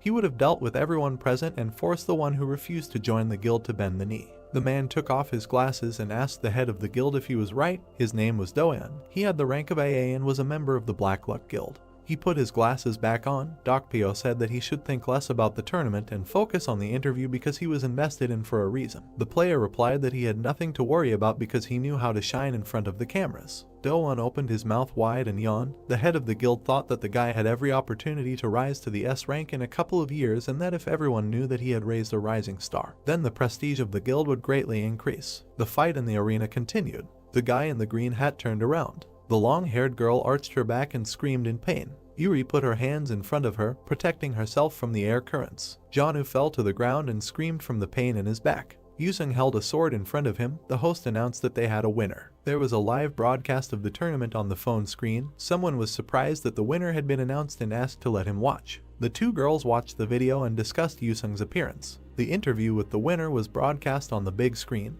The guy said that instead of a line he was choosing the right to choose an opponent. People in the square were discussing his choice. Someone suggested that he wanted to fight a master from some guild. Yusung raised his sword. People were eager to find out who he would challenge to a duel. The guy pointed his sword in the direction of the podium and demanded that the enemy come out. Doan smiled widely and said that he approved of this choice. He froze in confusion. The guild leader put his hand on his back, demanded that he sit down quickly and said that Yusung did not choose him. The dark-haired guy frowned. Dokpyo drew his ward's attention to the fact that the tip of the sword and his gaze were directed slightly above them. The dark guy looked at the arena in confusion. He did not understand why the winner of the tournament did not choose them, because no one except him and Dokpyo could become a worthy opponent to him. Behind Doan, someone slammed his hands on his knees and muttered something irritably. Jin-hyuk stood up and told Yusung that he was good at annoying people. The guy lowered his sword. People could not believe that he chose an unknown player. Kwanwoo opened his mouth and began to quickly type something on his laptop. Another man asked him to punch the main character through the bases. Information about Jin-hyuk appeared on the screen. People were surprised that he was an F-rank player. The main character jumped into the arena. Watching him, Dokpyo thought that if Yusung challenged an AA rank player, the fight would be spectacular, but for some reason he chose an unknown guy with a low rank, but there is no benefit to be gained from this. The blonde man frowned and assumed that the winner of the tournament just wanted to publicly mock the weak.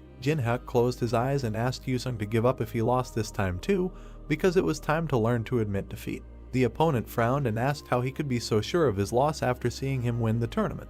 The main character gave him a thumbs up and said that he had definitely become stronger and asked if he had trained hard. The swordsman clenched his teeth and said that, without stopping for a second, she did everything to catch up with him.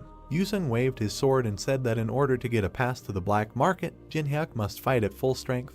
The system notified that the player was using the sword soul skill. Blue streaks appeared when the guy activated the second stance sword soul technique. He gritted his teeth and activated the blazing swordsman soul technique. The main character tiredly closed his eyes and thought that Yusung had taken up his task again. He raised his hand, summoning fire magic, and said that he was ready to fight.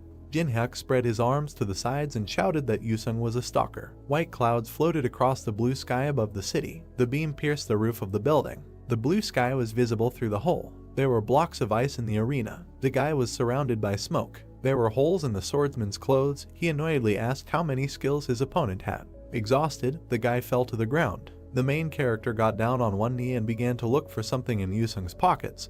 He believed that he was simply taking what was his since the enemy promised to give it back. He clutched the black and gold card and said that he would gladly take advantage of the invitation to the black market. People in the stands were discussing the battle that had taken place. Jinhyuk used a huge ice projectile and with some kind of beam smashed the ceiling. The audience doubted that there was a person in front of them. The main character sat down in front of Yuri and John and said that they had not seen each other for a long time. The girl pressed her hand to her chest. The old man said that this was their first meeting after the museum. The guy smiled, said that their first meeting was a little rough and suggested leaving everything in the past. John and Yuri were told that they don't want to be his enemies. Jinhyuk squatted down and said that since they decided to live peacefully, he wanted to ask for Yuri's phone number. He handed her the phone and said that if she didn't want to, then she didn't have to do it. The girl thought that in that case she would refuse. He opened his mouth and said that everything is not so simple. The main character turned the phone towards her and said that Yuri should be confident that she can cope with the consequences. She squeezed the black phone in her hands and thought that this was a request only in words, but in reality it was blackmail. The people in the stands screamed in fear. Someone jumped down behind Jinhyuk and said that it was amazing. He didn't expect an F-rank player to be able to win. The main character's eyes turned yellow. The system reported that the Eye of Truth of the second level was activated. The system window contained player Doan's data. The guy waved his hands and said that he did not expect to see such a show. The system notified that in order to copy the giant's hand skill, it is necessary to unravel the hidden intention of this person. Jinhyuk squinted and thought about how the system determined the intentions and desires of the object every time. He believed that this was beyond the capabilities of artificial intelligence. Doan raised his hand and said that there was no need to look at him so hostilely. Because he didn't come to fight, the main character asked why he came in that case. The guy smiled and said that they have the same field of activity and most likely they will see each other often. He extended his hand to the main character and said that he was showing common courtesy to his colleague. Jinhyuk smiled and activated the third level Eye of Truth. The system reported that Doan's words were lies. The guy continued to smile broadly and hold out his palm. The main character thought that behind such a calm expression of face, anger, rage, and hatred were hidden. He was also embarrassed by the reporters. He imagined the blonde man and thought that the guildmaster Dark Fortune was waiting for something.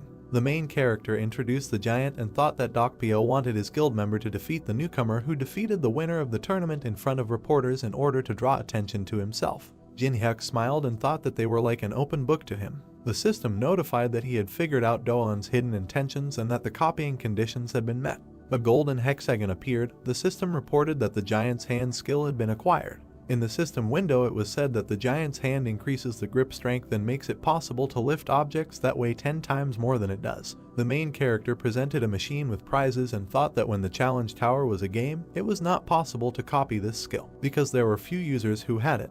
But now that the game has become a reality, skills that others have difficulty obtaining are just waiting to be. He collected them. His eyes turned purple. He said that it was unusual to hear his colleague call him and asked if it could be considered that this greeting came from the head of the Black Luck Guild. Doan opened his mouth and said that Jinhyuk doesn't seem to be in the guild, so they would be happy for him to join.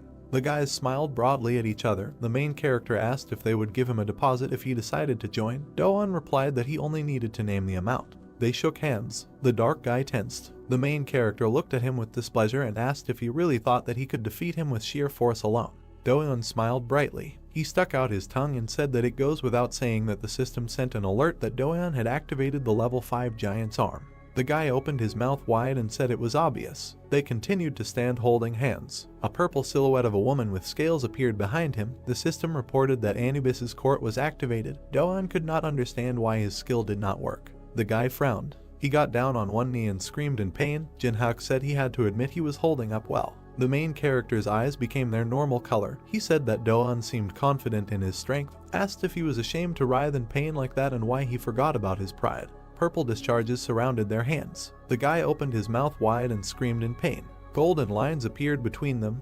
Do-eun asked Jin-hyuk to stop. The main character hit the guy in the stomach and called him wretched. Something came out of his mouth. The strong blow sent Do-eun flying backwards. The protagonist clenched his hand into a fist and said that this was because he pretended to want to make friends. He squinted and looked at the red smoke. A pit appeared in the arena. The eyes of the main character turned yellow. The system reported that the Eye of Truth was activated. Red smoke came from the hand of the head of the Black Luck Guild. He was outraged by it. That Jin-hyuk dared to beat one of his best players and said that he put in a lot of effort for this day. The system window contained information about the player Dokpyo. The system reported that in order to copy the ability to the energy of bloody rage, the main character must break the man's pride. The guy pressed his hand to his chest and said that he understood that the head of the guild was angry, but he should have behaved more restrainedly. Dokpyo's face contorted with rage. He assumed that Jin-hyuk was scared. The main character looked at his palm and said that he simply did not plan to defeat the guildmaster yet. The man's eyes were black. He jumped up and called the protagonist's names. The system reported that the energy of bloody rage was being activated. The man extended his hand forward and shouted that it was impossible to defeat the guildmaster. Jin-hyuk raised his hand. The system notified that he was using the daylight ability. The spectators covered their eyes with their hands, protecting themselves from the blinding light. They could not see what was happening in the arena. A dagger appeared in the protagonist's hand. Dokpyo clenched his fingers into a fist. The system notified that the power surge stat was being activated. The system window said that 99 points were used. The difference in level was reduced by 33. The man winced and thought that Jin-hyuk reflected his energy, although this was impossible. He imagined the white and gold armor and thought that in the raid of the boss of the second floor, the Divine Warrior, he was the leader of the Vanguard, and therefore a guy with an F rank could not even entertain the thought of competing with him. Dokpyo opened his mouth wide and told Jin-hyuk that he was just being ridiculous. The guy turned his head. Someone told them to stop. The body of the guild leader was enveloped in green smoke. The system announced that the 4th level arbiter was activating. The main character pursed his lips. Someone said that in a tournament that most of the population is watching, they must show that they deserve people's trust. Someone came down to the arena. There was green smoke coming from the man's hand. It was the head of the association, Sanjin. Jin-hyuk squinted and thought that in front of him was the head of the unification of all awakened Koreas. The man with the scar on his face looked at them disapprovingly. Dokpyo pointed at the guy and told the leader that he came on time because Jin-hyuk had just beaten up his guild player. The man turned his head when Sanjin said that they were at a tournament, not a show, so there was no need to worry about getting hurt. He approached Jin-hyuk, introduced himself and said that he was glad to meet them. He remembered sitting at the table in his office and said that, to be honest, 20 minutes ago he had no idea about the guy's existence. But the director in charge of the tournament contacted him urgently. A man sitting in the stands was talking on the phone. He told the head of the association that he had to come as soon as possible, because something incredible was happening in the arena. Sanjin introduced the man with glasses and said that he rechecked his test results due to the fact that there were many inconsistencies and found out that Jin-hyuk influenced the examiner. He looked closely at the main character and called his name. The association representatives bowed, congratulated him on receiving Korea's 16th S rank, and apologized for the association's mistake in giving him the wrong rank. Spectators jumped up in the stands upon hearing the news. People ran into the arena, eager to see the special player. Do-eun continued to lie on the ground unconscious. Dokpyo gritted his teeth and thought about what was happening, because this tournament was supposed to glorify the Guild of Black Luck, but it simply trampled them. He opened his mouth and asked them to wait when he decided he had to take control of the situation. The man grabbed the reporter's hand and said that he had to report that their guild was planning an attack on the boss of the 3rd floor. The reporter's jacket remained in Dokpyo's hands. He said that they would talk about this another time and asked him to contact the editor. The man froze with someone else's jacket in his hands. The journalist was filming Jin-hyuk. Dokpyo's eyes turned black with anger. He turned around and walked away from the crowd. The system reported that the conditions for copying the Dokpyo skill were met. A red hexagon appeared. The system reported that it had received a unique ability, the energy of bloody rage. A news site was open on the screen. There was a photo of the main character smiling. The comments discussed Do-eun's loss. Jin-hyuk smiled. Looking at the phone, he was pleased with the public's reaction. He remembered Sanjin raising his finger and saying that as an apology, the association would provide him with a plane to fly to Las Vegas. The guy leaned back in his chair and said that everyone wants to have a high rank because the attitude towards such players is radically different.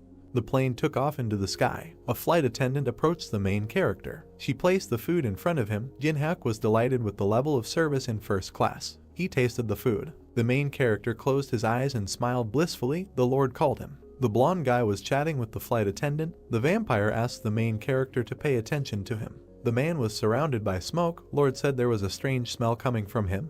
His blood smelled so bad that she didn't even want to taste it. Jin-hyuk looked to the side and asked what she was complaining about. The vampire said that this was not a joke and that guy was not an ordinary person. His eyes turned yellow. He thought that if the Lord, who considers people to be mere bags of blood, speaks like this, then something is really wrong with that person. The system notified that the Eye of Truth of the 3rd level was activated. His eyes widened in surprise. In the system window there were characteristics of a player named Alex Judrow. The guy waved his hand. The system said that depending on the degree of closeness with the object, you can copy one of the skills, but for the maximum degree of closeness you need to join the Manga Association. The main character pursed his lips and thought that he couldn't even imagine that guy was one of the Manga because he walked around with such a calm face. Alex walked past Jin-hyuk. He pointed his finger at the main character and asked if he was the same player from Korea who received S rank. Jin-hyuk imagined a man in a black mask and thought that Alex had boarded the plane on purpose and assumed that after the news came out, not only large guilds were interested in him. The guy smiled and said that he had recently changed his rank to S. The suspicious man said that he was amazing at the tournament.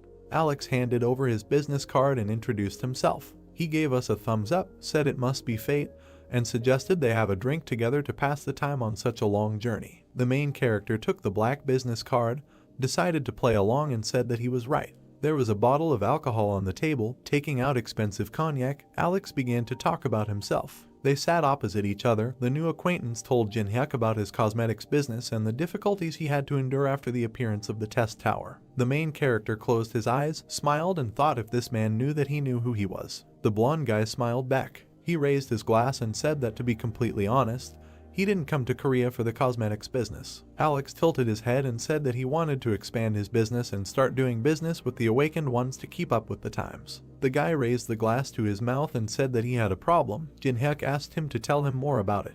Alex put the glass on the table and asked if the main character had heard about the masked player. The interlocutor realized that he was talking about the unknown.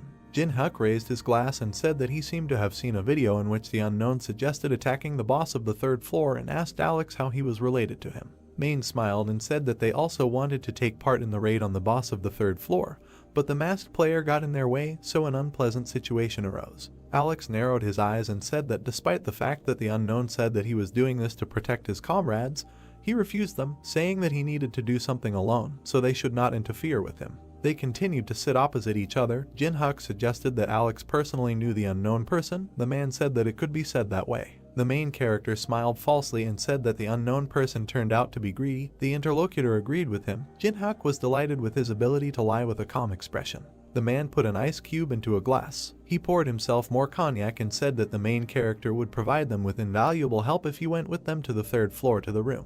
The guy raised his hand, expressed surprise at the invitation and said that the unknown was going to fight the boss alone.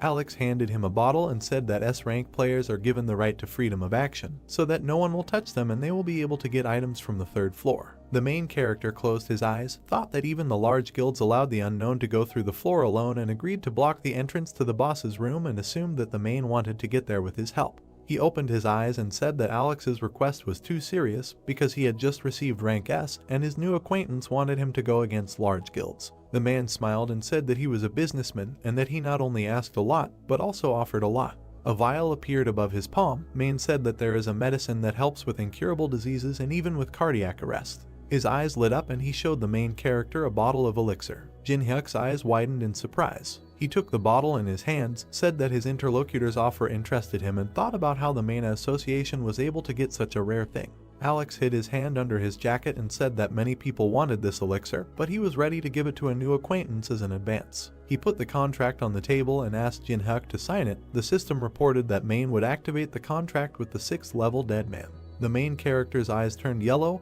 Alex said that such a chance is rare. The main character extended his hand to a piece of paper and thought that visually this agreement was no different from ordinary ones. He imagined a dagger surrounded by smoke and thought that the violator of the terms of the contract would be overtaken by a mortal curse. But if he didn't sign anything, then there was nothing to worry about. The guy closed his eyes and said that he could not sign this because he was very reasonable and was not ready to confront large guilds. Alex raised one eyebrow, said that it seemed that the valuable elixir was not enough, expressed regret about his decision and said that he was counting on him.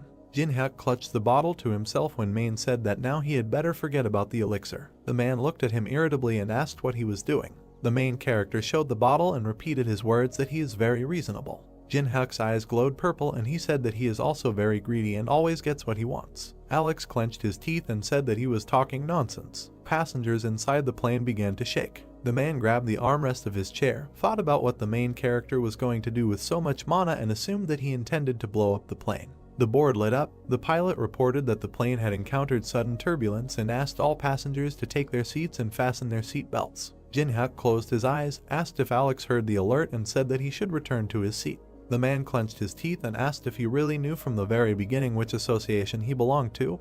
The main character replied that he guessed and praised Main for her good game. Alex opened his mouth, said that he did not advise him to irritate them and that the unknown would make him pay the appropriate price for this situation. Jinhyuk turned his head and said that Main had a good sense of humor and that it was stupid to claim that he was on the same side as Unknown after they were kicked out of the Olympus meeting. The man's eyes widened in surprise. He was wondering who this guy really was and whether he knew the Unknown. He put his hand on the armrest and thought that it might just be a bluff and that the big guilds could share information with him after he was given the S rank. The guy waved the vial and said that it was possible to share information about the Unknown if Alex behaved well. The plane was landing. Jinhyuk suggested we meet another time. The plane's wheels touched the ground. The signs were shining with lights. There were many light bulbs on the ceiling. A Ferris wheel could be seen in the distance. There was an advertisement on the wall. The girl opened her mouth and asked incredulously if this was a city of people. The Lord walked next to Jinhyuk. She said that she liked it here. The main character asked her to be quiet and threatened to send her to the ring if she did not listen. He imagined the blonde-haired Main and thought that as gratitude for the fact that the Lord had smelled Main, he released her from the ring. With his current amount of mana, her height was 150 centimeters. Golden rectangles appeared. The main character evoked memories of the world. A red hexagon appeared. The main character united the Eye of Truth and the energy of Bloody Rage. Another red hexagon appeared. The system reported that the merger was successful and he received the Greedy Look skill. In the system window it was said that the Greedy Gaze allows you not only to view the status of any player, but also to share vision and read thoughts. The system reported that due to the characteristics of the Blood Devil energy, the personality of the skill owner can be changed if used frequently. In addition, the separation of vision and mind reading can only be used on players with a lower level.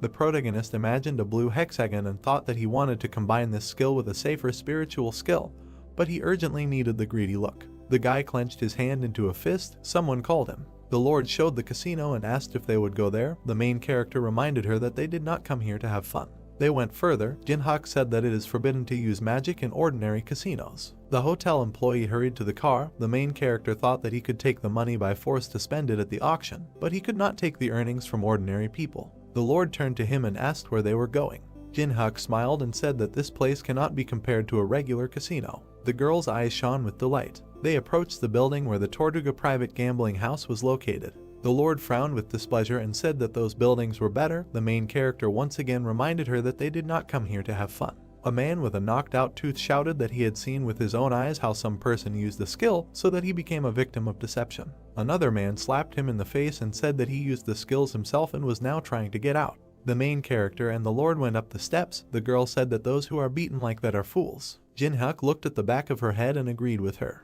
The girl looked at the surroundings with delight, said that there are a lot of interesting things here and asked how this place differs from others. The main character picked it up and said that you can use magic in this casino. He sat Lord down on a chair. He asked the woman behind the bar to serve the girl any drink she wanted to try. The vampire was outraged by his action. She had not gone out for a long time, and he did not allow her to have fun. The guy drank some drink in one gulp. The Lord asked what he was going to do alone. He put the glass on the counter and said that he needed to earn extra money. Streams of magical energy emanated from the hand. A red hexagon hung above the man's head. The system reported that the third level of basic blocking was being applied. The player to whom this skill was directed did not receive influence from other skills, and the skills of the object who used it remained active. The man turned over the cards. It was a Tortuga dealer named Pedro. Jinhyuk pressed his hands to his face. Looking at him, Pedro thought that he had already lost $500,000 to him and losing more would be dangerous, but he was determined to win. An employee of the establishment moved a stack of chips and said that he was raising the bets. The main character closed his eyes and twirled the chip in his fingers. He pushed the stack of chips forward. Jin-hyuk smiled. People watched his game with excitement and assumed that about $5 million were at stake. The guy's eyes turned purple and asked if everything was okay because it was a big amount. Pedro smiled and said that the dealer is always confident. The main character looked at the glass and asked which guild controls this establishment. The man replied that the guild is the cleaners. The man closed his eyes and thought why Jin-hyuk had been silent all the time before, and now he started asking so many questions. Pedro waved his hand in fear when the main character asked if he could ask so many questions. The dealer said that he must answer all the visitors' questions. The man frowned and suggested that this player had the skill of reading minds. He put the cards on the table and thought it didn't matter. Pedro waved his hand and thought that Jin-hyuk would not be able to do anything if he changed the cards at the moment of revealing. The system reported that the sleight of hand skill was being used. There were 2 jacks on the table. The dealer's eyes widened in surprise. He could not understand how this happened. Jin-hyuk smiled. Pedro didn't understand how this was possible because he used the skill and changed the cards. The main character showed his cards and said that he won thanks to this pair of kings. He imagined a red hexagon and thought that the new skill, Greedy Gaze, which allowed him to read minds, was a good ability. Jin-hyuk held out his hands to the chips and said that he was taking them. Someone was running towards them. Men in black suits surrounded the table. The man in the red shirt said that he did not know thanks to what skills he received such a win, but he would have to follow them. The main character was indignant at the way they treated visitors.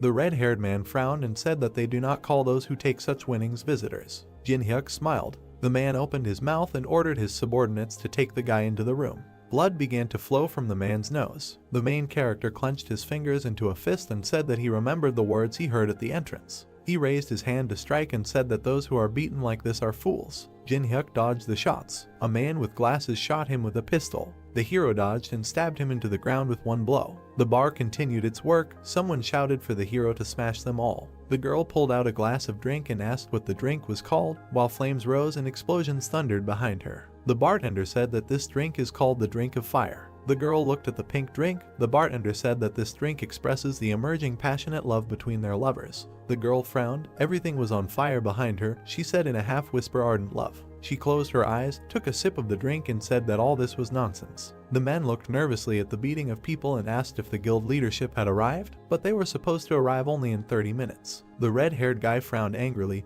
Cold sweat flowed down his face. He realized that something had gone wrong, although they were in a criminal area. The hero beat the employees with a smile. The guy looked at him and noted that even here it is difficult to find such an unstoppable fighter. The guy with the phone ran up to him, said that they had problems here and offered to look. The manager asked what was so important here. He kept his eyes glued to the phone screen. It contained a photo of a hero. He was informed that he had recently received an S rank in Korea. It was the player Jin-hyuk. The manager looked ahead anxiously, thinking that even in America there are about 20 representatives of this rank, and now one of them is right in front of him. He imagined a city on fire and a crazy hero above him and thought that if the hero continued to rage, he would simply destroy the casino. All the men froze. Someone asked everyone to stop. The manager unbuttoned his jacket. He sat down on his knees, still wearing only his shirt, and asked for forgiveness for not recognizing the hero and acting tactlessly. He asked for forgiveness again this time. Jin-hyuk bit his lip nervously and asked why the manager was suddenly apologizing. He asked if the guy really thought that it was in vain to contact him after learning his rank. The guy crawled closer to the hero and said in a trembling voice what he meant. The hero interrupted and said that this was all absurd. He leaned towards the guy with a malicious smile and asked if this place wasn't like this originally. He clarified that the one who is beaten is the fool. The hero began to bend his fingers. He said that he made a bet, won the average amount, but they intervened and then caused moral damage, so if you count everything. The guy looked in horror at the hero, who said that $10 million would be enough for him. Jin-hyuk grabbed the manager by the collar and otherwise ordered the establishment to close. After a while, the hero looked at his bank account with 10 million on the balance. He thought that this amount would be enough to get the desired item at auction. He leaned against the wall. Cars were driving along the road behind him. He reminded himself that it would soon be their turn. The car stopped next to the hero. The window rolled down. A man in a jacket was sitting behind the wheel. He clarified which hero the guest was and said that they would take him to the auction hall. The car rushed forward at high speed. The hero sat in the back seat and looked out the window. He couldn't see what was outside, which meant that the auction location was being hidden. The car was approaching the mansion. The hero was full of anticipation. The hero stood in front of the open gates of an expensive mansion. They wished him a good time. The hero's pendant began to smoke red. He asked if the hero had forgotten his promise. The guy asked to wait because he was going to an inconspicuous place on purpose. The demon began to hurry the hero, but he nervously asked him not to be capricious. Alice incarnated into a human body. She was wearing a white shirt, smiled and said that she liked being outside. The hero smiled and asked if she really liked it that much. The girl said yes, and this place is suitable for someone as noble as her. The heroes began to rise. Alice asked if they were going to the auction now. The hero asked not to attract much attention to himself, and the girl asked why. There were a lot of people inside the mansion. The hero noted that there were too many eyes here. The hero walked and looked around. He had already participated 175 times. He participates every year. But now he was more worried than usual. He was interested in objects related to the tower. People drank wine and smiled at each other in anticipation of the start, and according to rumors, this time the heart of an ichthyosaur will be presented at the auction, which was made possible thanks to the appearance of the tower. Thanks to magical energy, many lost ancient jewels are being revived again. People were all waiting and wanted to at least take a look. Alice felt a foul odor. She grabbed her nose, which surprised the hero. An unknown man with a cane decorated with a skull approached the hero. An ominous smell emanated from him. An old man in black clothes appeared in front of them. He called himself Julius Cedric and said that he was the teacher of the worthless fool behind him. The hero looked at the gloomy blonde, seeing that he had been given a good treatment, because he returned without results and elixir. The hero used a greedy gaze. He looked at the smiling old man covered in a purple aura. A window of characteristics of this person appears. As the hero expected, the man had amazing abilities, necromancy, and his abilities were perfectly combined. With minimal mana expenditure, he could use a lot of magic, so everyone wants to get this skill. The conditions for copying were learning dark magic from the old man and receiving an A+ grade in order to be able to copy his skill. Jin-Hyuk frowned, thinking that the system was clearly going crazy. He realized that the old man needed to be shaken up. He smiled and said that thanks to his student he received a rare thing. And the flight was interesting. Cedric said thank heavens if so. He looked at the guy from under the hood and said that he had arrived specifically to re-clarify about the information that the hero possesses. The hero asked about the unknown and Cedric agreed, saying that for them he was a big problem. The hero smiled and walked forward, noting how straightforward the old man was. He said that they were now in such a wonderful place, so he suggested discussing this another time. Cedric blocked the hero's path with his cane. His eyes glowed purple as he expressed his regret that there wouldn't be another time and he needed to deal with it as soon as possible. Jin-Hyuk waved the cane away. His eyes glowed yellow. He pointed at himself and said that he had missed the moment when this became his concern.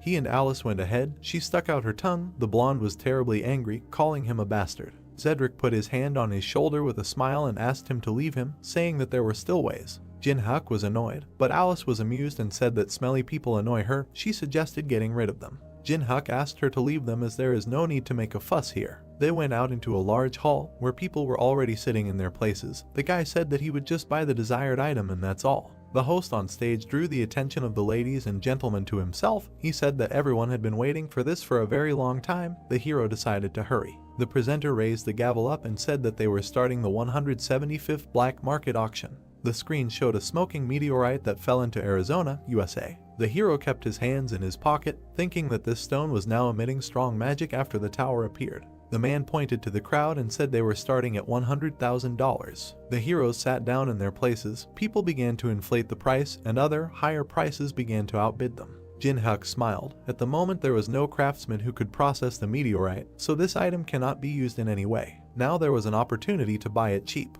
Jin-Hyuk raised the sign with a smile. The host hummed approvingly and asked if anyone was ready to beat this amount. Jin-Hyuk closed his eyes with a smile, thinking that he bought a meteorite for pennies. Someone held up a sign and said the amount was $1 million. The presenter began to sweat and began to beat his fist on the table. Jin-Hyuk opened his eyes in surprise. He looked down and saw that Cedric had entered the bidding. The presenter raised his hand and said that they were starting bidding and the new slot was a sealed catalog of mental hospitals with a price of $100,000. People started raising the price. The hero raised the sign and named the price of $300,000. Cedric raised his sign with a wicked smile and named the price at $1 million. People looked at the old man in horror, afraid of such pressure. The presenter asked if there were any more bids and hit the gavel on the stand, saying sold.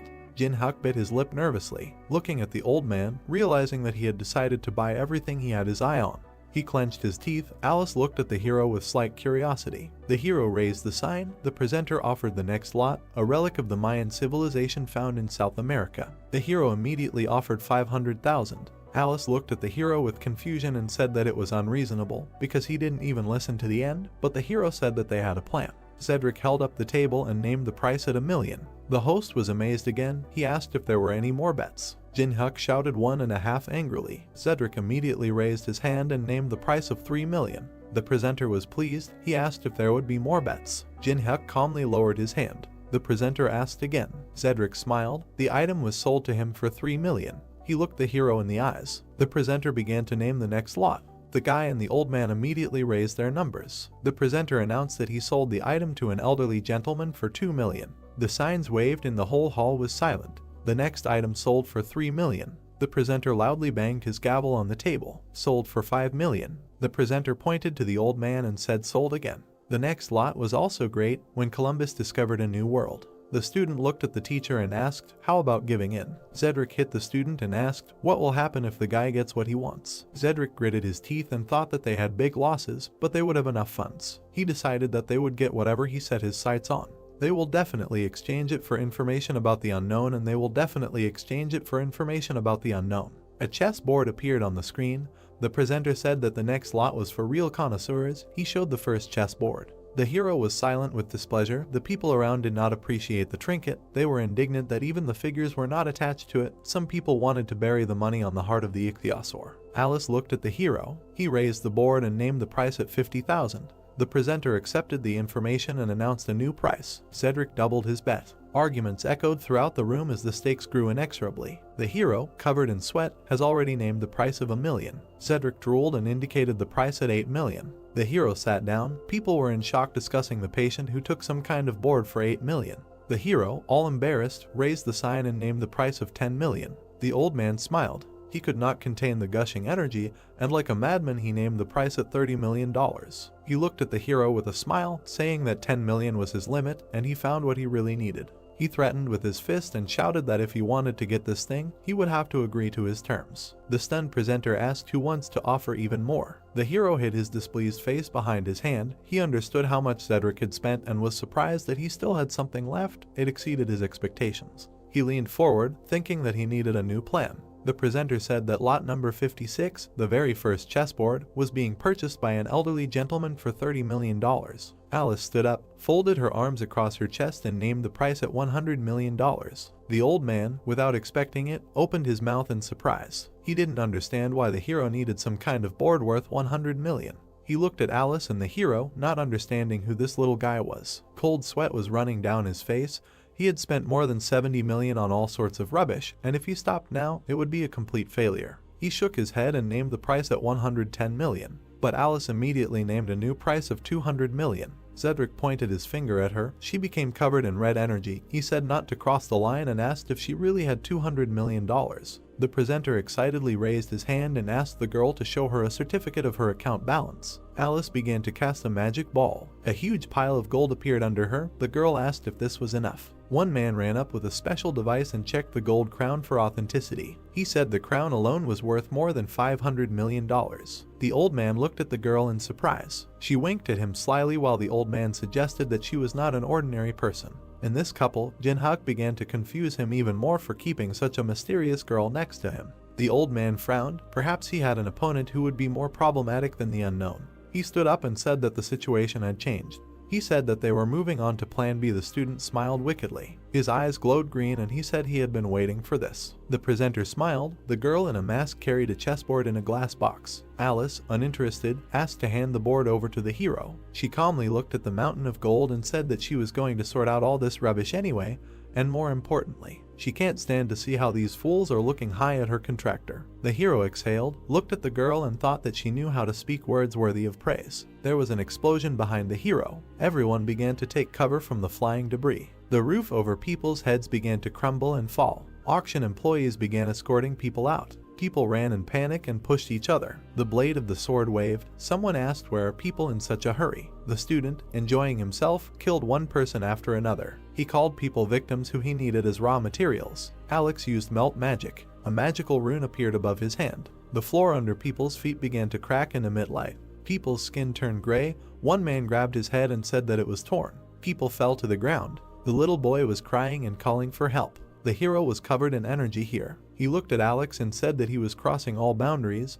He called him a psychopath. The souls of people left their bodies, flying out like green smoke from their withered bodies. A bloodthirsty monster appeared. The hero prepared for battle, calling his opponent an abomination. 2 more monsters appeared in front of Alex. Alex said that they were beautiful. The hero gritted his teeth and stood in a fighting stance. Alex said that this was expected of an S rank. He smiled and said that he remembered very well how the hero insulted him on the plane. After the order to eliminate, the monsters ran to attack. The guy said that he no longer needed to hold back. Jin-hyuk calmly looked at the approaching monster. A bloodthirsty hand was approaching his face. There was a flash and stones flew in different directions. The hero jumped to the side. 2 monsters stood in front of him. Alex called the hero agile. The monsters were slowly approaching. Alex asked where that little rich girl ran off to. A sword began to appear in the hero's hand. He said that she didn't like these nasty guys, so she ran away a long time ago. He noted to himself that her body had disincarnated, since it would need all the magical energy. The damage will gradually stack.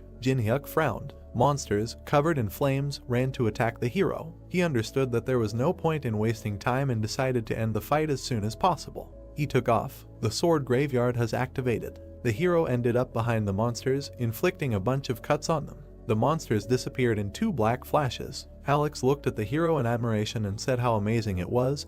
He couldn't even keep track of the hero, but another soul moved from the corpse into Alex's rune. He said that it's nice when the amount of resources exceeds expectations. He waved his hands. New monsters appeared. He said that everything was becoming nice and simple. The hero turned around. The 2 killed monsters had regenerated. He thought that Alex wanted to exhaust him and prolong the battle. Monsters surrounded the hero. They were fueled by the forces of people and therefore remained in the ranks while the enemy was running out of mana. This is their standard tactic. Alex smiled madly. This is how necromancers fight. Jin-hyuk dodged the blow and grabbed the dagger. He raised his hand to attack the blow and he slid back, asking if this was all Alex's trump cards. He pointed a glowing blade at Alex and said that he would burn them before they recovered. He used daylight. The outbreak consumed the monsters. Alex covered himself, annoyingly noting that he was using that skill again. But he had already analyzed his technique by watching a video from the tournament. A wall of darkness and huge bloodthirsty eyes appeared behind Alex. He realized that he needed to attack before the rays of light united.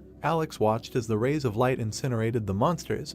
He asked why they weren't moving. The monster's legs were covered with ice. Steam poured out of the hero's mouth, and his fingertips were covered with ice. Alex opened his mouth in surprise, realizing that the hero had hidden the ice skill with a flash so that he could not see anything. "Leave me alone." A cold flash appeared. A deadly beam hit Alex from it. A powerful light came from the mansion. It became as bright as day. Alex was lying on the floor. He looked at the hero, saying that this was impossible. He looked at the bloody scraps that were left of his cuties. The hero came up from behind and said that the cuties were a little blown away. Alex waved his hand, but a beam of ice hit him. The hero waved his dagger, and a light flashed in front of his face. Alex jumped out of the cloud of smoke. He was sweating. He realized that he had lost, but he had a huge advantage. He decided to quickly run and find a teacher. An invisible blade pierced his body, and a knife blade protruded from his stomach. Alex began to fall to the ground. The hero was hiding in the smoke. He stood in a throwing stance and smiled. He approached the wounded Alex and said that he had created chaos and asked if he was really going to run away. Blood flowed from the guy's mouth. The hero grabbed the handle of the knife. He said that he would tell Alex how he would die. Blood sprayed from the guy's mouth. Jin-hyuk said that for the next half hour, blood would accumulate in his lungs, and when they were filled with blood, the guy would begin to choke.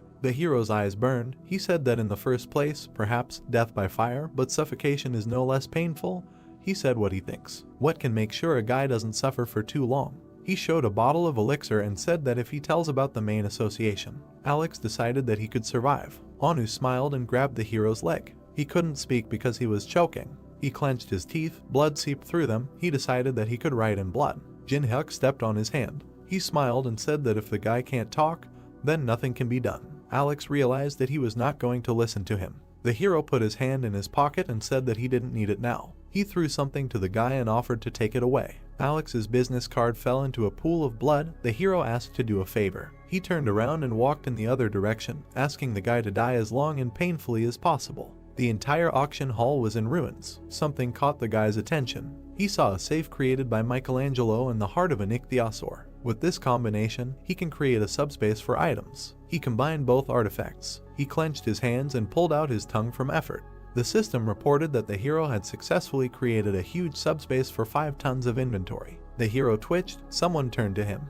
The leader behind him smiled and thanked him for saving them. The boy pressed himself close to the leader and said thank you to the guy. He thought that he would have to pay for these items. He frowned and said that he didn't take the items for nothing, but the host said that everything was fine. Jin-hyuk looked questioningly. The presenter smiled and said that he lost consciousness, and then he saw the hero and he saved their lives. He hugged his only son. He said that he had never even thought of informing on the hero. Jin-hyuk was silent in surprise. This was the first time for him. He closed his eyes, smiled and walked away, noting that this was not a bad feeling.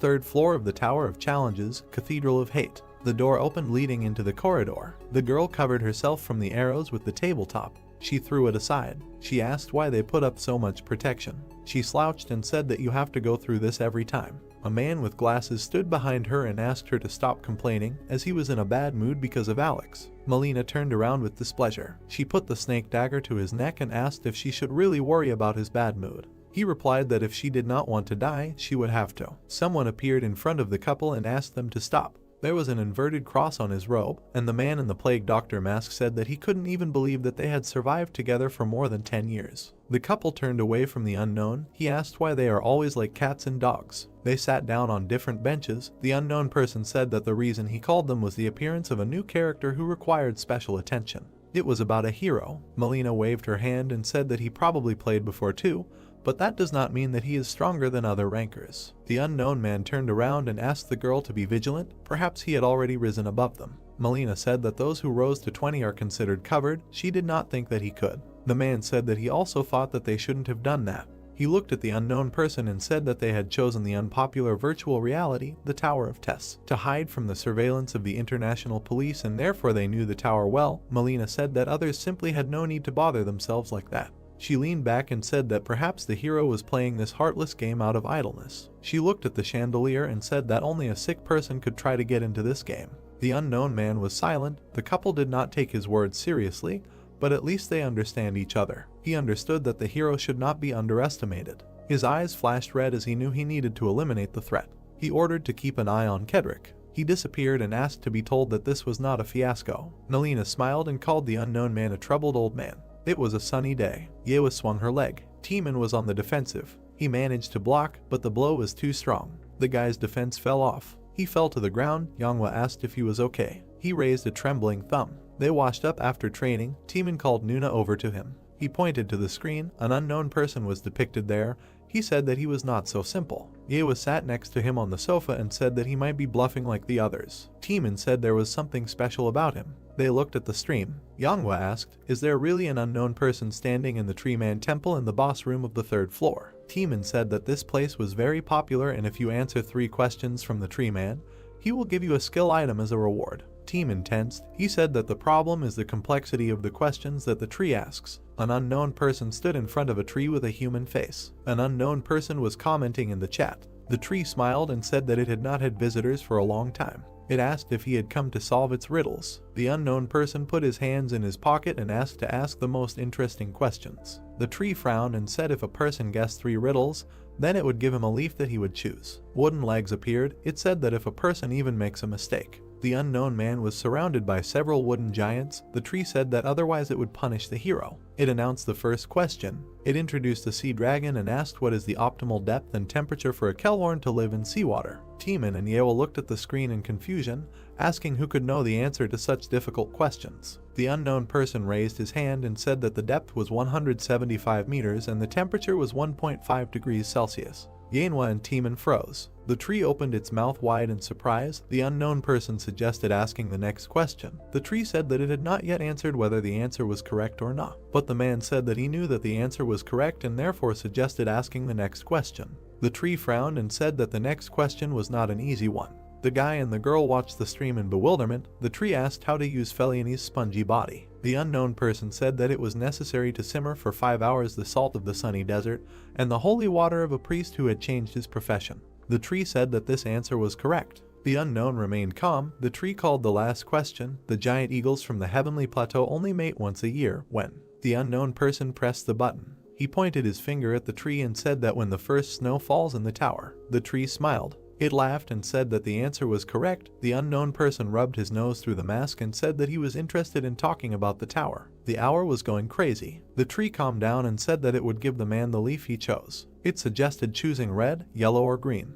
Red is a fire modifier, yellow is a defense boost. Teeman smiled and said that he knows that green increases movement speed. Gawa proudly pointed to herself and said that there would be a long battle with the boss. She was interested in what the unknown would choose. She said that she would choose speed. The unknown person said that he did not need these sheets. He said that he wanted to get something else. He touched the tree and asked for the black leaf it was hiding. The tree looked at the man in fear and asked how he knew about the black leaf. The guy and the girl looked at each other, not understanding what we are talking about. The tree smiled and said that it couldn't give it to the hero, but agreed to give the hero an extra green leaf if he chose red. Wouldn't it be beneficial? The unknown man turned around and deliberately said that the great and venerable tree man said that for the correct answers he would give the leaf you wanted. He said that it would charm his teeth. He extended his hand and asked to give the black leaf under the threat of calling the tree a dishonest liar. The tree was oozing tree sap from excitement.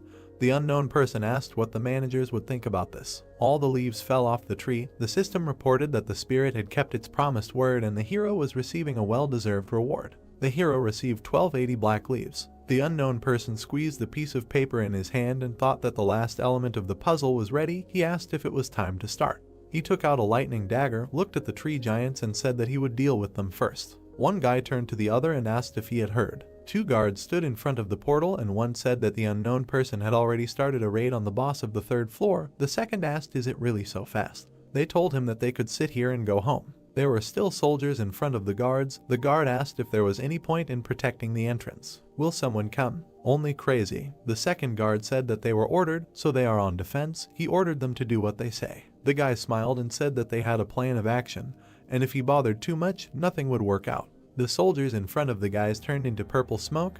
Their weapons fell to the floor. Black circles appeared under the guards' feet. Purple lines wrapped around the guy's legs. A man appeared. The guard was wrapped in ribbons. The unknown person ordered to absorb and conserve all the energy since they need everything and they have no time to hesitate. Zedric stood in front of the portal with his sect. Zedric said that he had already started. Leaves were flying over the temple. The unknown man turned around. Behind him a headless giant fell to the ground. Chat admired the unknown's battle. The camera followed the hero. Someone in the chat expressed skepticism. The hero said that he didn't care whether they believed it or not. He said that he already had enough problems, so he asked them not to bother them. The chat was surprised that the unknown approached them. This idea began to refute this theory, saying that the unknown would not communicate with the audience like that. The unknown man looked at the camera and said that he was telling this to them. He said that if they want to watch, then let them watch. But if they don't want to, they can leave. Many streamers curry favor with viewers to increase views. The guy looked at the phone in surprise. But if from the very beginning I come out with a concept, I do what I want. The guy smiled and asked what is he doing. Then a fandom will be formed from those who are interested in such a concept. In the chat they admired the hero's audacity. The hero walked silently towards the gate. There was a purple flash above the mountain. The hero turned around, surprised that there was someone else here. He grabbed the camera and asked to cancel the broadcast. This was not appreciated in the chat. The system reported that the broadcast was completed. A bunch of warriors ran to attack another group. The magicians put up purple runes. Warriors in armor ran to attack. Stone statues defended their positions. The evil spirits attacked the soldiers. The battle has begun. The hero watched what was happening from the cliff. It seemed to him that the sides were equal. The evil spirits destroyed the stone soldiers. The hero assumed that their side was stronger. The sorcerers put out runes. They shouted that the blow was aimed at them. Someone hit one sorcerer in the shoulder. The sorcerers saw fragments flying at them. They began to demand that the shields be turned around. The fragments began to bounce off the magic discs. The sorcerers could not understand where the attack was coming from. They saw a masked man behind the stone army. The sorcerer ordered the undead to eliminate the masked man. Skeleton archers began to shoot at the hero. The hero began to hide behind the stone soldiers. He put out his hand, rays of light swirled in it. He used the protection of heaven. A flash of light illuminated the undead. The sorcerers looked at how the undead suffered from the blow. They realized that they could not control it because of the holy skill. They decided that they needed to concentrate on controlling thoughts. A huge warrior in a horned helmet began to attack the sorcerers. One of the subordinates shouted to the master that Team 3 had been destroyed. Zedric clenched his teeth and said that he could see it that way. The unknown ran forward. He thought that there were 4 teams created to effectively control the undead. He presented the battle plan. One of the teams was destroyed. If you destroy the first one and break the network, then control is completely destroyed. A fiery flash appeared next to the hero. He attracted attention. He attacked the stone golem, asking if he could really catch it at that speed. The fighting statue of the Moe ran after the hero. The sorcerer pointed to a huge approaching head and said that the enemy was coming in their direction. He was ordered to stop him. The unknown person found himself behind the sorcerers. Moe jumped. The sorcerers looked in shock at the approaching death. The statue stuck into the ground with a roar. The sorcerer shouted to the master that the first team was destroyed, and if this continues, they will be surrounded. Cedric said that he knows all this. He shouted furiously and asked what kind of enemy they were facing. He said that he throws ash into the cooked rice porridge every time. He held out his staff and began to activate the Pyramid Guardian. They shouted to him that if he used this skill, he would have no mana left to attack the boss, but he ordered him to shut up. His eyes glowed and he said that he would concentrate all his power and kill him. He ordered to wake up. Ghosts and bandages began to appear around the necromancer. These were the guardians. Exhausted, Cedric fell to the ground. They asked him if he was okay. The old man replied that he was a little overtired. He turned around and ordered to come closer. He grabbed the sorcerer. He looked in horror as the master's hand began to suck out his life. In an instant he withered away. Cedric regained his strength and said that if the guy twitches, the pain will only get worse. The unknown dodged the attacks, noticing how Cedric absorbed his own comrade.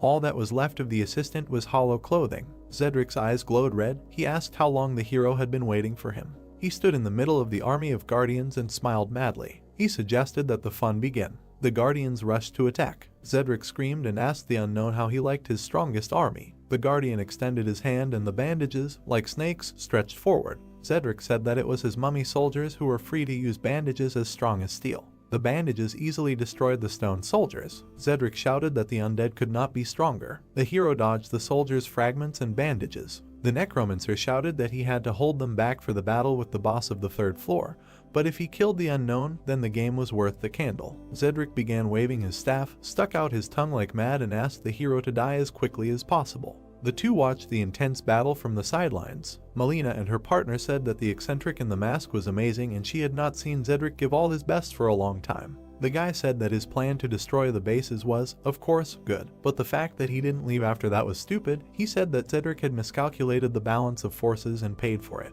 The steel giant swung his sword. The guy said that after seeing the skeletons and death knights, he thought he could handle it. Cedric burst into laughter. The guy noticed that he had quite a few problematic abilities. The guy touched the glasses and said that there was no point in interfering with them. Melina turned around. She looked at the powerful explosion. The unknown man dodged his enemies, destroying one after another. He was serious. He recalled that time, that experience. He remembered the old man who said that the hero's sword is strong and sharp, but he is very tense and his mistake is the dissipation of strength. He took the rope and offered to look at it. The old man smiled and said that a true master is able to deliver a good blow using a minimum of force. He waved. The rope shattered into pieces. He asked to imagine that it was moving freely, like the wind. It was responsive and pliable, impermanent. He waved, saying that at the right moment. The hero looked in surprise at the master, who said that at one moment you released the energy of her movement.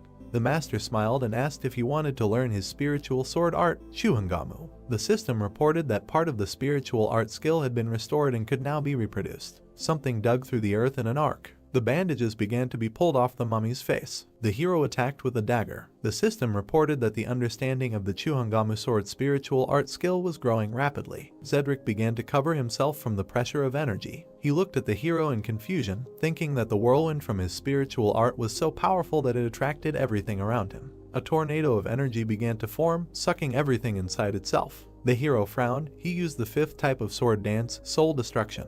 The entire battlefield lit up brightly and began to collapse. Cedric was able to stay on his feet, but all his mummies were scattered in different directions. Double shield activated. Cedric covered himself with a shield from the attack. He knitted his eyebrows, thinking that only 6 months had passed since their world had changed. He asked where he got such strength from.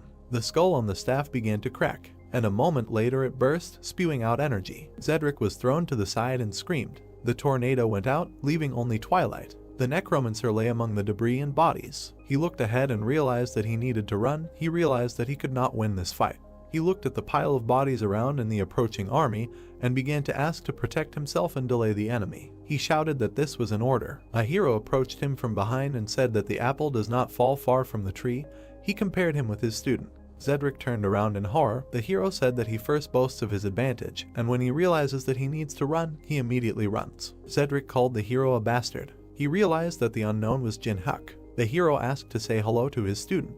The necromancer's pupils shrank in fear. He screamed, covered in fire. The old man was completely covered in flames. The hero asked him to tell him that he was worried that he would be bored alone and that's why he sent him. Jin Huk silently looked at the burning body. Energy began to flow out of the undead. The sorcerers began to look at the crumbling call. They were surrounded by stone soldiers. While the crowd was being beaten, the deified skeleton of Cedric was already lying behind them. It was not easy to use soul destruction at this level. The hero walked down the stairs of the temple, suggesting that he was even overtired. The system reported that the hero purchased a solution for replenishing medium-level mana, 4 pieces. He held 4 flasks in his hands. He understood that if he didn't come here now, everything would be at a loss to him. He used all 4 vials and told himself that he needed to wait a little longer. He approached the shield, surprised that it had flown all the way here, and remembered that he used to love shields. He threw it on his back, starting to feel nostalgic. He took the shield in his hand, got into a fighting stance. He looked at the stone soldiers. The giants began to advance. Temple Guard, Lord of the 4 Principles. The hero stood in front of 4 giants. The giants attacked the hero. He began to repel attacks with a shield, saying that he liked their silence. He began to accelerate, dodging blows. He began to make cuts on the giants. He asked them to spit out the key already, as he was tired.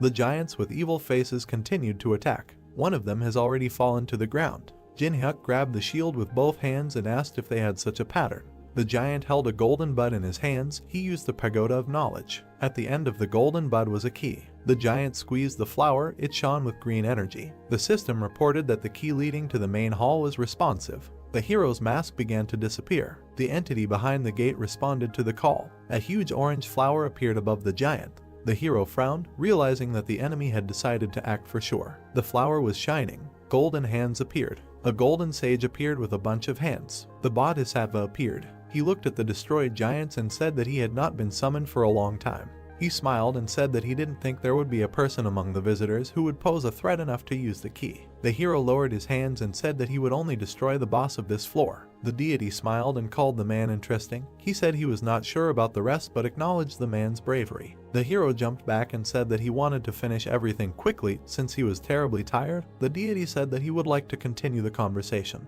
The hero jumped. He covered himself with a shield and said that chatting with statues was such fun. Spears appeared in the hands of the statue.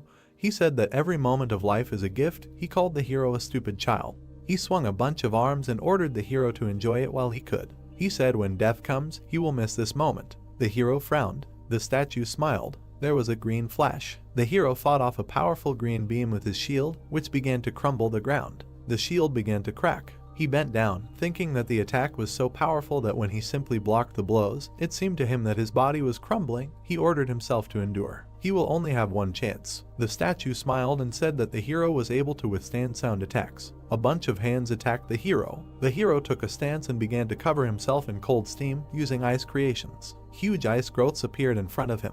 A moment later they collapsed. The statue's spears easily destroyed the hero's defense. The statue frowned and called the hero a boy. He frowned, saying that he was using Western magic. He swung with both hands, and he caught the shield with one hand. He smiled, saying what pathetic tricks he uses. Suddenly a black flash appeared in front of him. The hero remained in the throwing stance, looking at the statue's displeasure. The statue's hand was pierced by the hero's dagger. He said that poison did not affect him. The hero clenched his red fist and said that it was called blood energy and said that if you wound once, you could deal damage continuously. The statue tore off its own hand and said that it did not matter, and such a trick would not work twice. The hand fell to the ground with a crash. The statue asked what the hero would do, because he only took away one hand. The hero leaned on his hand and said that he was right and one would not be enough, and he said that he knew that he did not use the same method twice. He pulled the pearl from the statue's hand and said that he had received exactly what he needed. The statue frowned, realizing that the hero had been aiming for the hand with the gem from the very beginning.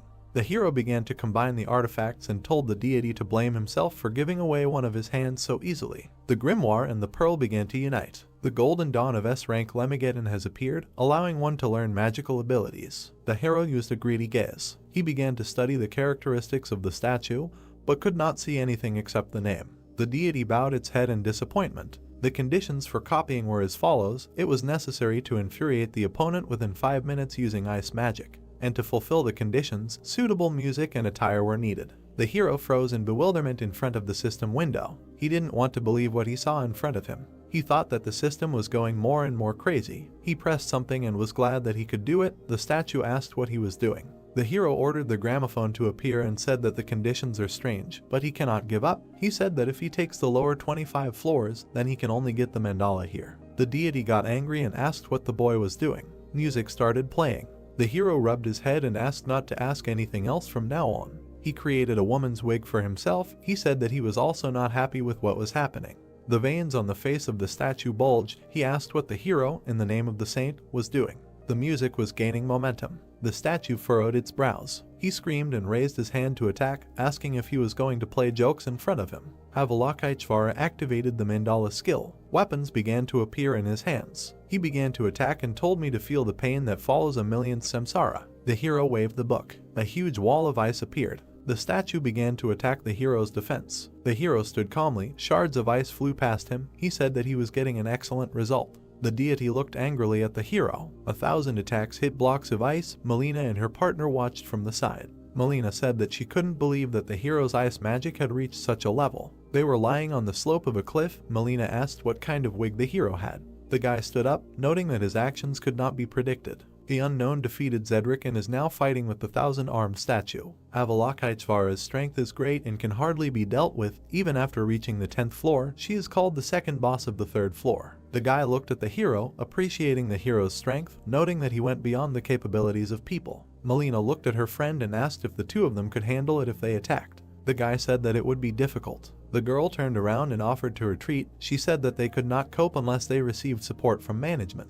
Lichao said that they could not leave because then their place in the hierarchy, which they so stubbornly defended, would be at risk. Melina asked what to do then. Is he really going to die for the position? A coin appeared between the guy's finger and he said it was time for this. Melina smiled. A purple flash appeared on the hill. The hero turned around, noting that the mains had not only sent Zedric. He continued to dodge the statue's attacks. He closed his eyes. The statue attacked and said not to dare turn away from it.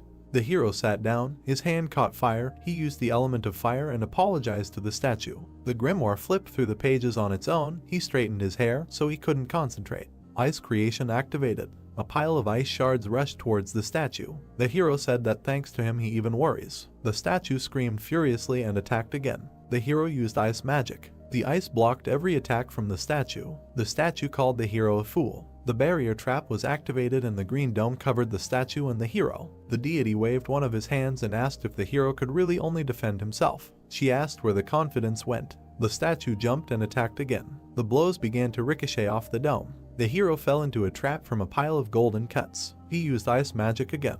He covered himself with an ice dome. The statue watched as a bunch of cuts ricocheted inside the dome. He squeezed the dome and said that it was useless to resist. He took advantage of disfavor. Huge palms appeared around the dome. The system reported that Avalokiteshvara activated the divine spear. The statue swung over the dome. The dome burst and blocks of ice flew in all directions. The hero took off. The statue smiled. Suddenly he looked forward in surprise.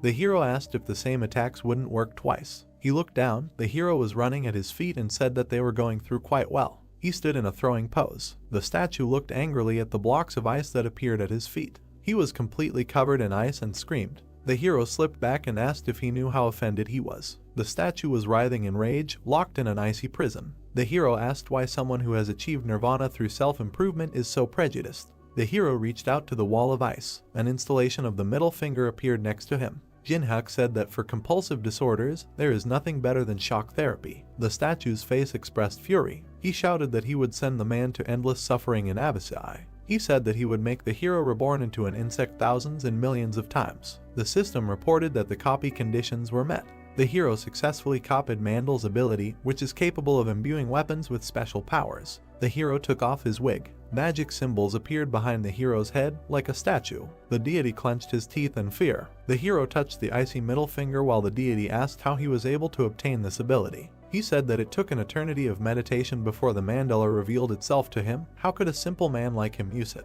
The hero raised his hand and said that he would make sure that the potential of his skill did not go to waste. He ordered the statue to disappear. The middle finger pointed at the statue. He rushed forward into the ice prison. The statue was pierced by the middle finger. He looked in horror at his fate. There was a bright green flash. The statue was smashed into many pieces. The system reported that the hero's level has increased. Jinhyuk sat on the ruins of a 1,000-armed statue. He held the golden key in his hands and rested. The key allowed the hero to summon the 3rd floor boss on the 3rd floor. He walked away from the ruins of the statue and warmed up. He said that it became more difficult than in the game. He walked past the corpse of a necromancer. He said that he was overtired. He looked at his characteristics. I scrolled through and thought that I needed to spend my stats on mana. His mana increased to 77. He warmed up, saying that next time he would need to prepare something for mana regen. Suddenly he remembered something. He still had some things to do. The test tower is a place with a special atmosphere. He introduced a bunch of monsters. As night falls, the temperature quickly drops, and the aggressiveness and strength of the monsters grows. The players ran towards the portal. As night fell, most of the players did. Someone stopped hunting and looked for a safe place. The hero lit a fire, and in front of him lay a night forest and a starry sky. He cooked food over a fire. He took a huge juicy shrimp. The mask disappeared from the hero's face. He took a bite. He smiled, thinking that this was a taste that he couldn't enjoy.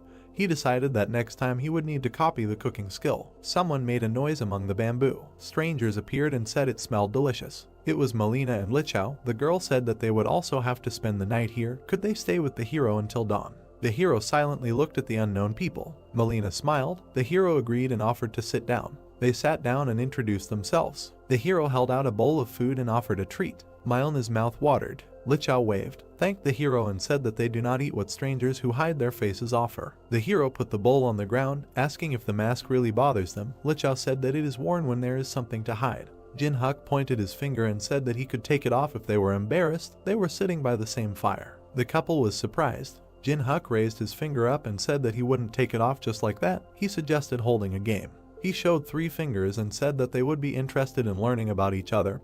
He suggested asking 3 questions, and if they answered his questions, he would take off his mask. Lichao looked at the hero, thinking that the answer to the question does not necessarily mean the truth, because you cannot know the truth of the words. He didn't know what the hero was up to, but it certainly wasn't a disadvantage to them. He nodded to the girl. Jinhuk gave a thumbs up. Melina tossed the coins and began to catch them. She smiled and offered to decide with a coin who to start with. She chose obverse. With the help of magic, an obverse appeared. She grabbed the coin and said that they were the first. The hero thought about barely noticeable magic. Caligula coin. Choose a target and pour magic into the coin for 5 minutes, and you can influence the mind of your opponent. Melina thought about it. She decided that if she asked the name or guild, the hero was unlikely to answer. She smiled and asked if any of his comrades were here. The hero noted that this is a practical question. He looked at the couple and said that he came here alone. He said that now it was his turn to ask questions. He said they were hunting the boss and asked why they were only watching. It was clear that he was fighting.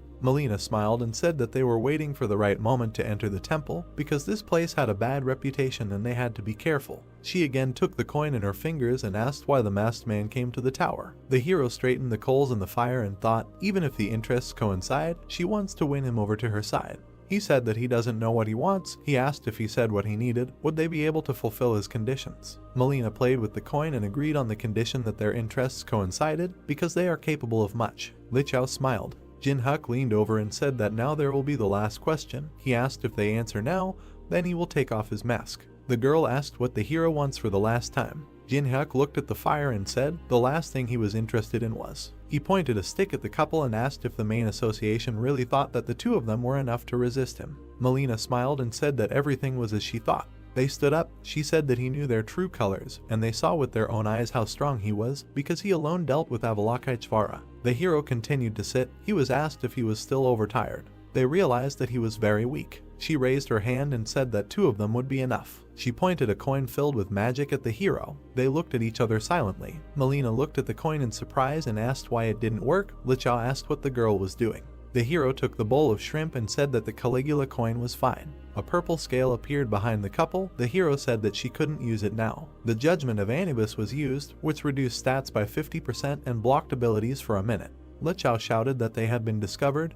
He demanded that the girl use the skill. Melina said that not one skill works. Jinhuk placed the bowl on the altar, saying that the couple was so confused. The system reported that the temple gods were pleased with the offering. The system offered to select a subject to conduct the court of Anubis. The pillar with the furious face glowed blue. A great commander has been chosen by the enemy. The second pillar shone red. The afterlife commander was chosen by the enemy. Melina and Lichao looked in horror at the 2 stone statues they had never heard of. Guardians of the Earth, great and afterlife commanders. They were approaching the couple. Lichao remembered the shrimp sacrifice. He realized that it awakened the pillars, and it turns out that it was not a simple meal. The hero collapsed by the fire, saying that he was very tired. Deciding that it was better not to move rashly, he said that he would not be able to escape anyway. The afterlife commander used a ban on exit. A fiery barrier of totems surrounded the space. Lichao took off. He approached the resting hero, saying that if he died, they would disappear. Jin-hyuk said that he asked not to move. A huge hand hung over the guy. The great commander used a warning. The blue pillar hit the ground. Lichao, with broken glasses, covered in blood, lay under a stone paw. The pillar hit the ground again. The coin fell and rolled on the ground. Melina clasped her hands, realizing that she had to run before it was too late. The commander raised his hand for a new blow, but the hero ordered to stop. He approached the girl and suggested starting a conversation. The greedy gaze was activated. The system reported an error due to a difference in levels. The hero frowned, noticing that even the luck stat did not help him this time. He looked at the corpse of Lichao, lying in the hole from the blow. Jin-hyuk said that he hoped that this time the girl would answer the questions more sincerely. Melina asked what the hero was interested in. He looked at the girl and said that he had heard a lot about the mains, but he could not understand the motives. He said that if they do not climb the tower, all humanity will disappear. Why are they bothering the players? Melina started to speak, but someone said she couldn't. Lichao, covered in blood, crawled out of the pit and demanded that he close his mouth and not say anything. The commander swung his stone paw. Lichao shouted that she would never do anything. Melina looked at her friend in horror. The paw rose, covered in blood. Jin-hyuk said that being true to an idea to the end is cool, but only at the right time and in the right place. Melina turned around in fear. Jin-hyuk said that he does not leave alive those who are trying to take his life, only if she tells him the information. He will save her life. He held a purple dagger in his hands and said that if she gives him information, he will leave her alive, because information is worth a lot, but not as much as life. Melina looked at the hero in fear. She said she didn't know the real names of those sent to kill him. She introduced a man in a plague mask and said that they call them Lancelots. Melina sat on her knees and said that besides him there are 11 more people, but she is in a group of assassins and therefore does not know. A greedy gaze was activated, which confirmed Melina's words as the truth. He sat down opposite and suggested we continue. The girl said that the management said that if he collected the 12 cursed relics of the tower, then even if humanity disappeared, they would be able to survive and would receive a great reward. She looked at the hero and said that she knew nothing more about it. Melina was telling the truth. This is all that the hero could find out. Lancelot and the 12 cursed relics. The hero smiled, thinking that they were even crazier than he thought. The goal of the mains is to summon the devil. They will survive even if humanity is destroyed. It will be necessary to act, taking this information into account. He stood up and thanked the frightened girl for the necessary information, because she would be useful to him. Melina smiled and asked if she could go. The hero said no. Melina began to say in shock that the hero said that he would leave her alive if he left her alive. The hero approached her and said that he would keep his promise, but only after concluding a contract. His hand shone. Melina did not understand what he was talking about. The hero smiled and used the soul brand. He said that the contract stated that she would listen to him. Melina looked at the hero in fear, thinking that this was 100 times worse than death. However, if she can survive. Tears flowed from her eyes. It was a bright, warm morning. Jin-hyuk decided to replace the broadcast of the fight with video. He removed the system window and said that he had lured people with the broadcast and said that of course they would be annoyed. He moved on. There was a temple ahead. The hero suggested starting. He smiled and held the key in his hand. He used the call. A purple beam shot out of it and something began to appear. A purple sphere shone in the air. The birds flew away in different directions out of fear. The boss of the 3rd floor answered the hero's call. A gate appeared and began to open. A stone foot stepped out of the purple portal. The stone army began to appear. A man came out with a cup of sake. He asked who dared to disturb his rest. The hero activated his greedy gaze. The system reported that the luck and adaptation stats compensated for the difference in levels. The boss of the 3rd floor appeared. A long-haired man sat on a stone throne. His name was Muhan. The system window of its characteristics opened. Copying was impossible due to the difference in levels. Muhan drank sake and said that many tried to fight against his army, but only the hero summoned him using the key. He sat on the head of a huge warrior, under which there were also many giants and warriors. It was a huge Muhan army of 100,000 souls. Jin-hyuk smiled and asked about his army. He activated the first chessboard. He extended his hand, and a projection began to appear under it. He hit the plate. The system reported that the first chessboard had opened. A huge chess field opened up under his feet. 2,851 magic chess pieces volunteered. A row of pawns appeared in front of the hero. Mukhan smiled and said that this is an interesting idea, because with this method one can become a replacement for an entire army. He asked what such a little thing can do. Jin-hyuk smiled and said that he wasn't finished yet. He used enhancement pills on the chess pieces. Pawns turned into knights thanks to strengthening. The knight's eyes smoked blue. Musin chuckled with interest. He hit the ground and admitted that the hero was different from those who came before. A huge chess army stood around the hero. Jin-hyuk smiled. A man was cutting a chess piece out of stone. The old man turned around and asked Yuri to prepare a few more pieces. Pak Hana nervously sought out the figurine and said that since the goal had been set, they would know how much was left, and she did not understand the task of simply making sculptures. The girl imbued the figures with magic, saying that she had no time to think. She turned around tiredly and said that they had already made more than 2,000. If Jinhyuk didn't like it, it would be a complete end. She took the bishop piece, saying that for that matter. She looked at the box of chess pieces and said that it was a plus for them to be on his side. Jinhyuk smiled and said, since he is recognized. He touched the figure and said that to hear recognition from someone who just sits on his third floor and hides behind the servants is bluffing. He mounted his horse, taking a spear. He said that he doesn't care, not nice. Mukhan frowned and asked again.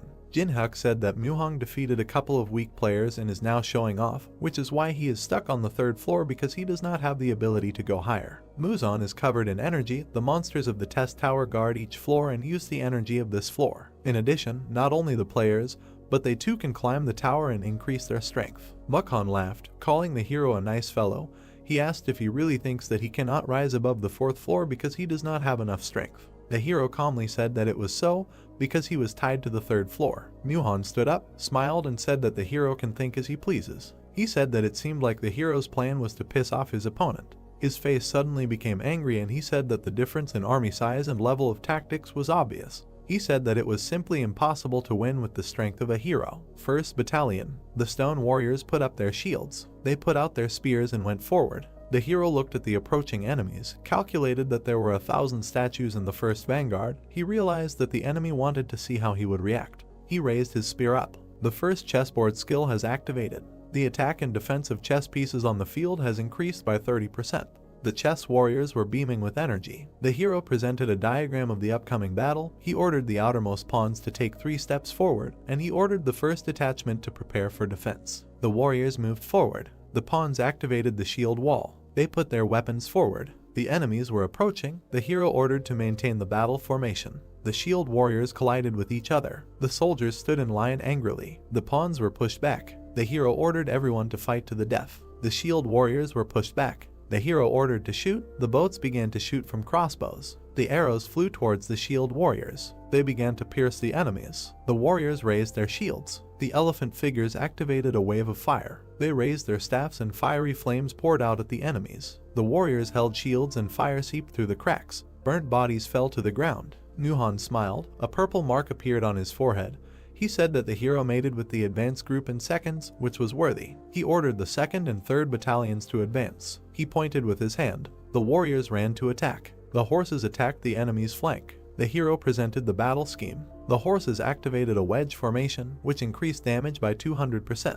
The hero attacked in the front row. He ordered the line to be broken through faster than lightning. They approached the enemy from the rear flank. The stone warriors turned around. The horses plunged into the enemies, tearing them apart. Muhan frowned, noting that Jinhyuk was quite skilled at commanding an army. The hero gave orders. Muhan noted that he promptly switches to attack and defense, gives accurate and timely orders. He saw a hole in the formation. He thought it looked too delicious, like a poison treat. Muchon activated the identification of weak points. Light poured from his eyes. The system reported that if you destroy the crown, the pieces stop moving. Only the king or queen can be the crown. He watched the battlefield and realized that if he destroyed the crown, then victory would be in his hands. He laughed madly. He laughed and called the hero impudent. He kept wondering why the hero makes a mistake that even beginners do not make. He realized that this was not the case. A woman's leg appeared on the battlefield. The crown was Alice, who was watching the battle with displeasure. Muhan with a smile ordered to go forward to make a breakthrough. The hero turned around. He imagined the maneuvers of the current battle. As soon as he withdrew, the enemy targeted the center of the formation.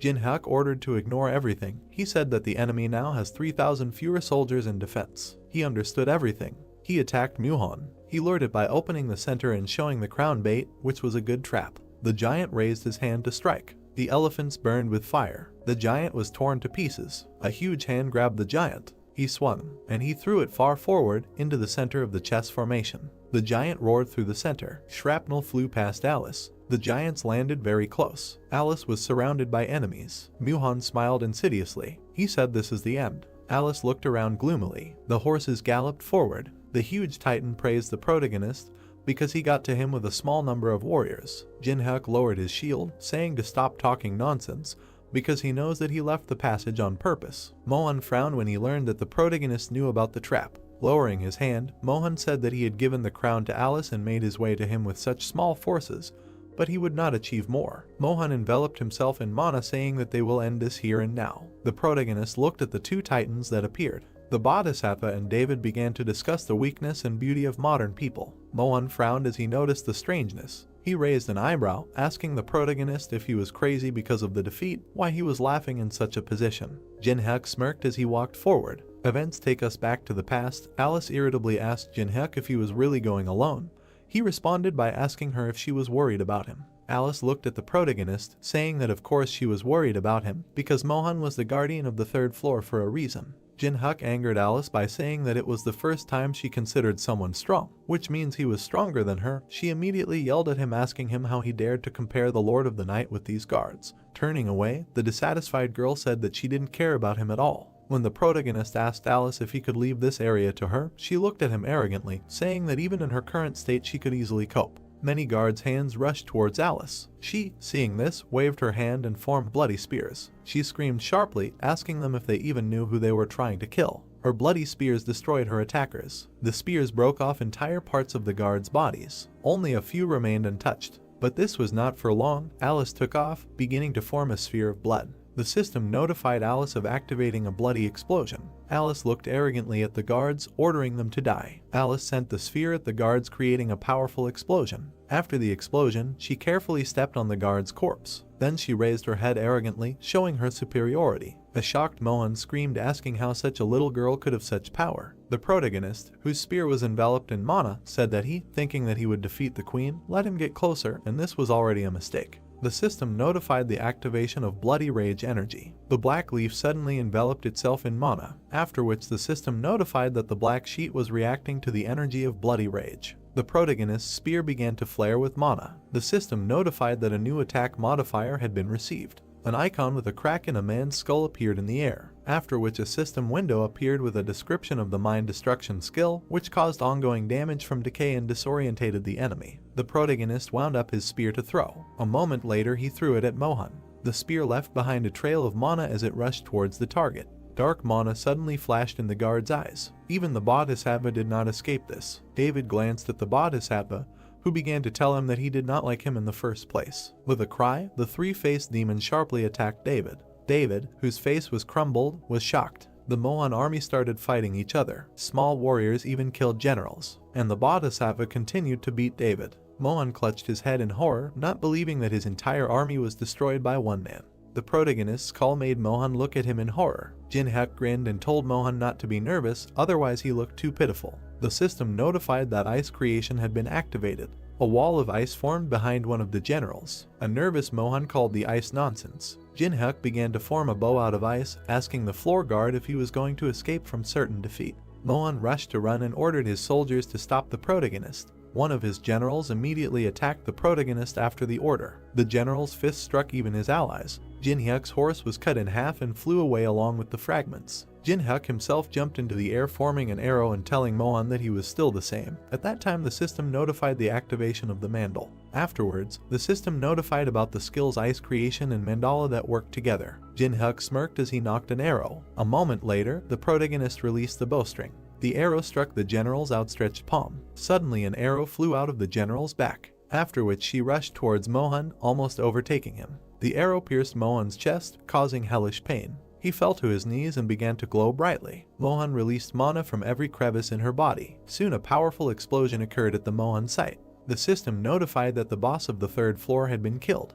Alice smiled at the explosion. A moment later, the system notified the opening of the fourth floor of the test tower. Yuri and Yangwa were very happy when the system notified them of the remaining time to complete the fourth floor. The system window showed that there were 89 days and 24 hours left. Maria and Jinho were very surprised by the notification they received. With happiness at the sight of the notification, tears appeared in Teresa's eyes. At this time, behind Jinhyuk, the Mohan army was falling apart. The system notified the protagonist that he had successfully completed the third floor of the test tower. While the explosions were happening behind Jinhyuk, he looked sadly at the system window. Jinhyuk walked across the battlefield. He received many system notifications about leveling up. Looking at the system windows, the protagonist decided to invest stats in mana and then look at the drop. Jin-hyuk was a little taken aback when he saw the awards. Treasures that could be obtained after eliminating a monster were divided into ranks by color. Red treasures, the lowest rank, dropped from the first 10 floors. But there was an orange chest in front of Jin-hyuk, shocking him.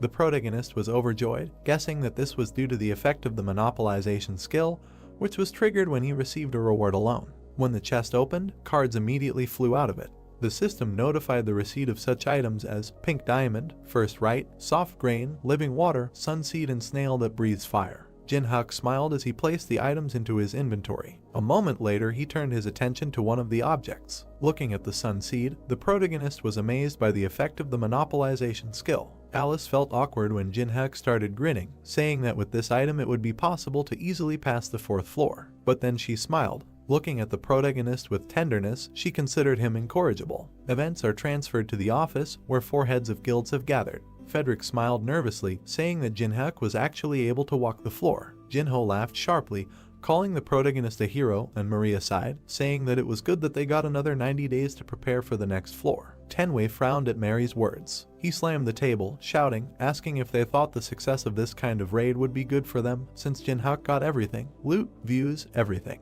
Tenwei abruptly fell silent when Teresa asked what he was talking about just now. Teresa screamed, saying that Jin-hyuk was cleaning up after them. They could not cope with the boss and almost teamed up with the mains, but thanks to him, humanity received the 90 days they needed so much. An angry Teresa scolded Tenwei for his words. When Teresa asked Maria and Jinho to say something, they only remained awkwardly silent. Teresa hesitantly asked them if they were serious. Tenwei sat down in his seat as the girl asked them if everyone thought like him. Teresa, having received no answer, froze. Bowing her head, the girl surprised everyone by announcing her resignation from the association. Maria, hearing this, screamed sharply, asking Teresa to think again, because she had done so much so that she could come here. Frederick intervened in their conversation, saying that their association was not a passing yard, and it was impossible to just join and leave, because only people who can really protect humanity receive an invitation, and if she leaves them, she will not be able to return. Teresa froze when asked if she trusted Jin-hyuk with the future. Grabbing the door handles, the girl answered in the affirmative. She abruptly left the office, saying that she trusted him the same way she once trusted him with her life. Events take us to the beach along the edge of which the protagonist was walking, saying that he could go to a good hotel and relax. Yanghwa called Jin-hyuk, surprising him. While climbing the stairs, the protagonist said that he had been in the tower before and could not answer. Yanghwa bowed her head and said that her grandfather did not open his eyes. Jin-hyuk became wary and asked where she had been. Youngho was the granddaughter of the legendary martial artist Chunin. She was always resilient, active, and cheerful. But looking at her now, the protagonist was amazed. She looked at him crying. It was the first time he had seen her in such a state.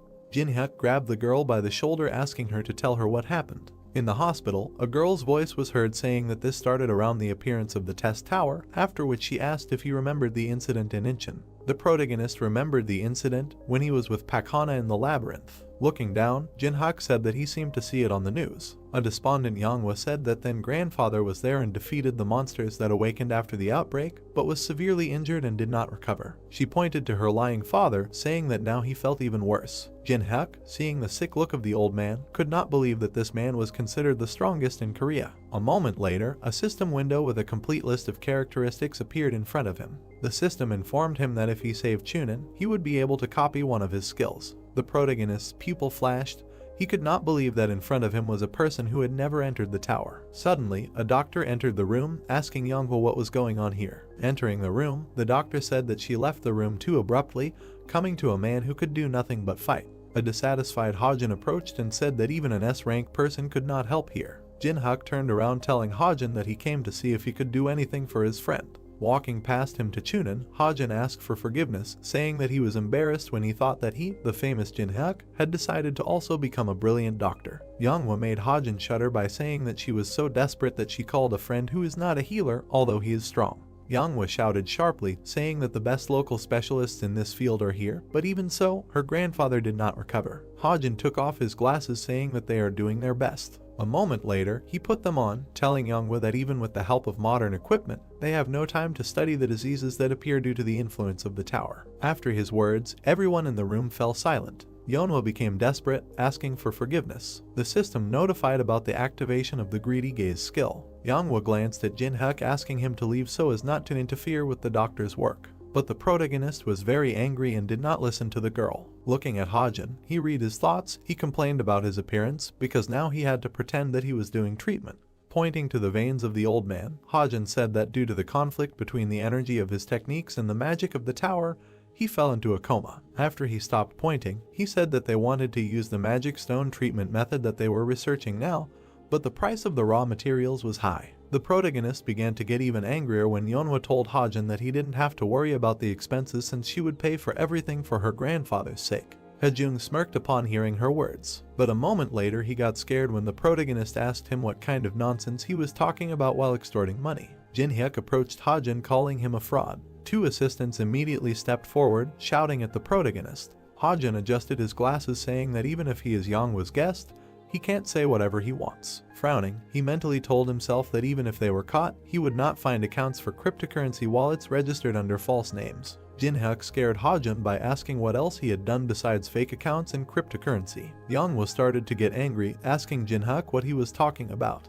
Pointing at the protagonist, Hajin shouted about his lack of evidence. Jin-hyuk read the thoughts of the perplexed guy with his own eye. The protagonist fell into a stupor when Hajin asked himself if Jin-hyuk knew that the Black Fortune Guild was in contact with the Dweller. Jin-hyuk was horrified, not believing that the occupant of the tower had made contact with people. The two groups of people looked at each other. The protagonist tried to understand what the inhabitants of the tower were planning by contacting Doc. Suddenly the heart rate monitor beeped, and Chunin began coughing up blood. Yeonhwa screamed for her grandfather. Hajin looked at Chunin annoyed. Suddenly he began to run out of the room, but Yeonhwa's foot closed the door, preventing him from leaving. The angry girl asked him where he was going to go. Angry and crying, Yeonhwa threatened the guy, saying that if her grandfather dies, he will not leave here alive. The protagonist surprised the girl by telling her to calm down, because the most important thing now is treatment.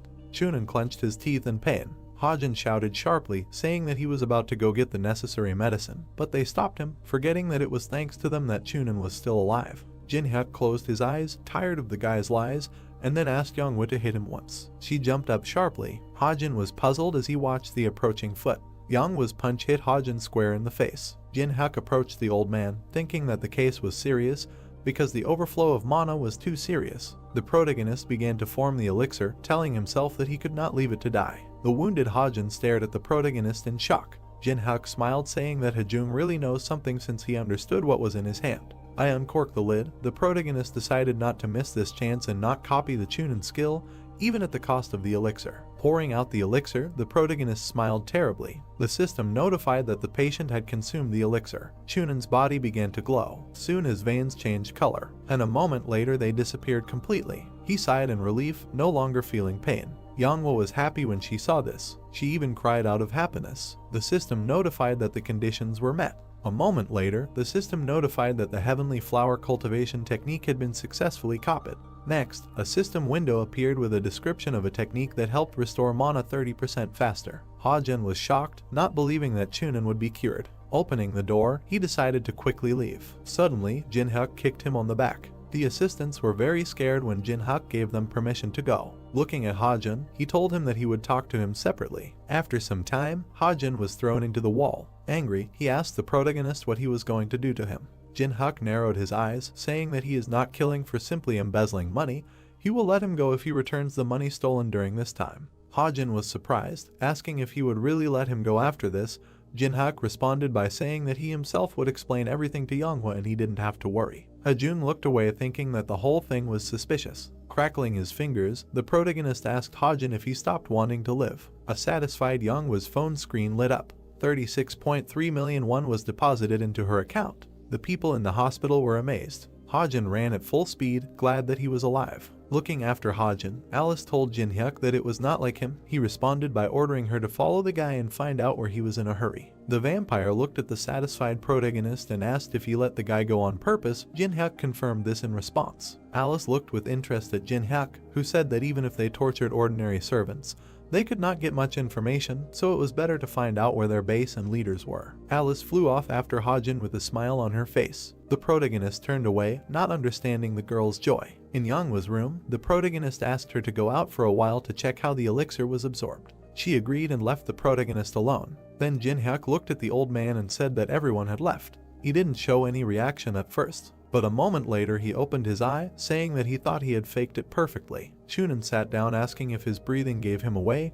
Jin-hyuk replied saying that it was not at all that. Looking at the protagonist, the old man asked for forgiveness for his deception. Sitting next to the bed, the protagonist said that he understood his wariness, because he appeared so suddenly and healed him, he would also be suspicious of himself. Chunin glanced at the protagonist. A moment later, he laughed loudly, telling the protagonist that he understood people well. Jin-hyuk, slightly worried, told Chunin that Yanghwa was worried about him, and she, who usually did not ask for help, even wrote to him. Chunin heard this and said that he seemed to be good friends with his granddaughter. The old man clenched his fist as Jin-hyuk asked for permission to make the request. Chunyoung frowned when Jin-hyuk, who had received permission, asked him what happened during the breakthrough. The old man involuntarily touched the scar. Looking at him, Chunin began his story. Then, sitting in the car, he was very scared. Looking at the rift, he didn't understand where it came from. A moment later, the monsters began to emerge from it. Even the policeman was scared at the sight of the monster. The spider attacked the frightened guy, but Chunin saved him by kicking the monster. Then he suddenly tensed up, crushing the ground. Taking a fighting stance, Chunin ordered the people to be evacuated while he dealt with the monsters. Someone stepped onto the rubble, saying that even among the people of this world there were good warriors. The man towered over Chunin, offering to play with him. A moment later, a grin appeared on his face. Chunin held the monster's head in his hand. Then he threw it aside, deciding not to be distracted. The old man frowned, realizing that he could somehow cope with the monsters. But the walking man with the blade was a problem. A moment later, he disappeared from his place. Chunin turned his head sharply. With a grin on his face, the man stood over the old man. In a second, he struck his opponent's chest. Then he landed carefully. The wounded Chunin fell to the ground. The intruder turned, looking at the old man. Touching the scar, Chunin said that this was the last thing he remembers. He had never seen a person control a sword like that in his life. Jin-hyuk looked away and began to analyze the alien's appearance. After analyzing, he suggested that the Miram forces that dominated the 21st floor began to behave extremely unpredictably. The protagonist began to stroke his jaw, thinking about the people from Miram, who made it difficult for him during the game. His eye widened. He tried to understand what these people wanted to achieve by going out into the outside world. Jin-hyuk, looking at the old man, surprised him by saying that those who attacked him were the residents of the tower. Because of them, the situation is complicated. While Yanghwa was sitting outside the door, Chunin asked Jin-hyuk how long he had known Yanghwa. The protagonist answered him by saying that it had been a long time. The old man smiled broadly, offering to arrange a wedding, but the protagonist refused him, saying that they were not in such a relationship. Closing his eyes, Chunin said that although he was not very smart, with age he began to understand many things well. Opening his eyes, he said that he began to understand people. Massaging his hand, the old man said that it takes 10,000 hours to become proficient in any field. Jin-hyuk heard this and looked at the time spent in the game. Recalling the Awakened Ones, Chunin said that the tower had only appeared a few months ago, and the Awakened Ones who were considered experts were already overrated. After which Jin-hyuk said that he stood out, he was different, as if he had been through this many times, a person with experience gained through all sorts of trials. The protagonist closed his eyes, telling the old man that he was exaggerating. He grinned and said that even being modest, he could not hide anything from the fact that he was a master of his craft. Placing his hand to his chest, Chunin said that he wanted to repay the one who saved his life. Jin-hyuk grinned as he received the gratitude of Korea's most prestigious martial artist, after which he asked if he could ask for anything. Chunin smiled, telling him not to worry and to talk. Soon the protagonist came out to Yanghwa. She immediately turned around, starting to ask about her grandfather's condition. The protagonist answered her by saying that the elixir entered the body and began to act, and in a few days the grandfather would be healthy. The girl scratched her head, asking how she could return the favor. Jin-hyuk grinned, saying that grandfather had fully compensated for the losses. Chunin smiled, pleased. Tears were streaming down his face. He never thought that Jin-hyuk would ask for this. At this time, the elevator reached the 101st floor. Jin-hyuk entered his room. He smiled as he approached the window. While in a luxury skyscraper, Jin-hyuk said that the money was always good. The protagonist called for lunch on the phone. Soon the food cart arrived at his room. He carefully cut off a piece of steak, and he put it in his mouth. A moment later, he was happy to enjoy the taste of steak, but just a few months ago he ate whatever he had, often ramen. Alice, who was lying on the sofa, said that he ate too deliciously. But a moment later she was looking at the TV, which was broadcasting a program through the Tower of Tests. Their guest was Yoon-seok, a ranker from the Tangun Guild, considered the strongest in Korea. Sitting on the sofa, the girl asked Yoon-seok what was the key moment in conquering the tower. He answered by saying that the most important thing was to become stronger as quickly as possible. Pointing to the girl, the guy said that there are two methods for this. The first is to simply raise the level of skills in your level. Alice looked sadly at the TV while listening to Yoonseok say that the second method was coins. The guy smiled, saying that being able to purchase useful and powerful items through coins was the best opportunity for a ranker. While Yoonseok was talking, Alice glanced at the protagonist and said that he quickly ate everything. Alice sat down abruptly, asking Jin-hyuk where he decided to go. But a moment later her lips stretched into a smile. She took the wine and stopped listening to Yoonseok and the girl. The guy was filmed by several cameras while he said that the one who cleared the 3rd floor first would be the first to get to the 4th. Yoonseok pointed at the screen, saying that the 4th floor was a special dungeon where it was necessary to withstand and clear 100 attacking waves, and the key to clearing was to capture and hold the base. The problem was that if the player who entered was unable to defend the strong point, then the 4th floor was completely blocked for 20 days like an hourglass, without opening a minute earlier. When the image of the unknown appeared on the screen, Yoonseok said that due to the huge risk, even the unknown would not act so rashly. The protagonist turned the shower handle, listening as they began to discuss the threat of the tower on TV. As the water poured out of the watering can, Yoonseok said that a scenario in which humanity would disappear could happen. Jin-hyuk stood motionless in his soul, listening to all this. The interviewer approached Yoonseok, asking if they should have waited a month. Looking at the girl, Yoonseok smiled, saying that if they wanted to boldly enter the 4th floor, they would need a month to prepare. Standing near the car, the guy offered to relax this month with him. When he got into the car, the system window that suddenly appeared puzzled him. The system notified the player unknown, who began passing the 4th floor. Yoonseok's eye widened as the system asked players planning to participate in the passage of the 4th floor to prepare. Next, the system notified about the first wave, which would begin in 8 hours. Yoonseok spun his car around. Ignoring the girl's screams, the guy ordered to gather all the rankers. System messages from players began to appear one after another. Yoonseok was very angry.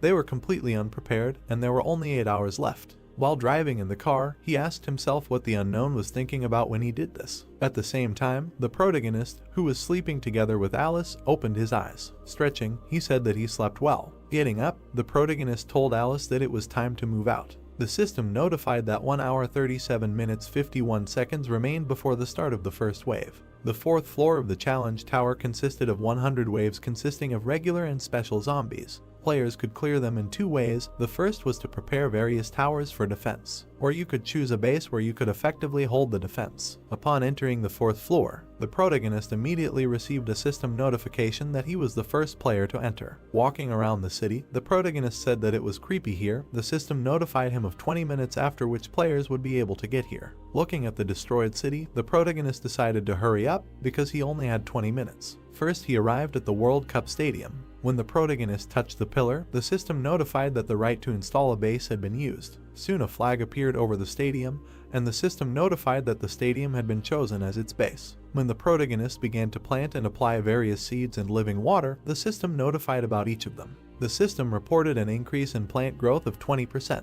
At this time, the players had already gathered in the starting area. Looking at them, Jin-hyuk realized that all the famous guilds had sent their players. He flinched when he was called. Taemin and Yonghwa were his names. Teresa also greeted the protagonist. Suddenly, Taemin and Yonghwa were shocked by Teresa's treatment. Jin-hyuk came down to them asking for forgiveness for being in a hurry. Taemin and Teresa immediately said that there was no need to apologize. Teresa turned away and embarrassedly said that it would be better to be with Jin-hyuk. Some people began to discuss the protagonist's group. Jin-hyuk smiled and asked if everyone was well prepared. Yonghwa and Taemin expressed their doubts due to the strength of their opponents. The protagonist grinned, saying that if it was easy, it wouldn't be fun at all, so he specifically chose the stadium as a base. Yonghwa and Taemin were horrified by his words, realizing that 100 people were needed to hold such territory. Teresa looked at the embittered couple and the protagonist with puzzlement. After hearing Yonghwa call the protagonist a masochist, the shy Teresa asked if Jin-hyuk was a pervert. But she did not receive an answer. The dissatisfied screams of Yonghwa were only heard in the creepy city. Teresa approached Jin-hyuk asking permission to ask him something. Spreading her fingers, the girl said that at least 5 people were needed to protect the base. She then pointed at Yonghwa and Taemin, saying that there were only 4 of them and it was strange. The protagonist closed his eyes, saying that soon the 5th would come to them.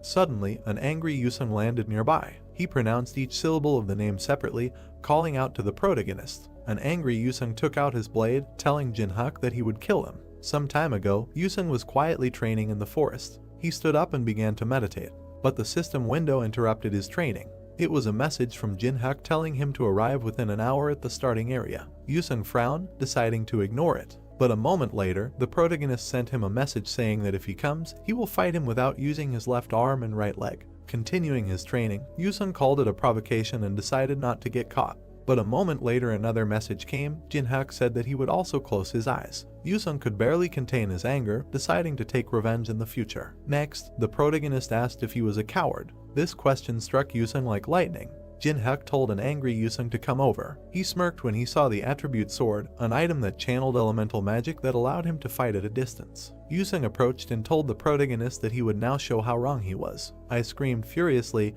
Yusung's sword flashed. Pointing to it, the protagonist asked what he was going to do with this unfinished sword. Yusung gritted his teeth, asking what his words meant. Raising his hand, the protagonist said that the attribute sword was not bad, but only in its completed state did it fully reveal itself as a weapon. Smiling, Jinhyuk said that the random drop on this floor contained an item that would complement his sword, but he needed the fire attribute, didn't he? Yusung shouted, demanding that the protagonist stop bluffing because a random drop was just random. Pointing at Yusung, Jinhyuk said that he has his own methods of getting what he wants, so if he joins them, he will give him the item. Yusung frowned and thought seriously. A moment later he sheathed his sword. Turning away from Jinhyuk, he said that it would be good if this item fell to them. The system notified the formation of a group of 5 people. Next, the system notified that a minimum number of players had been assembled to defend the base. Yusung watched the group leave. Teresa asked Jinhyuk if everything was okay. Because Yusung was not himself, Jinhyuk answered her by saying that as long as the agreement was in force, Yusung would not betray. Although Yusung came across as creepy, he was a man of honor. Manhwa called out sharply to Jinhyuk, remembering something.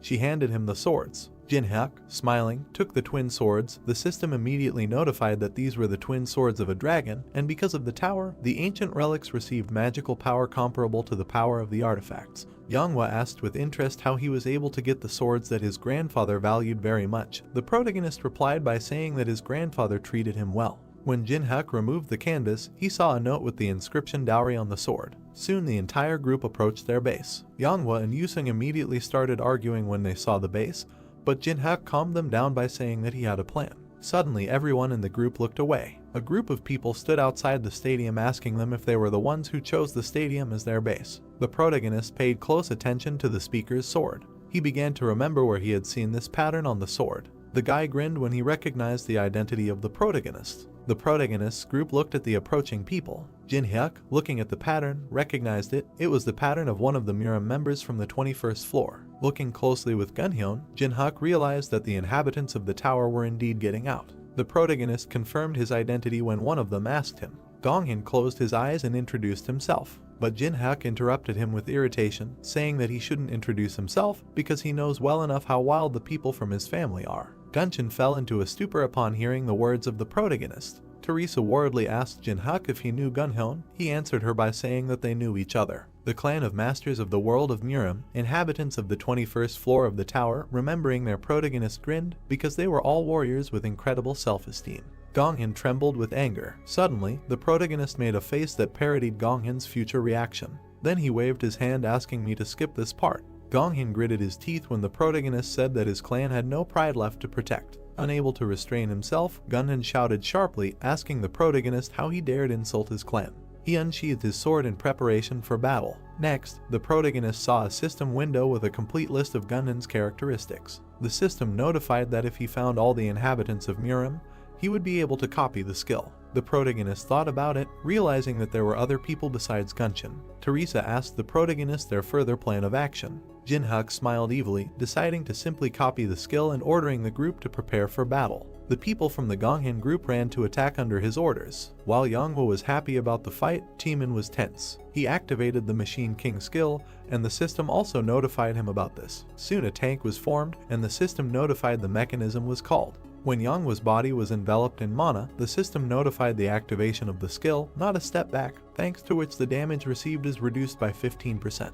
Teresa began to form her armor, saying that she would cover the rear. Yusung glanced at Jinhyuk, saying that every time he saw him, he realized that he did not care about the circumstances. The protagonist looked at his comrade, asking him to hold out for 3 minutes. Looking at the enemies, Yusung said that even 3 minutes would be too much for him. In an instant, he swung his sword dozens of times, eliminating a dozen enemies. When Teresa swung her shield, the system notified the activation of the sacred power-up and battle song. Taemin and Manhwa rejoiced as their stats increased by 5. Immediately, Taemin launched missiles at their enemies. Fashion explosions began to erupt on the battlefield. Manhwa dealt with her opponents by kicking them. Teresa threw back the opponents with her shield. Gonghyun silently watched the frightened subordinates. Yusung instantly hit 3 opponents as he rushed to the next target. He stopped, hitting the last 2 opponents. Yusung glanced to the side when Gonghyun said that it wasn't just weaklings gathered here. Yusung barely managed to block Gonghyun's attack. The next attack hit Yusung's shoulder. He became very angry when he was wounded. Standing in front of him, Gonghyun praised Yusung for his good reaction.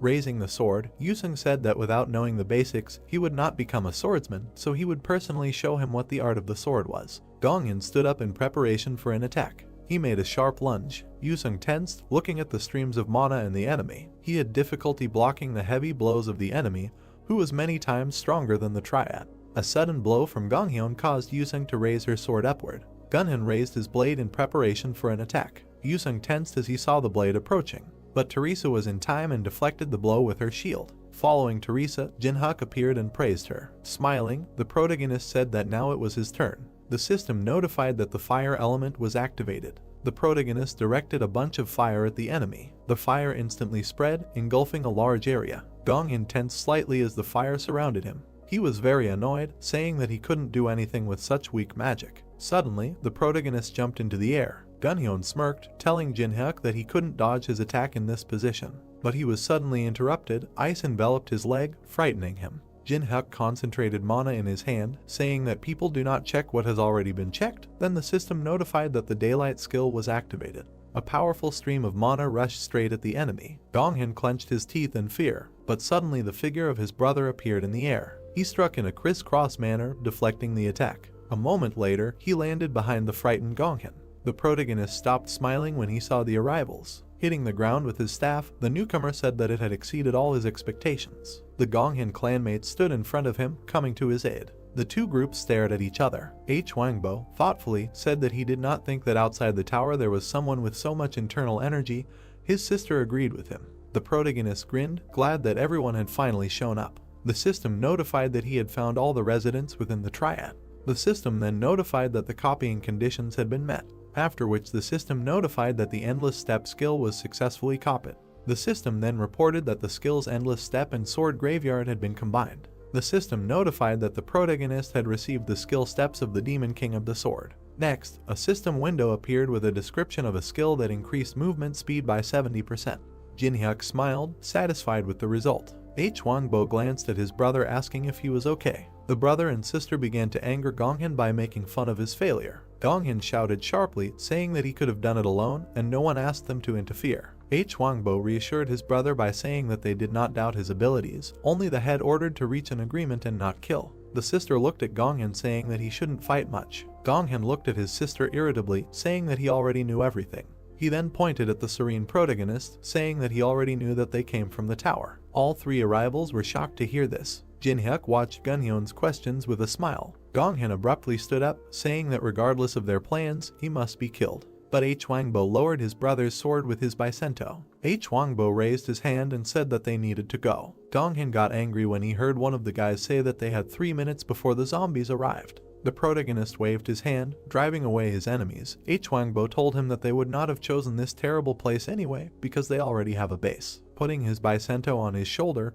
Hwangbo said that this was a place that was much better than a huge stadium. Standing on the hill, Hwangbo began to order. Gonghyun took one last look at the protagonist, saying that next time he would fight at full strength. Manhwa complained about the fight before the battle itself, and Taemin addressed the protagonist, reminding him of the preparation. The protagonist did not listen to them, looking at the supermarket, a place with strong walls, full of products. Jinhyuk smiled. He knew about the danger of the supermarket. The drone was flying across the sky. He was approaching a crowd of zombies. The zombies screamed and ran. Nervously, Taemin looked at the screen and asked if they could cope with such a crowd of monsters. Manhwa irritably asked the protagonist if he chose this strange place specifically for the stream.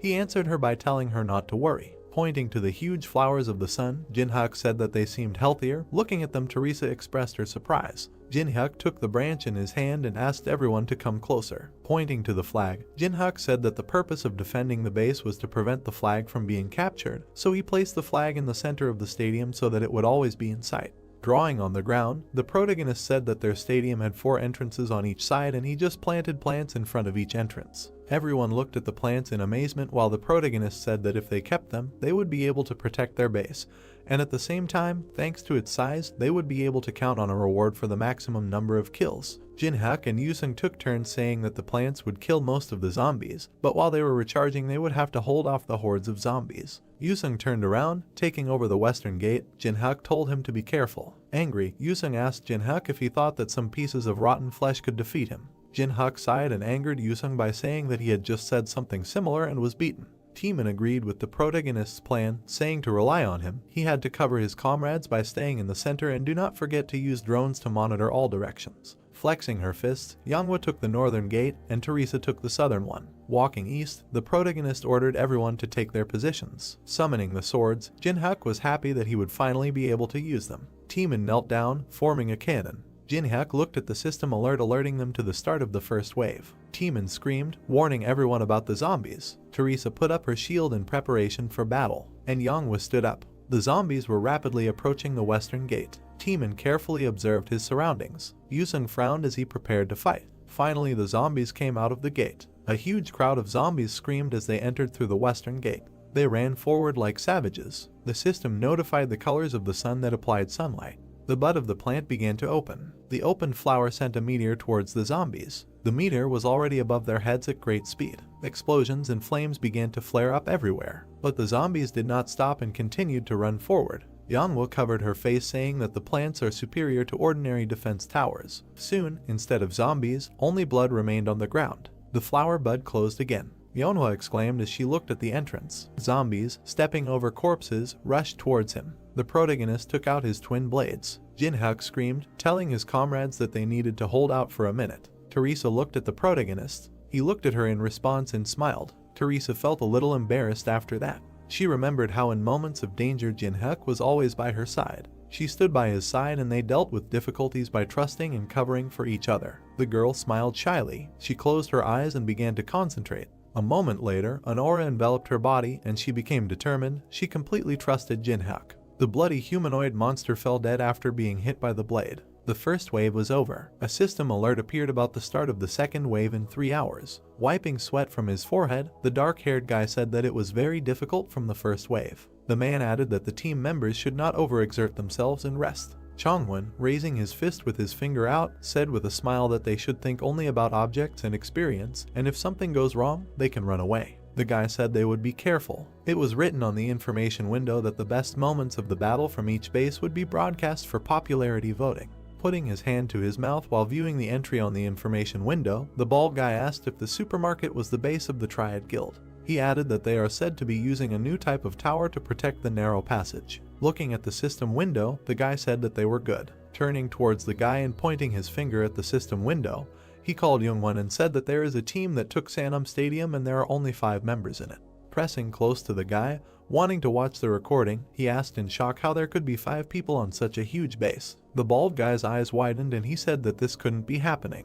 An image of an orange flower appeared with a flame burning above it. He asked what had to be done to the plants to make them so strong. An image appeared of a guy performing a huge number of sword attacks in a short time. Chongwon said that these guys are not simple and the zombies were not even close to overwhelming them in numbers. The dark-haired girl with burning eyes put her fists forward. Dozens of zombies scattered from powerful and fast attacks from 2 blades. Turning in his direction, the dark-haired girl stated that Teeman, Yanghwa and Jinhyuk, all S-rank and all famous newcomers, were there now. Looking at the system window, the bald guy told her to wait. Approaching the screen with sincere happiness on his face, he joyfully stated that Mrs. Teresa was also there. He recalled with embarrassment the moment when this girl came up to him and asked if he was okay. An image appeared of a small shop with an anti-tank barrier at the entrance. The bald guy shouted for everyone to vote for this video. Another guy stated that as soon as Youngwon saw Teresa, he immediately went crazy. The guy kept shouting that she was the best and she needed to beat everyone. A golden cloud of energy appeared above the palm.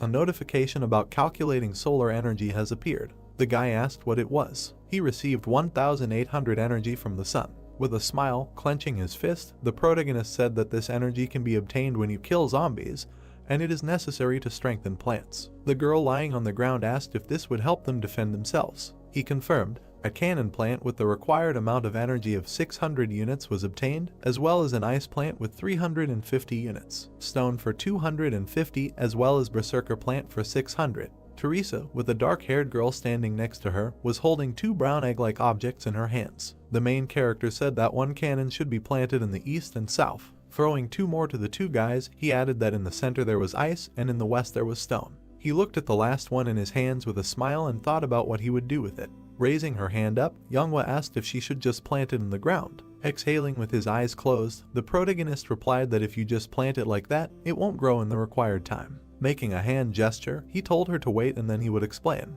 He said that they need special fertilizer to grow quickly. Putting his palm forward, he began to create different plants from energy. An alert appeared that the plant cotyledons were trembling in anticipation. They lick their lips because of the incredible taste that they have never experienced in their lives. Throwing the bag and shovel onto the ground, Jinhyuk declared that everything was ready. Starting to pour fertilizer into the plant's mouth, he told it to eat more and grow faster. With a loving face, the protagonist continued to throw food into the plant's mouth. Pointing at him in fear, Timon declared that the main character had completely lost his mind. The dark-haired girl asked how long it takes to stay in the tower to turn into such a person. Gritting his teeth and starting to tremble with anger, Yusung asked how he could lose to such a person. The blonde girl asked if Jinhyuk was a pervert. Putting his hands in his pocket, the protagonist said that, in general, if you give fertilizers, they will grow very quickly. Holding his nose, Timon complained about the stench. The main character told them to take care of the plants until the next wave. Turning her gaze towards the departing protagonist, Teresa asked where he was going.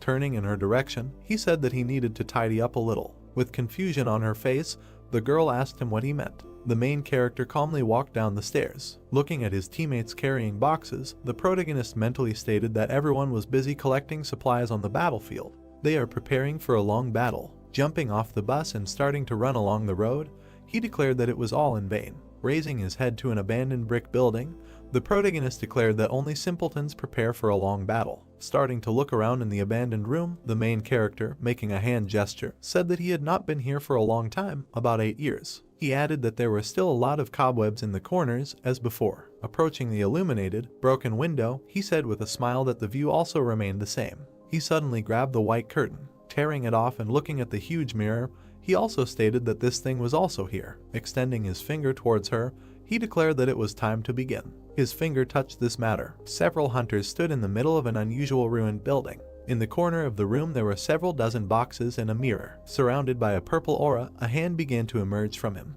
The main character began to slowly emerge from the portal that appeared with a smile. The strong blow caused great damage to the stone wall. Gritting his teeth and hitting the wall, the dark-haired guy declared that he would destroy Jinhyuk and would definitely not leave him alive. The guy behind him said that he usually disagrees. The chip-eating girl finished his sentence and said that this time she thought her brother's words made sense. The blue-haired girl, continuing to throw chips into her mouth, said that although they need to increase their influence, it is not necessary to team up with someone who cannot be controlled. A dark-haired guy in a hat, turning to a girl named Sokka, asked if she really took his side. He thought about how many times they had secretly met with people outside. Squinting his eyes, he mentally said that, unlike him, no one could open them. He mentally asked how he revealed their identities. He lowered his gaze, continuing to think. He assumed that if he were removed, then as the protagonist had said, there would be no cause for concern. The shocked girl let go of the chips from her hands. Turning towards the guy in red, he asked what happened. The guy said there was a problem at the warehouse. The huge red monster let out a loud roar. Appearing in a stream of smoke, the main character said that he took a housewarming gift, a red flower, gourmand. Holding it with a crazy smile, he said that he was sorry for eating all the food that was in the warehouse. The surprised man asked how the main character was able to get here. Throwing his arms out to the sides and opening his mouth wide, the dark-haired guy said that he didn't know what he was up to, but first he should stop. The protagonist asked why. Looking at him angrily, the dark-haired guy declared how dare he and asked if he understood what he was doing now. Covering his eyes and starting to scratch in his ears, the main character asked if he was talking about the queen. The shocked trio of hunters opened their eyes wide and asked how he knew about the queen. A dozen incomprehensible warriors began to look at each other and ask what they were talking about. The strong roar of the red monster created powerful currents of wind. The main character said that if the base, which is defended by more than 200 people, falls before the third wave, the owner of the fourth floor, the womb of the dead, nicknamed the queen, will appear. An image of a long red hand with huge claws appeared. Covering his eyes, the protagonist stated that he was still thinking about how to fulfill this condition.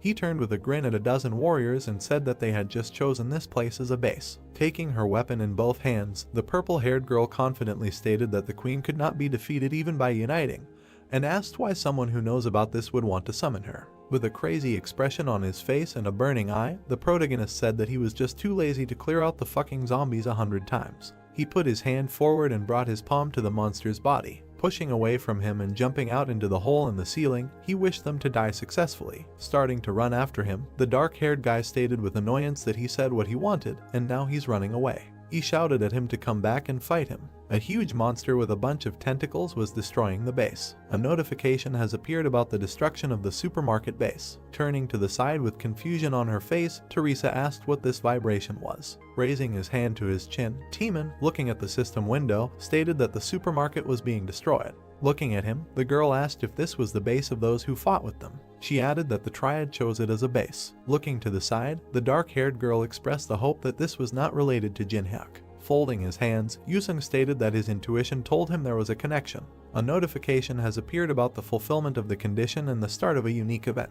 Dozens of dog and humanoid monsters began to appear from the red energy. A red-haired girl in a mask hung above a pack of zombies. She narrowed her blood-red eyes and declared that she would punish the pathetic people. It was the boss of the 4th floor, Pendariel. A unique quest has begun. A system window appeared with information that the boss of the 4th floor was coming to them to punish the weak. With genuine shock on her face, Younghwa asked how this could even happen. A horrified Timon said he couldn't believe it and stated that they just had to clear out the waves of zombies. Gritting his teeth, Yusung looked at the information window and wondered what Jinhyun wanted to achieve with this. The guy's foot stepped on the roof of the house. Looking at the empty, destroyed street, the protagonist said that it seemed to him that this was a wonderful place. Creating an unusual amulet similar to the sun above his palm, he mentally stated that this was an item that he received after killing the boss of the 3rd floor. It was a solar eclipse stone. The system information window provided a description of the item. It was a divine relic used in ceremonies. Can cause darkness by blocking out the sun. Weakens skills with the light attribute by 50% and enhances skills with the darkness attribute by 100%.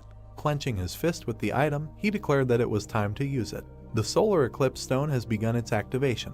A huge dark sphere began to slowly block the bright sun. In an instant, the earth fell into darkness. Zombies received new effects. Skills with the darkness attribute increased by 100%. With glowing eyes, the summoned monsters began to examine themselves. Unusual growths began to appear from the back of one of the zombies. Raising their heads up, they began to scream with all their might. Frightened Teresa looked at the system window, on which it was written that skills with the light attribute were weakened by 50%. Timon, approaching the girl with her head down, asked what was wrong with her. Looking blankly at her hand with a golden aura, she asked how it was possible that her saint powers were suddenly reduced by half. Pendariel looked up in surprise after receiving a strong buff. Lowering her hands with long claws, she said with rage that this was done by the impudent little man. An alert appeared that the boss of the 4th floor was looking for his location. The 4th floor boss directs the entire attack towards Sanam Stadium. Clicking on the system window, the main character stated that it was excellent.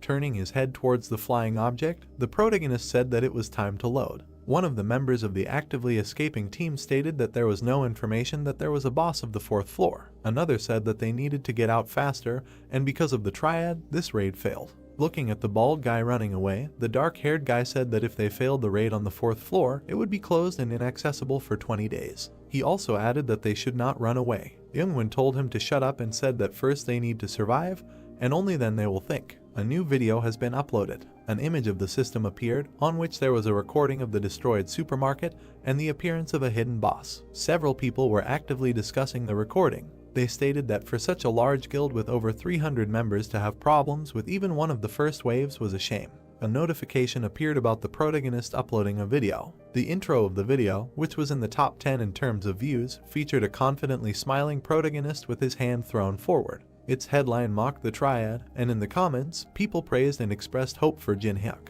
They stated that he had bought time for the guild and had a chance. Someone also managed to express hope for a beautiful battle. Looking at the video screen, Younghwa asked when he managed to shoot the video. Timon was surprised by the number of views. Looking with pretense at the protagonist's averted eyes, the girl asked if he had accidentally gone too far. The guy asked if he planned to bring them here. A slightly frightened Teresa said that the second wave had not yet begun. She asked hopefully if the destruction of the supermarket was his prank. Turning around, the main character said that no one could know. Closing his eyes, Yusung asked if he did it or not. He added that it was good that a worthy goal had emerged. Looking at the protagonist, who had his hands in his pockets, he asked if he had a way to defeat the queen. Closing his eyes and raising his finger, he stated that there was one method. Folding his hands and exhaling, the guy said that it was good that at least this time he had some kind of plan. He also asked what the plan was. The main character raised his hand and pointed his finger forward. Looking seriously into Yusung's eyes, he stated that his role was very important this time. The guy, with a little fear and misunderstanding on his face, pursed his lips. 100 different monsters rushed along the dark, ruined street. Above them was a huge Pandariel, shrouded in a pale green aura. Starting to walk through the crowd of zombies, she stated that people are weak. Scanning the area near the large stone building, Pandariel asked if it was here. She lowered her head and looked ahead angrily. Opening her eyes wide, she shouted that she needed to punish the others. Dozens of zombies howled throughout the entire location. Having scattered, they began to crawl onto straight walls. Looking forward, Teresa told everyone to go back because the zombies were approaching. A powerful artillery unit began firing at the monsters. Someone shouted that these were some special zombies. A powerful stream of flame appeared above the red and yellow flower. The guy shouted at her not to be greedy and to use everything she had. A powerful explosion instantly spread throughout the building, onto which about 100 zombies were simultaneously crawling. Pandariel approached him and stated that the man was stupid. The zombies shielded themselves from the bright light and struck the building. The boss of the 4th floor began to emit pale lightning from her body. She added that man is also weak. A stream of flame destroyed the zombies. Pandariel declared that she would punish him. Looking ahead, she said that this was her home. Her eyes suddenly widened. In an instant, a 100-meter block of ice appeared in front of her, with 4 people inside. Timan and Yanghwa were sleeping while frozen in ice. Teresa and Yusung also fell asleep instantly. A small purple crystal began to fall to the ground. Pandariel watched as he kicked off the ground and flew a short distance. She narrowed her eyes and took it in her hands. She looked questioningly at the diamond-shaped purple crystal. Gritting his teeth angrily, Yusung declared that the protagonist would definitely not die a natural death. The blonde girl tried to calm him down. With a malicious expression on his face, Jinhyun fingered the coins. He received 100,000 coins from Yusung. He asked who else had so much money and said that nothing could be done. He also mentally stated that he felt sorry for spending his coins. He clicked on yes on the acquisition system window. Closing his eyes and lowering his head, the protagonist stated that from now on they all become bait. The indignant dark-haired guy asked if he was making fun of him. Turning around with a confident smile and showing them the crystal, the main character apologized and said that it seems he used the wrong word, not bait, but booby trap. Pandariel examined the crystal in her hand. A bright light instantly illuminated her surprised face. The 4th floor boss's eyes widened in fear and surprise. Ice creation has been activated. Huge ice crystals formed an ice prison. They grew through the stone protection of the building. Hundreds of monsters found themselves wrapped in ice. The frozen Pandariel, looking at her hand, said that she was cold. By spreading her arms and activating plague, the girl smashed the ice with a stream of aura. Teresa slept in the ice with her eyes closed. Bringing her head towards her, the 4th floor boss told her to get away from her floor. Swinging, she struck a 3-meter block. The blonde girl remained motionless. The red eyes of the uncomprehending Pandariel widened. The silent breathing skill has been activated. A powerful rake from under the stone slab shook the air around. The activation of the skill steps of the demonic Sword King has begun. The main character, quickly running away from the battlefield, looked back. Turning his head forward, he smiled. The huge red sphere began to emit powerful energy. Inflicting another blow, she angrily declared that it was forbidden to enter her fortress. Pandariel, the womb of the dead. An image of the boss of the 4th floor appeared, standing under the closed sun, a pale aura shrouding her hands. Her level and skills, and especially her deadly poison attacks, the boss of the 4th floor is strong in all respects except intelligence. An image of 4 warriors shrouded in ice appeared. The essence of passing the 4th floor is protecting the base. This rule applies not only to players, but also to zombies. An image of a zombie appeared near the red flag. Making strong jerks, the protagonist quickly covered the distance. And now, since the queen is in the stadium, this means that the defense of her base is weakened. The main character turned around sharply. Making his way, Pandariel quickly ran after him. Looking at her angry face covered with veins, the protagonist stated that she somehow quickly saw through his plan. Looking ahead with a grin, he said that it was too late, because he had a good time and there should be enough time for everything planned. He ran out into the square, where several tall zombies appeared. They looked in his direction with burning eyes. He instantly rushed from the roof of an abandoned building. The sword graveyard has been activated. Enveloping his blades in golden and purple energies, the protagonist jumped backwards. The skill heaven's protection has been activated. With glowing eyes, the protagonist swung his blade. Several powerful cleaving blows struck the zombies. Running along a destroyed street shrouded in corpses, the protagonist mentally stated that everything here was just as disgusting, and mentally declared that he would finish everything quickly. Looking ahead, he thought about what was about to appear. In front of him was a red flag, under which was a mountain of skulls. With a serious expression on his face, he thrust his blade forward. As he approached, he closed his eyes. A stream of powerful energy appeared behind him. Jumping sharply back and starting to slow down, the main character mentally stated that he had appeared. His blade was hot and cut down the middle. This was done by the guard protecting the queen's flag, the butcher. A huge green monster with two cleavers raised his hand furiously. Leaping forward, the protagonist grinned and asked how he could deal with him this time. The butcher took out a pair of scissors and began licking his lips madly. Having parted them, the two-headed monster rushed forward. His scissors stopped on the protagonist's blade. Looking blankly at the two swords shrouded in a blue aura, the monster asked why he didn't cut them. The main character jumped into the sky. His hands were covered in a layer of fire. The element of fire has been activated. Landing on the butcher's head, the protagonist dealt him a fiery punch with his fist. The monster shrouded in fire howled in pain. Both of his heads were on fire, and the scissors flew into the sky. Activating his two blades, the main character mentally stated that he had incredible regeneration. Running up to the lower body of the monster trying to extinguish the flames, he mentally stated that he did this more to limit the view. Dozens of cutting blows struck the monster's body in an instant.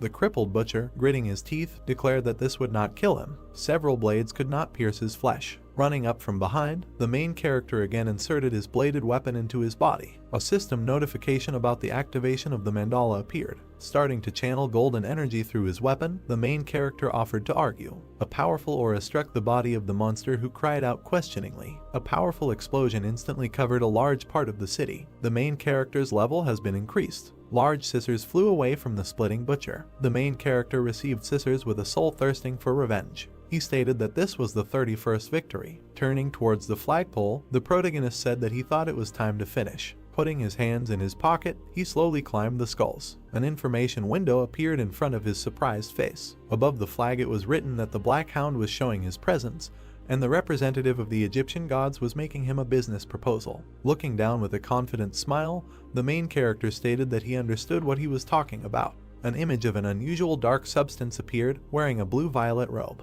It was Anubis. The main character mentally stated that he thought that he would sit quietly for a while after wasting his energy on the -1st floor. Covering one eye and raising his head, the protagonist said to speak. The emerging image of a being in the sky looked at him. A system alert appeared that the Black Hound was emitting a long howl. Grabbing the flag, the dark-haired guy asked why she was angry now and stated that then he would just take the flag. The Black Hound is confused. She asks him to calm down. The dark creature approached the flag with a pleading expression on its face. An information box appeared, which said that the Egyptian gods wanted to see the logical conclusion of the battle. Anubis looked at the protagonist standing on the mountain with his skull. The main character thought that as those who guard the floors above the current one, they could not accept that the clearing of the 4th level would end without a battle with the boss of the level. He mentally asked if this was the reason, or if they just didn't like the arrogant little man. Looking ahead seriously, the protagonist asked why he should accept his offer. As he grabbed the flag, he said that he could win just by taking the flag. Anubis clenched his teeth. A notification appeared that the Black Hound was offering him a contract. The main character looked suspiciously at the system window. Putting his hand to his chin and grinning, he declared that this was an incredibly suspicious generosity. Pandariel screamed in the sky as she approached him. The powerful impact destroyed part of the asphalt. Landing on the ground, the red-haired monster struck a fighting pose. She silently raised her gaze. She looked at the flag in confusion and asked why it was there. She turned to the side in surprise. The protagonist asked if she was asking why he didn't take the flag after getting an easy victory. Touching the scissors, which emitted sparks, the helmeted protagonist said that someone forced him to fight her. He added that he had already received an advance, so he could not take the flag until he defeated her. Looking to the left, Pandariel incomprehensibly asked about the advance. Raising his helmet, he said with a smile that everything was so. He grabbed his weapon. Then he threw the butcher's weapon on his back and said that he was very glad that he had received advance payment. In the hands of the boss of the 4th dungeon, a huge sword began to form from the aura. Starting to pick him up, she declared with burning eyes that he would regret it. Heaven's protection has been activated. Throwing his weapon on his back, the main character began to cover himself with a golden aura. Skills with the light attribute have been weakened by 50% due to the effect of the solar eclipse stone. Looking at the slowly approaching girl, he mentally stated that even with the maximum effective blink, he would not have nearly enough stats to kill her. A deep imprint of her feet remained on the ground after the jerk. Appearing behind the protagonist, Pandariel swung her two-handed blade. The main character turned his frightened gaze to her. Smoke from a powerful explosion spread around the building. The red-haired girl, holding her blade forward, silently looked forward. The main character, who had a golden magic circle behind him, looked at her with a crazy look. She asked in surprise how he was able to block. The activation of the mandala has begun. The protagonist looked at her confidently, being in the epicenter of the smoke. Putting her hand to her face, she asked why he was not dying and asked him to disappear. Spreading her arms to the sides, she screamed for him to disappear. Huge strands of her hair rushed towards the guy. The skill steps of the Demon Sword King has been activated. Enveloping his blade in red energy, the protagonist quickly struck several times. His movement speed has been increased by 70%.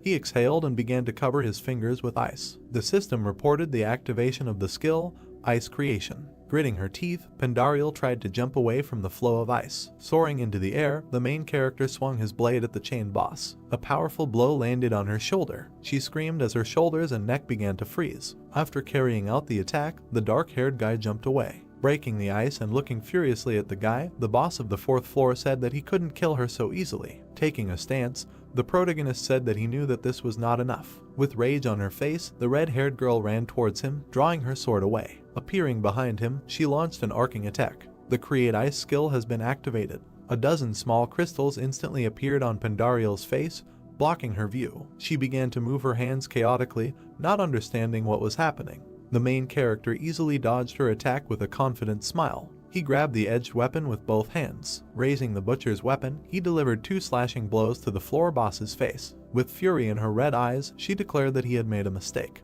Rushing towards him, she was able to throw him away with a blocked blow. The protagonist looked at his blade, which blocked the enemy's attack. Pandariel looked at him in fear. She narrowed her red eyes slightly. Looking at her with a smile, the protagonist stated that Muhan could only hide behind the backs of the servants, but she was much stronger. Cutting the hand of the crying boss of the fourth floor, he said goodbye to her. A notification appeared that Pandariel had been defeated.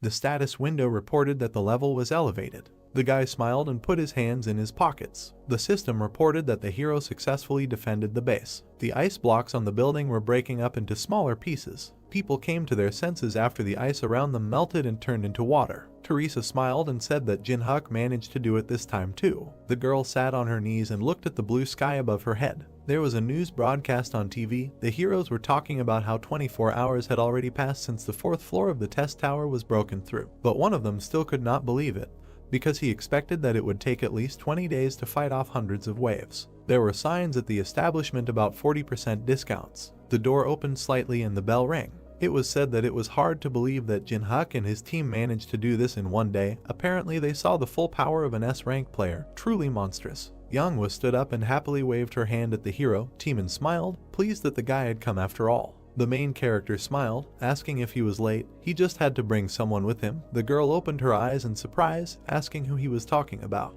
A girl wearing black shoes entered the room. She pressed her palm to her chest, looking to the side with dissatisfaction, noticing that it was quite dirty for a banquet hall. Younghwa realized that this was Alice, whom they met that time. Jinhuk raised his eyebrows, saying that he brought her because she is now also part of their company of old men. The girl raised her hands to say hello. The young man smiled awkwardly, asking what this strange name was. The main character turned to Younghwa, asking where Teresa was. The girl smiled, saying that she would be there in about an hour, and asked to start eating without waiting for her. Suddenly, the guy turned his head in surprise. Jinhuk smiled, saying that he didn't think the guy would come. Yusung folded his arms and frowned, saying that he only came to find out the secret method for receiving random rewards. The young man hugged the arriving hero and, smiling, he said that he would tell him this secret, asking him not to choke and drink with them. The bell at the entrance rang. Pak Hana, Hyun, Rick and Yuri entered the establishment, holding a phone in her hands, saying that they had also come. The heroes bowed to Jinhuk, congratulating the president on the successful clearing of the fourth floor. The young man smiled, thanking them. The guy smiled broadly, pointing to Alice, who was taking money out of her wallet, saying that they could eat as much as they wanted, because in honor of clearing the fourth floor, this lady was paying for everyone. The girl smiled, taking out gold coins. On the table there was a chicken appetizer and large mugs of intoxicating drink. The hero threw his head back, drinking the contents. Jinhuk smiled, saying that it was wonderful. Alice, who was sitting next to her, closed her eyes, saying that she couldn't believe that you could eat so much for just 2 coins. She picked up her fork and knife and frowned at the plates full of goodies. The girl opened her eyes wide, looking at the chicken leg on the fork, saying that she had tried a lot of meat, but here its taste was simply on a different level. The main character, licking his lips, reached for her plate with a fork. A bright flash flashed. Alice bared her teeth and looked at him angrily. The hero said that if that was the case, then she could eat herself. She ate happily. A blush appeared on her face. Alice thanked him, saying that she would never forget this. Jin-hyuk smiled, looked at her and thought that no one could tell from her that she was one of the strongest inhabitants of the tower. Taemin looked confusedly at the man sitting next to him, asking what Hyeon was doing before. Yusung frowned at him. He raised the glass to his mouth, saying that he was a student at medical school. The guy screamed in surprise, saying that this could not be. The door to the establishment opened. Teresa came inside and smiled awkwardly, asking to be forgiven for being late. Yuri jumped up and smiled, holding the phone in her hand and closing her eyes with the other. Rick, she couldn't believe that it was really her in front of her. Pakhana opened her eyes in surprise. Jin-hyuk smiled as he heard the girl say that she wanted to tag her and take a photo together. The main character remembered himself in a room in front of 4 monitors, thinking that before, when he went through the test tower, he was always alone. He leaned his arm on the back of the chair, looking at the joyful heroes around him. Alice, chewing her food, looked at him, asking why he was smiling. The young man said it was because it was getting a bit noisy here. The sign of the premises was illuminated on the street. The status window notified that the hero's strength, agility, and endurance are 16, mana 92, jump 100, luck 10, and adaptability 10, free stats 9. Number of coins 235,341. No profession, hero's abilities, fusion, graveyard of swords, patronage of heaven, court of Anubis, skill, fire element of the 5th level. Sitting on the chair, the hero crossed his legs, noticing that he had risen 3 levels. He smiled and knitted his eyebrows, thinking about how he used to think that he was advancing in the most ideal way, but now he is advancing so fast that it doesn't even compare to the past. The guy brushed aside the window, looking to the side, thinking that perhaps it was because of the changes he had received after the game became a reality. The main thing was that he didn't make any losses. The hero said it was time to look at the reward for the 4th floor. There was a scroll under the transparent blue cube. The system notified that it was a high-level skill enhancer. The scroll dissolved in his palm. Jin-hyuk said that he would apply it to the skill that he uses most often, ice creation. The status window reported that the ice creation skill had been raised to level 8. Cold air came out of the ventilation. The guy, shuddering, noticed that it was getting cooler and turned to the man, asking if he had turned on the air conditioning. He frowned with displeasure, shouting that if he was cold, he should dress warmer, telling him not to shirk work. The hero scratched his ear thoughtfully, choosing the next one. He placed his finger on the status window, intending to purchase something. A giant wheel of fortune appeared in front of the guy. Random item knockout of level A. The young man understood that the item that could be knocked out when scrolling was a random KR item. He pulled the lever, lowering it down. The wheel spun quickly. The system notified that the hero must press the red button in the middle, informing him that he had little time left. Jin-hyuk folded his arms across his chest, smiling, watching the wheel, not understanding what kind of cheap threats these were. The red arrows were pointing to the button. The guy was thinking that if the wheel was left spinning like that, the sound and visual effects would make the player feel anxious, as if something terrible was about to happen. The system reported that the time was up, asking the wheel to be rotated again. The arrow pointed to one of the wheel slots. The hero asked if someone else would press the button in his place. He smiled, holding the lever in his palm, thinking that besides him, the one who was looking far and wide for bugs deliberately left by someone in the system. The wheel again accelerated its rotation speed. The hero lowered the lever. The system continued to report that time had expired, asking the hero to spin the wheel again. Lightning flashed around him. His hand froze over the red button. He said that if you rotate the wheel without stopping, then on the 37th time its rotation speed will decrease by 99%. Beads of sweat appeared on Yusung's face.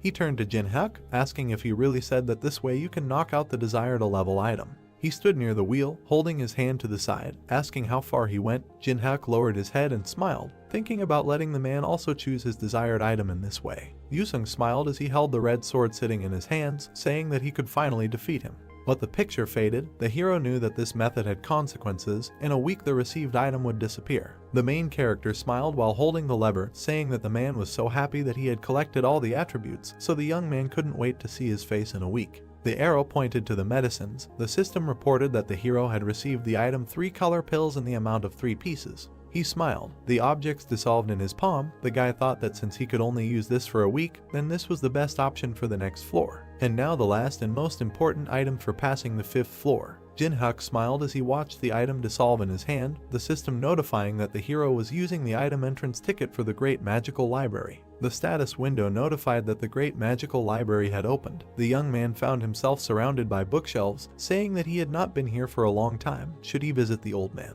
At the far end of the room, behind the bookcases, a man was sitting on a chair. A book was open on the table in front of him, unusual devices illuminated it. The man smiled and chuckled softly. The hero took a step, coming closer. Jin-hyuk walked forward, smiling and holding his hands in his pockets, listening to the fact that the man had heard that the 4th floor had been cleared, but did not expect to immediately see guests. He reached into the inkwell with his pen. The man turned around, pressing his hand to his chest, introducing himself as Rick Hennessy. He is the manager of this library. Books were flying around the man. He raised his palm to his monocle. Rick is an influential mid-level manager who is in charge of the Great Magical Library in the Tower of Testing. Jin-hyuk smiled and introduced himself, thinking that he had finally met with one of the managers. The man walked down the steps, saying that for the first time in his long life he had seen a person come here so quickly. He looked at the unusual decoration in the form of a planet on the ceiling, putting his hands behind his back, saying that not only did the hero come here, he also immediately found him in the huge labyrinth of the library. For him, this is an interesting case. The main character smiled, saying that luck was on his side. He reached his hand towards the book on the shelf. The man, standing nearby, said that the young man could take any books, but there were no books of the level that he could read. Rick knitted his eyebrows, saying that, at a minimum, you need to understand the runic language. His words were interrupted by the guy, saying that these were teachings on ascension to the 6th circle, written by the magician of the Imperial Palace Talamos. Jin-hyuk held up the red-covered book in front of him and looked at the man and smiled, asking if he was right. Rick frowned, eyes flashing, asking if he knew the rune language. The guy lowered his head and closed his eyes, saying that he by nature loves to learn new things, so he knows a little of everything. The man looked at him carefully, thinking that the player who had just climbed to the 5th floor already knew the language of runes. Tall bookshelves rose to the ceiling. Rick asked permission to ask a question, to which the guy immediately agreed. The man smiled, saying that he understood perfectly well that he was different from other players, at least in that he managed to get here, but it seemed to the man that there was some special support behind the hero. The guy turned his head and grinned, repeating the word support. Jin-hyuk put out his hand. Behind him was a goddess holding scales. The status window notified that the judgment of Anubis was activated. The hero said that the Egyptian gods were behind him.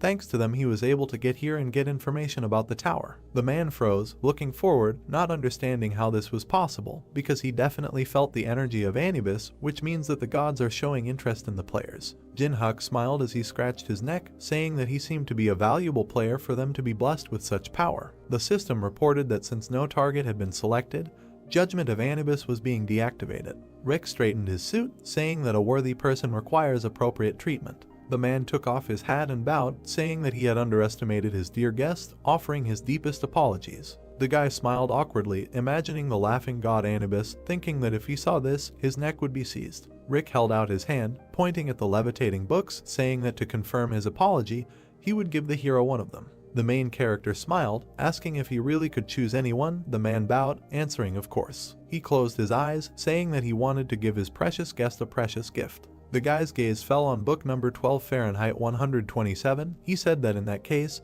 he would take this one. In his hands was a book with a dark cover. Rick looked at him, asking if he was sure. The young man flipped through the pages. The wise man continued, saying that this is certainly a good grimoire. However, it is written in an ancient rune language, so except those who lived in this era, no one is able to understand it. Jin-hyuk turned to him and smiled, quoting the words that he is the Black Dragon Nasidrian, writes this in a memo that he became an ancient dragon. For 1,000 years he researched methods of destruction and ruled the world. The young man put his palm to the page, saying that this is a book written by a lizard with 8th grader syndrome. He'll definitely take it. Rick smiled. He laughed loudly, again asking for forgiveness, because this was to be expected from one blessed by the gods. The man put his hands in front of him. White flashes shone between them. He said that from now on he would watch Mr. Jin-hyuk. Bright green flashes were near the bookcase. Rick smiled, gradually dissolving into pixels, saying that he would look forward to meeting the player Jin-hyuk again. The main character looked in surprise at the disappearing pixels. There were drops of sweat on the hero's face. It was terrible. The 5th floor seemed like a world with a dead civilization. The guy ran along the road ahead, and in this dark world only fanatics remained, maddened by blood. The young man turned around worriedly. The torch burned brightly. Pitchforks and axes were raised into the air. With his mouth wide open, the man ordered to seize him and find victims. This place turned out to be one big mental hospital. The guy, eyes wide open, rushed to run forward. The presenter of the program, holding a piece of paper in his hand, looked worriedly at the man who was telling this story, repeating the words about the mental hospital. He stuck his hand out, asking if the fanatics looked so threatening, asking why the hero was running away instead of fighting. The man said that he was going to fight them back using his skills. However, there was a big obstacle on the 5th floor. They were discussing the hero of the program in the chat, saying that he was simply scared of them. The man raised his index finger, saying that there was a ban on the use of skills. The presenter cried out in surprise, repeating his words. He covered his face with his palm, raising the bright stone upward, saying that he could not even call his inventory, and only thanks to this stone of return, he could barely save his life. The girl paused the recording of the program when the man said that this is why this time they would provide a special discount of up to 20% on the homecoming stone and sell it for 5,000 coins. Teresa furrowed her brows, asking to be taken with her to the 5th floor. The main character frowned and lowered his head, saying that she couldn't go there. She put her hands on the table, asking why. Teresa frowned, saying that she already understood that he was going to the 5th floor, but she couldn't let him down. The guy bared his teeth, not understanding where such assertiveness came from.